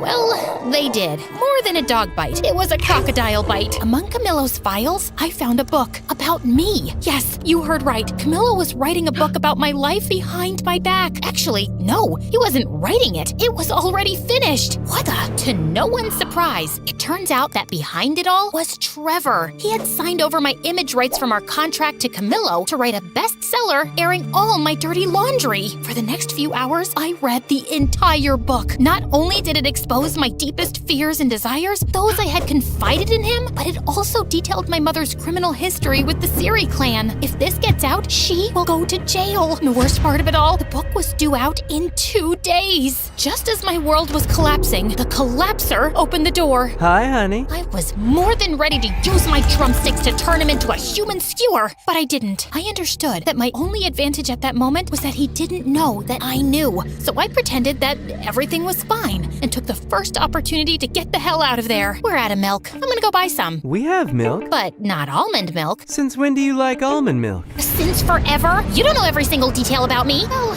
maybe I lost it for a moment. Once I escaped from there, I met with my mother. She confessed to me that she knew about Camillo's book. A few weeks ago, my boss told me that someone was snooping about my past and the trial. They thought they were the prosecutors, but when I saw the photo, I recognized Camillo immediately. I'd seen him in every photo and interview of you two. You follow my career? Of course I do. I'm your biggest fan. My mom found out he was writing a book, but when she tried to warn me, he threatened to reveal another big secret. My mother was betraying the clan. She was preparing a case with the prosecution, taking advantage of her inside knowledge to bring down the Siri clan once and for all. If that came out, not only would the case collapse, but we would be in grave danger. The release of the book would have the same result. So we soon regrouped with my dad, Moon, Luke, and Kwan to shut down the release of my unauthorized biography. That's a sentence I never thought I'd say. We split up and went to different districts to buy all the copies of the book that were ready to circulate. Yeah, we spent a lot of money on books. In the meantime, my mom managed to get a legal order to stop the printing of new copies, arguing that they did not have my authorization. Amazingly, we managed to stop the book from coming out. We gathered all the copies and made a huge campfire. Not great for the environment, I know. Again, don't follow my lead on this one, guys. Anyone want a marshmallow? You're still leaving tomorrow? Maybe you can stick around for a bit. I'd love to, but I have to go home. But you should visit me. Maybe I will. Sadly,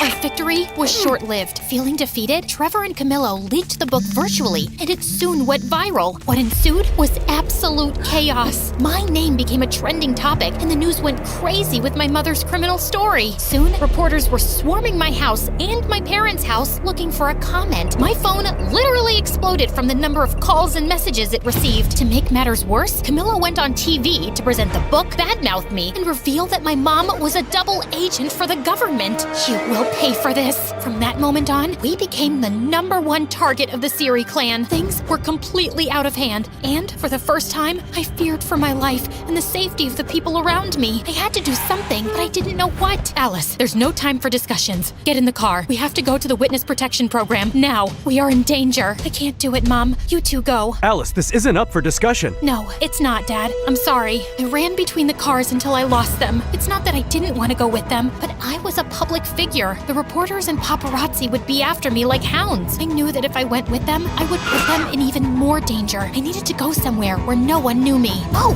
that's it. Quan, is it too soon to visit? Not at all. I'm glad you're here. I held Kwan's hand as we waited for the plane to take us to Korea. I took a deep breath. It felt like walking away from a fire. Who said you can't run away from your problems? Hi, everybody. Welcome to a new Where Are They Now episode. So let's uncover the latest on the Cupid Secrets crew. Alice's parents, Luke and Moon. They just disappeared faster than my motivation on a Monday. But what everybody really wants to know is where is Alice herself, the villain of her own story? Some say she became a Buddhist monk. Others that she had facial surgery to look unrecognizable, but something went wrong and she became a circus freak. Some even claim that she was seen living in the middle of the snowy forest, like the Yeti. But still, the mystery remains unsolved. Where is Alice? I'll give you a where are they now, you gossip-mongering, face-twisting, snitch-ditch-twitch character hack. This villain is right here, crafting a comeback that'll knock your ratings into the next ice age. And talk about facial surgery? You should check yourself first, wicked witch of the bargain bin Botox, duck lips meeting frog eyes in a meme gone wrong disaster. No surgeon could fix that. Calm down, she's not even here. No, don't shut it off. I want to hear more of her nonsense.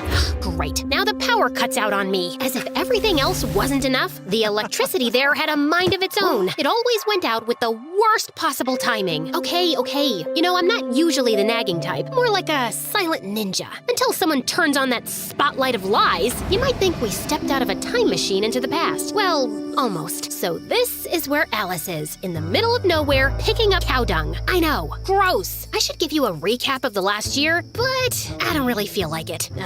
Okay, don't leave. I will. But just because you've been putting up with me since episode 1. Before I start, like and subscribe, and don't forget to never watch MSA on TikTok. Real ones know that YouTube is way cooler. So, after Camillo's book, Quan and I escaped to a small rural town in South Korea where no one knew or cared who I was. This is nice. It was not. At least no one will find us here. Yeah, because no one knows this place exists. Seriously, I tried searching it on Google Maps and it just showed a shrugging emoji. Still, Quan absolutely fell in love with our new rural life. He put together his own farm, and it was like he had found his place on Earth. For me, it wasn't that easy. Alice, collect the cow dung so we could use this for fire. Not this again. That day, I shouldn't have worn red because it made the bull crazy mad, and he chased me all over the farm until I fell headfirst into the cow poop pile. Ugh, I hate this. Look on the bright side. It's good for your skin. Oh, really? Then come here. I'll make you a good hydrating mask. Stop running! Living with Quan was awesome, but it never felt like my real life. I just wasn't myself there. To make me feel better, Quan once took me to a nice restaurant in the city, but I felt so paranoid that I went with a full disguise. Maybe that wasn't the best option to keep the attention away from me. Everybody kept looking at me, especially one strange guy with a big ginger afro and sunglasses. That guy keeps staring at us. Can you blame him with toast drumsticks in your hair? And this dress looks like you committed a fashion crime. Duh, I can't leave them out. And and this outfit took hours of careful consideration and about 5 outfit changes. As Quan went to pay the bill, I turned to that creep, but he vanished into thin air. After that, I decided to stay in the village and never return to the city. Eventually, I kinda got used to living there. But then, a letter arrived and changed everything. It was an invitation to Moon and Luke's wedding. I hadn't talked to anyone from home since I left. I thought they'd eventually forget about me. But turns out, Quan used to drive out of town to call Moon, and she wanted me to be her maid of honor. Still, I wasn't ready to come back yet. Sooner or later, you'll have to face your fears. I'll do it later then. I have to go. She's my baby sister. Of course. We said our goodbyes and Quan left, so I had some alone time. After a few days, I started to get really worried. Quan wasn't answering my calls or responding to any of my texts. I waited and waited, but no news. Finally, I called Moon, but she didn't know anything about him either. Nobody did. Before I could think about it, I was already on a plane crossing the world to save my boyfriend. As soon as I landed, I did a complete makeover to avoid being recognized. I had more important things to do than deal with the paparazzi. After that, I went straight to the police station. I knew who was behind it all. The Siri clan kidnapped my boyfriend. Do you have any proof? I have a strong feeling. Does that count as proof? Maybe he just ran away from you after reading the book. The whole police station laughed at me. I wanted to throw all their donuts into the garbage, but I didn't. I just stole a few for later. Besides, we already captured Siri Clan's leader. What? After I left the police station, I had so many questions in my head. Just then, I saw Trevor drive by in a cool Porsche and stop not too far away. My heart was beating super fast, and I decided to follow him. I hid in an alley where it was kind of dark. I couldn't see much, but then I heard him talking on the phone. Keep a low profile. We can't afford any slip-ups right now. I had planned this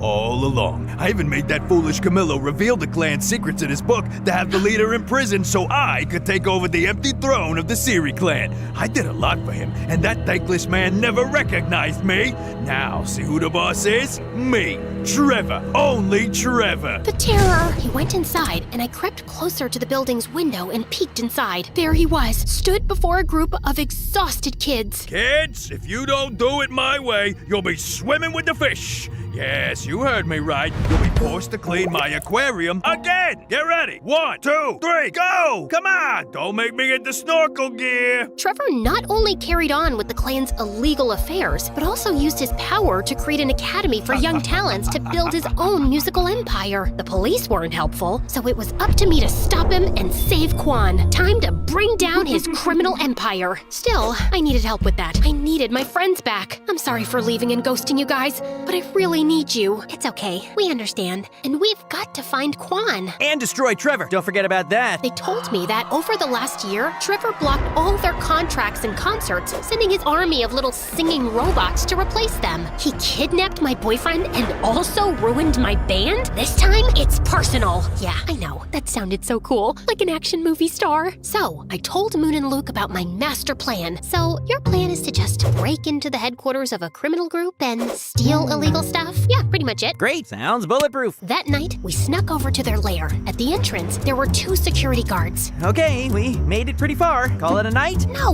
we have to take them out. So, Alice, you do it. What? Why me? They won't recognize you with your new makeover. Distract them while we try to find another way in. Before I could protest, Luke and Moon threw me towards them. First, I thought I could use my Riz to win them over. Content warning, guys. This might turn into a cringe fest. I walked to them, flirtatious, but I looked like I was just learning to walk for the first time. Excuse me, guys. Do you have names, or can I call you mine? I'm Frederick. Mike. No, I thought your names were Google because you two have everything I've been searching for. Well, that one bombed even harder than my first pickup line. I need to work on my flirting game. In a desperate distraction attempt, I twisted swiftly, aiming for a masterstroke. Fate intervened. My wig slipped off. Uh-oh. You! So, time for plan B.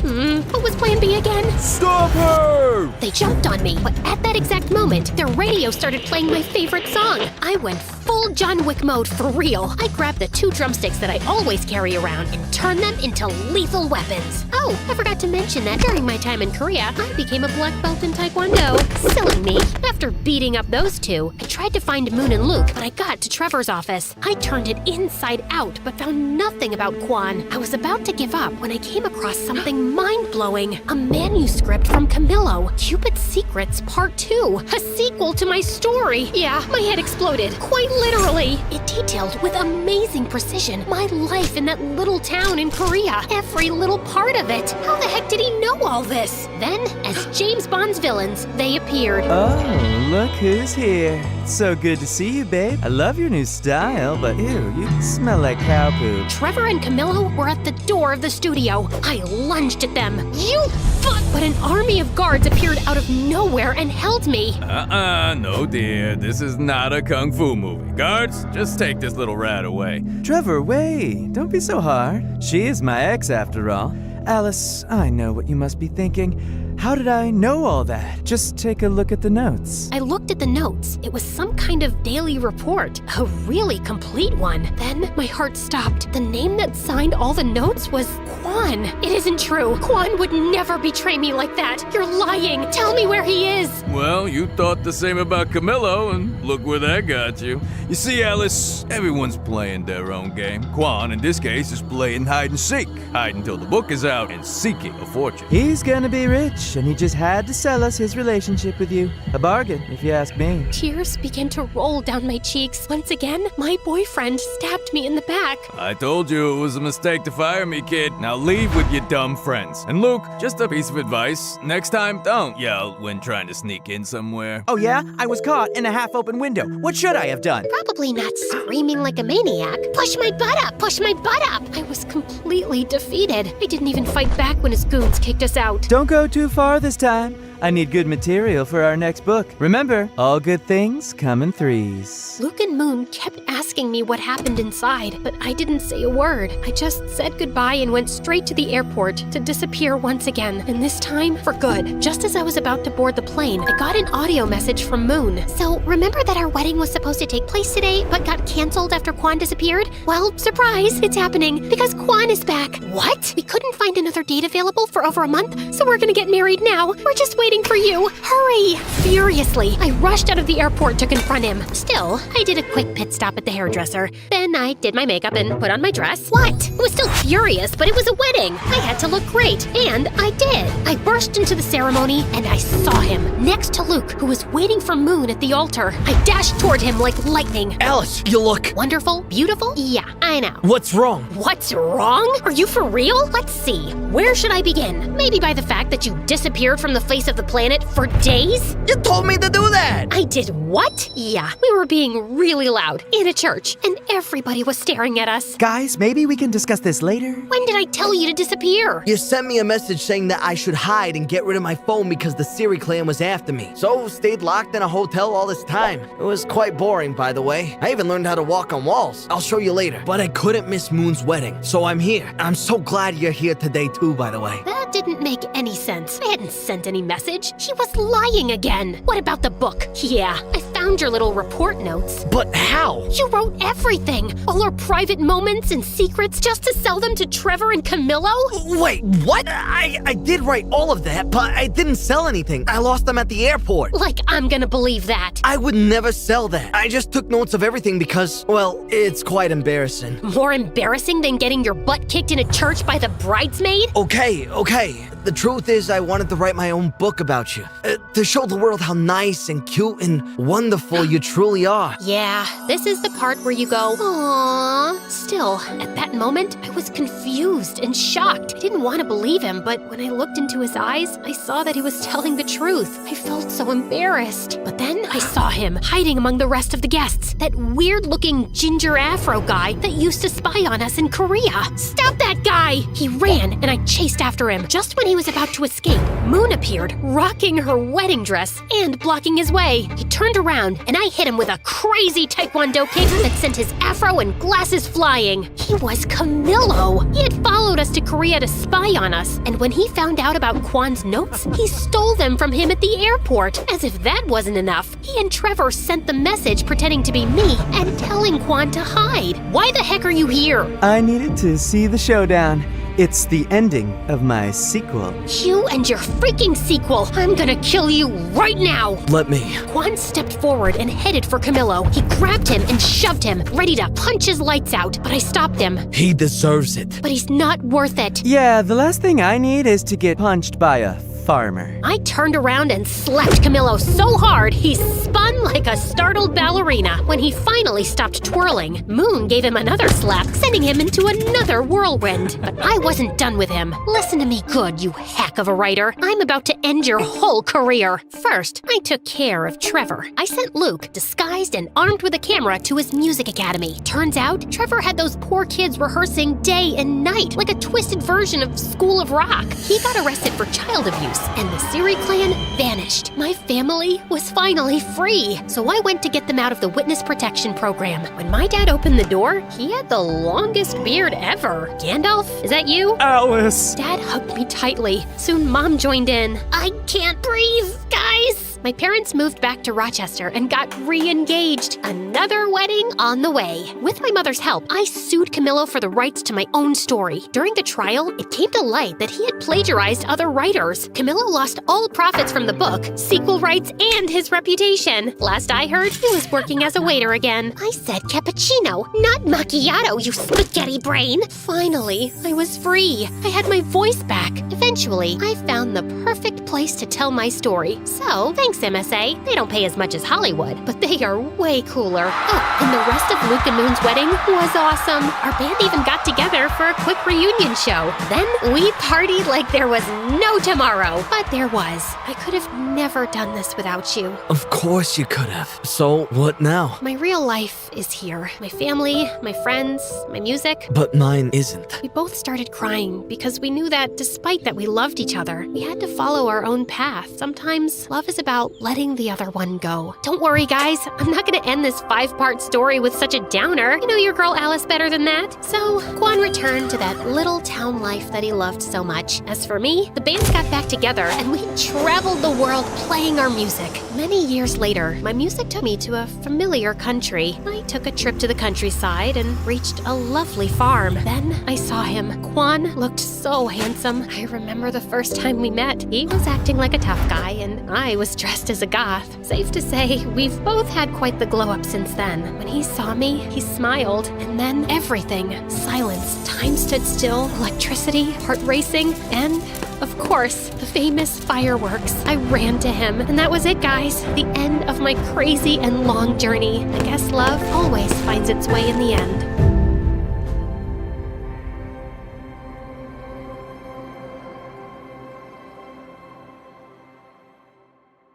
Hi, I'm Julia from Brazil. Please like and subscribe. I live with my single mom in a small town full of rich people in big mansions. But we weren't one of them. Mom worked here as a maid. She would also make this amazing jam from some fruit trees in our backyard and sell it at the Sunday market. We didn't have a lot, but we had each other. Once when I was 5, she took me with her to one of the mansions where she worked. As I waited for her outside, 2 girls my age came out and started playing with the most beautiful dolls. I asked if I could join them, and we were having a really good time when suddenly a woman came out and started shouting, "What are you doing with this girl? You'll catch lice from her." What? I don't have lice. You can check my head, see? Ew, get away from me. You two, come inside right now. Wow, what a jerk. Growing up, I didn't have much to do with the rich kids, but in the 6th grade, Mom enrolled me in the fanciest school in town. I've been saving up for it, Julia. You're not gonna end up a maid like me. You'll be someone amazing one day. Well, for now, I was the school outcast in my old clothes and shoes, but I didn't care if the others ignored me. I was here to work hard and study my butt off. But there was one girl in my class who stood out more than I did, Andy. She was a total troublemaker who spent half her time in detention. One day in class, the teacher asked everyone what they'd like to do when they grew up. I said I'd like to be a doctor so I could help other people. But when Andy's turn came, she stood up and said, "When I grow up, I want to have 100 kids so I can have 100 friends and no one can say no to being my friend. They will love me and fear me." That's a really silly answer, Andy. Fine, I'll become a gangster then. If I can't be loved, I will be feared. And with that, she jumped onto the table and started doing some weird karate moves as everyone started laughing. The teacher sent her off to the principal and she just left grinning. A few weeks later, there was a festival in town, and Mom and I decided to set up a stall to sell her jams. Andy came over and I asked her what she'd like to buy. Oh, I never buy anything. I either steal it or take it for free. And she just stuck her hand in a bottle and started eating it with her fingers. I pounced on her and we broke into a fight, but Mom pulled us apart right away and started apologizing to her. She even sent her off with free jam. Mom, why did you say sorry when it wasn't my fault? Julia, we are the poorest here. We can't afford to pick fights with these people. Promise me that you won't fight her again. I reluctantly promised, although now I wished I'd kicked Andy's butt harder while I had the chance. A few days later, I was on my way to the market to buy some garden supplies when a couple of senior girls from the school blocked my way. One of them pinned my arms behind me while the other took the money I had in my pocket. They pushed me to the ground and started running. As I chased them, someone whizzed past me on roller skates and flew right at them, knocking them both to the ground. It was Andy. How dare you bully my victim? Only I can bully her. If I ever see you bothering her again, I will hunt you down and kill your entire family and your cats. No, wait, cats are too cute. Just your ugly family then. The girls got scared and ran away, and I was shocked that Andy had defended me. Thank you, Andy. I really hadn't expected this from you. Shut up, loser, and don't tell anyone that I saved your sorry butt. I don't want my reputation ruined. And with that, she skated away. But I knew now she wasn't as bad as she pretended to be. So the next day at school, I sat with her at lunch and pushed an extra sandwich towards her. She looked really surprised, then picked up the sandwich and started eating it. You're poor and your mama's ugly. Oh my God, what is the matter with you? Whoa, calm down. Friends joke with each other, right? Like, hey, you're ugly. That's why your dad left you. Someone said that to me once. That's what friends do. No, they don't. Wait, did you just say we're friends? I guess, since you're practically begging me. You can also be my minion and carry my stuff. Let's just start off with being friends, okay? And since that day, we were.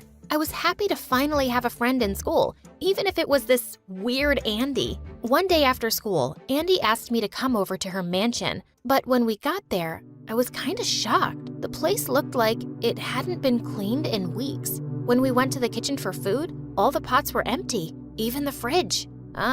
Where's all the food? How would I know? My mom's hardly ever around, and my blind old grandma doesn't know anything. She doesn't care if I starve. For the first time, I felt really sorry for Andy. It was obvious that she was completely neglected here. I told her to come to my place instead, and as we were leaving, we spotted her grandma walking down the hallway. Andy called out to her. Hey, oldie, how long will you live? You've already been around for a century, and you do nothing except finish all the food. It's time to go now. Her grandma yelled angrily and charged at us with her walking stick, but we ran off giggling before she could catch us. And since that day, I started inviting Andy often to eat with us at my house. A few weeks later, I found out about an amazing scholarship opportunity for the biggest school in the city. It was in a different town, but Mom told me she'd be happy to move if I got in. So I applied for it and started studying day and night. On the day of the exam, I was on my way when I heard someone screaming in pain behind a bush, and I was shocked to see Andy on the ground. Oh, Julia, I fell down from my bicycle and I'm in so much pain. I'm sure I've broken my ankle. Please help me and take me home. Oh God, I can't believe I'm gonna die before my grandma. Jeez, Andy, stop being so melodramatic. You'll be okay. I got you. Lean on me. I was getting so late for my exam, but I just couldn't leave Andy alone in pain. I took her home and then ran to the exam venue like crazy. But when I got there, I was told that I was late and couldn't sit for the exam. I was devastated, but Mom consoled me when I got home and said there would always be other chances. The next day, I thought I'd check up on Andy and Mom came along, but when we entered her gate, I was stunned to see her playing football. Her ankle seemed perfectly fine, and I was furious. You witch! Yesterday was all an act, wasn't it? You weren't hurt. You just wanted me to miss my exam. Why? How can anyone be such a big jerk, Andy? Well, I can be. I've had years of training, and I was actually saving you from disappointment. You weren't gonna get the scholarship anyway. Your dreams are too big for a maid's daughter. That was it. I charged at her and knocked her down into the mud. As we screamed and fought, her mother came running out and went bonkers on me. How dare you touch my daughter? Oh, maybe if you were around more, you could have raised your daughter better. And she wouldn't have been such a horrible person. You two really deserve each other. Just then, Mom stepped in and practically went down on her knees, apologizing to Andy's mom. I stormed off furiously and Mom followed me. Andy, are you insane? Go back and say sorry to her. We can't afford to. Just stop it, Mom. Why are you so afraid of these rich people? You don't understand, Julia. She's on the school board and could have you kicked out. I don't care. I don't want to live in fear like you. I just wish you'd stop being a coward. I regretted those words instantly, but I felt too mad to apologize. I ran home, packed my stuff, and asked one of our neighbor's friends if I could stay with them for a while. Mom gave me some space, and anytime I saw that Andy in school, I just walked the other way. As I was walking home one day, I saw a poster outside a shop about an amateur food business contest. The winner would get prize money and a chance to work with a big company. I immediately thought of Mom, and I decided I had to make up with her and tell her about it. Mom, I'm really sorry for all those things I said. You're the strongest person I know, and you've always worked so hard to give me the best. I was angry at Andy, and I took it out on you. Please forgive me, and let me help you win this contest. I just know you can win.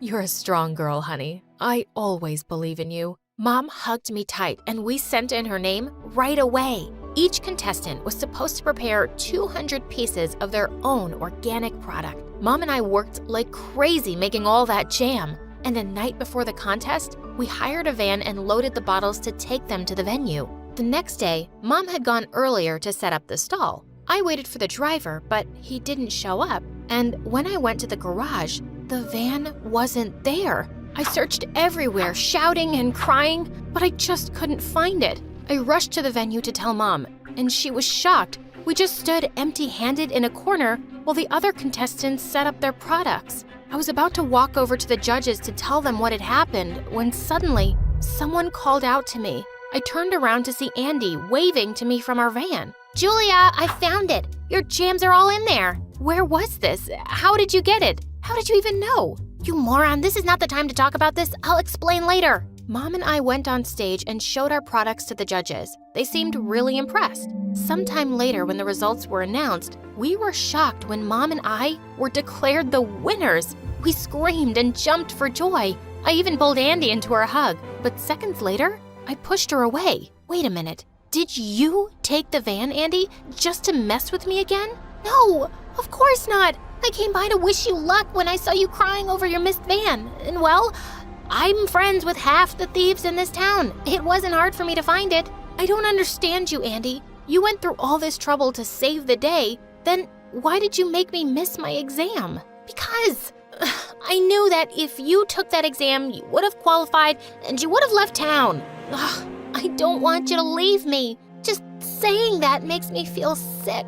And that's why I never wanted any friends. And I grinned and hugged her. She was such a weirdo. After winning the contest, Mom started working with a big food company. And soon enough, we were able to shift into a lovely new home. Once it was ready, Mom and I went over to Andy's place one day to invite her over for dinner. But when we got there, we saw her mom at the door with a suitcase. And Andy seemed to be upset. Mom, please, don't leave me with Grandma for a month. I hate being here alone with her. Why don't I come with you? Don't act like a baby, Andy. You have everything you could need. Why are you always whining? I can't take you to meet my boyfriend's family. He doesn't even know I have a child. Seeing the hurt on Andy's face, I couldn't take it anymore. Hey, Andy, I just came here to tell you that I'm always here for you, and so is my mom. We're like your family. Do you want to come and live with us? And for the first time ever, I saw Andy cry. She shouted a big yes and hugged us. But suddenly, her mom turned livid. What do you mean, yes? You can't just go live with them. You're gonna leave me? Your mama?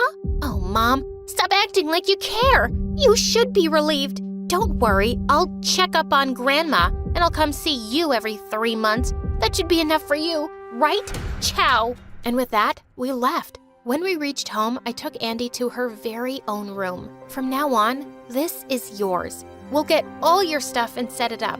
And if you need anything, just ask. Later that night, when I was sleeping, I suddenly screamed when someone jumped on my bed. It was Andy. Scoot over. I'm sleeping here. But you've got your own bed. You said I could have anything. Ow! You just kicked me. I hate you, Andy. I love you too, Julia.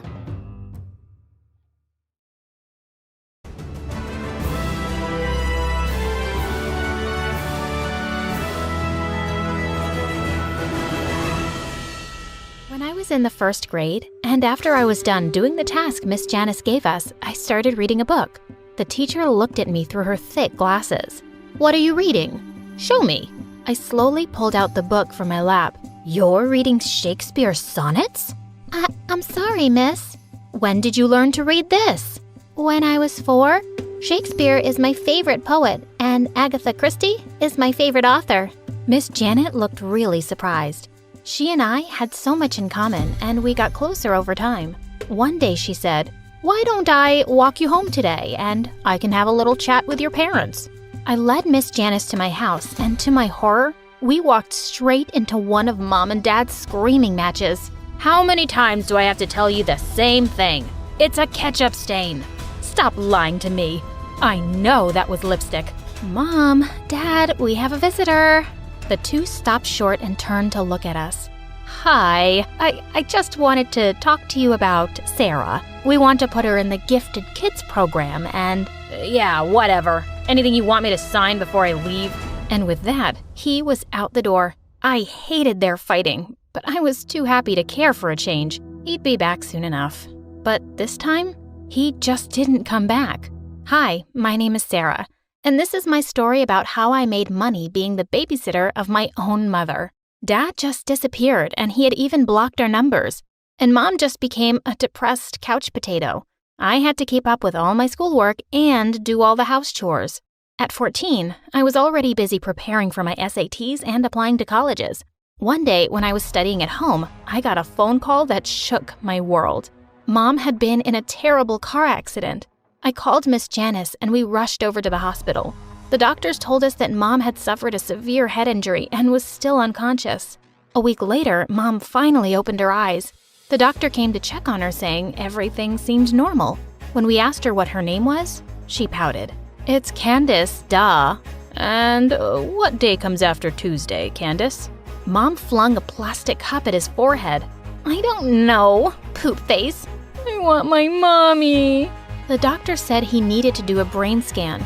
Mom kicked up such a fuss as the nurses took her away. The doctor made the most shocking discovery ever. Mom now had the brain of a 6-year-old. He said it was possible she might go back to normal, but it could also be a permanent condition. My mom had turned into an actual baby. My life just turned into a nightmare after that. I had to leave Mom at daycare before going to school. I could see all my college dreams slipping away as I dropped out of my SAT classes. I had enough on my plate right now with Mom and the housework, and boy, was she the brattiest 6-year-old ever. One day, when I just finished making dinner, I went to her room and found her busy pulling out everything from the cupboards and throwing it on the floor. "Oh my God, Mom, Candace, stop it. Who's gonna clean that up?" "Not me." And she ran out, cackling like a little witch. When I went downstairs, she was already at the dinner table. "Get your feet off the table, please." A minute later, I got hit by something on my face. Yuck. I hate broccoli. "I want Doritos." "Well, too bad. You have to eat your greens and—" "Can't hear you." And she stuck her finger in her ears and started shouting gibberish. "Fine. Put on your shoes and we'll go to the grocery store." As I paid at the store, I saw her looking at the Barbie dolls display. I told her we had to go, but she just looked stubbornly at me. "I want one." "No, let's go." What happened next is something I'll never forget. Her eyes filled with rage as she unleashed a scream that was shrill enough to wake up the dead. She knocked over the entire rack of Barbies and then she threw herself on the floor and started kicking and crying. Horrified, I apologized to the staff and quickly bought a doll. I couldn't get out of there faster. When we finally got home, she took one look at the Barbie and tossed it aside. "Nah, it's really ugly." And she skipped off to her room happily. Just then, the doorbell rang. I opened the door to see it was Miss Janice. The minute I saw her, I hugged her and started crying. I can't do this. I can't be my mom's mom. I told her I wanted to sell Mom. I would just post it online, Mom for sale. Miss Janice just laughed and hugged me tight. When I felt better, she said she'd found me a part-time job at the local library. I was so grateful to her. But soon enough, I discovered the worst thing about being an adult, paying bills every month. How was I going to pay for everything being a library assistant? That evening, I stopped at an ATM and withdrew the last $100 I had. I almost threw away the receipt without looking, when suddenly, I froze. I stared at my account balance. $13 billion. I looked around, half expecting a camera crew to pop up behind me and tell me this was a big fat joke. I ran back home and logged onto my computer to check again. Someone had anonymously sent me $13 billion. When Miss Janice came to visit me, I told her about the money. I asked her if I should tell the bank because it was clearly a mistake, right? No one sends someone $13 billion by mistake, love. Seems like you've got a mystery guardian angel.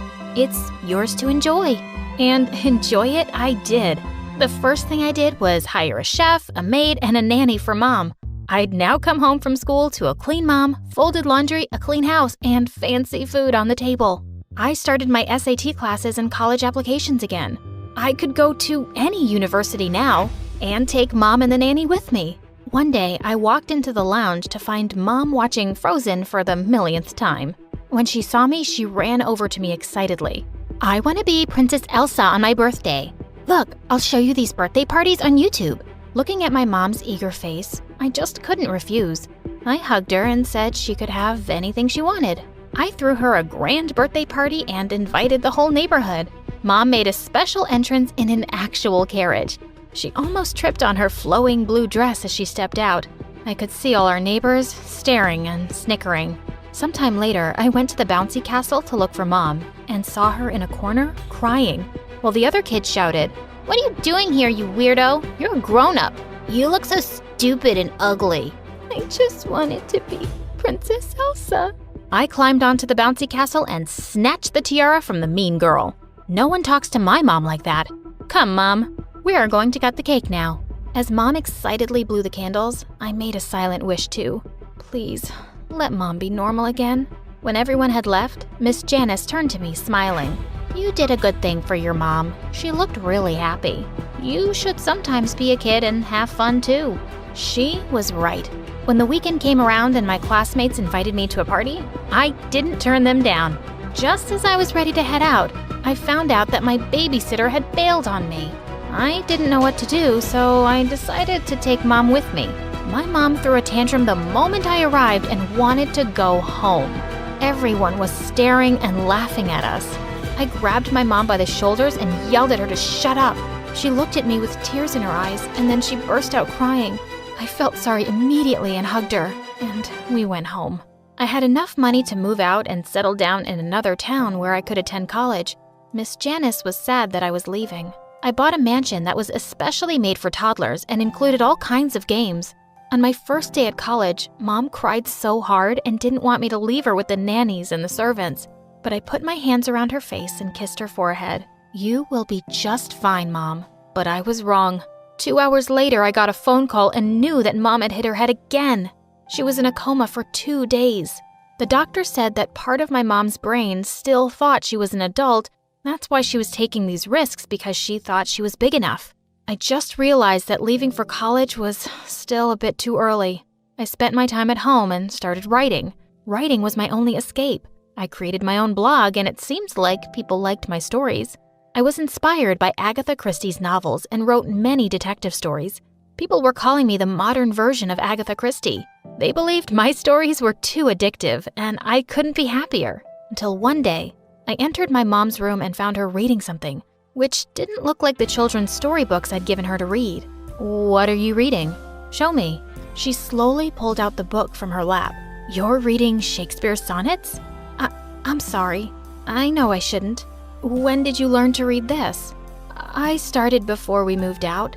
Shakespeare is my favorite poet, and Agatha Christie is my favorite author. Was my mom a genius kid now? I knew how it felt to be a genius with neglected parents, and I just wanted to support Mom and help her improve her talent. But I didn't only want to help Mom. I thought all the kids around the world should have a chance too. I volunteered to build huge libraries around the world for gifted and all kinds of kids. I understood that education and science are more important than money. I had billions, but they couldn't bring me happiness. I have everything I love in books. And my mom? She was and still is my #1 fan. Also, I found out that my mystery benefactor was a rich man who'd caused Mom's accident. He felt so bad that he'd looked us up and sent me the billions. I'm really thankful for that man. Not for hitting my mom, of course, but for giving me this great opportunity to make a little change in this world.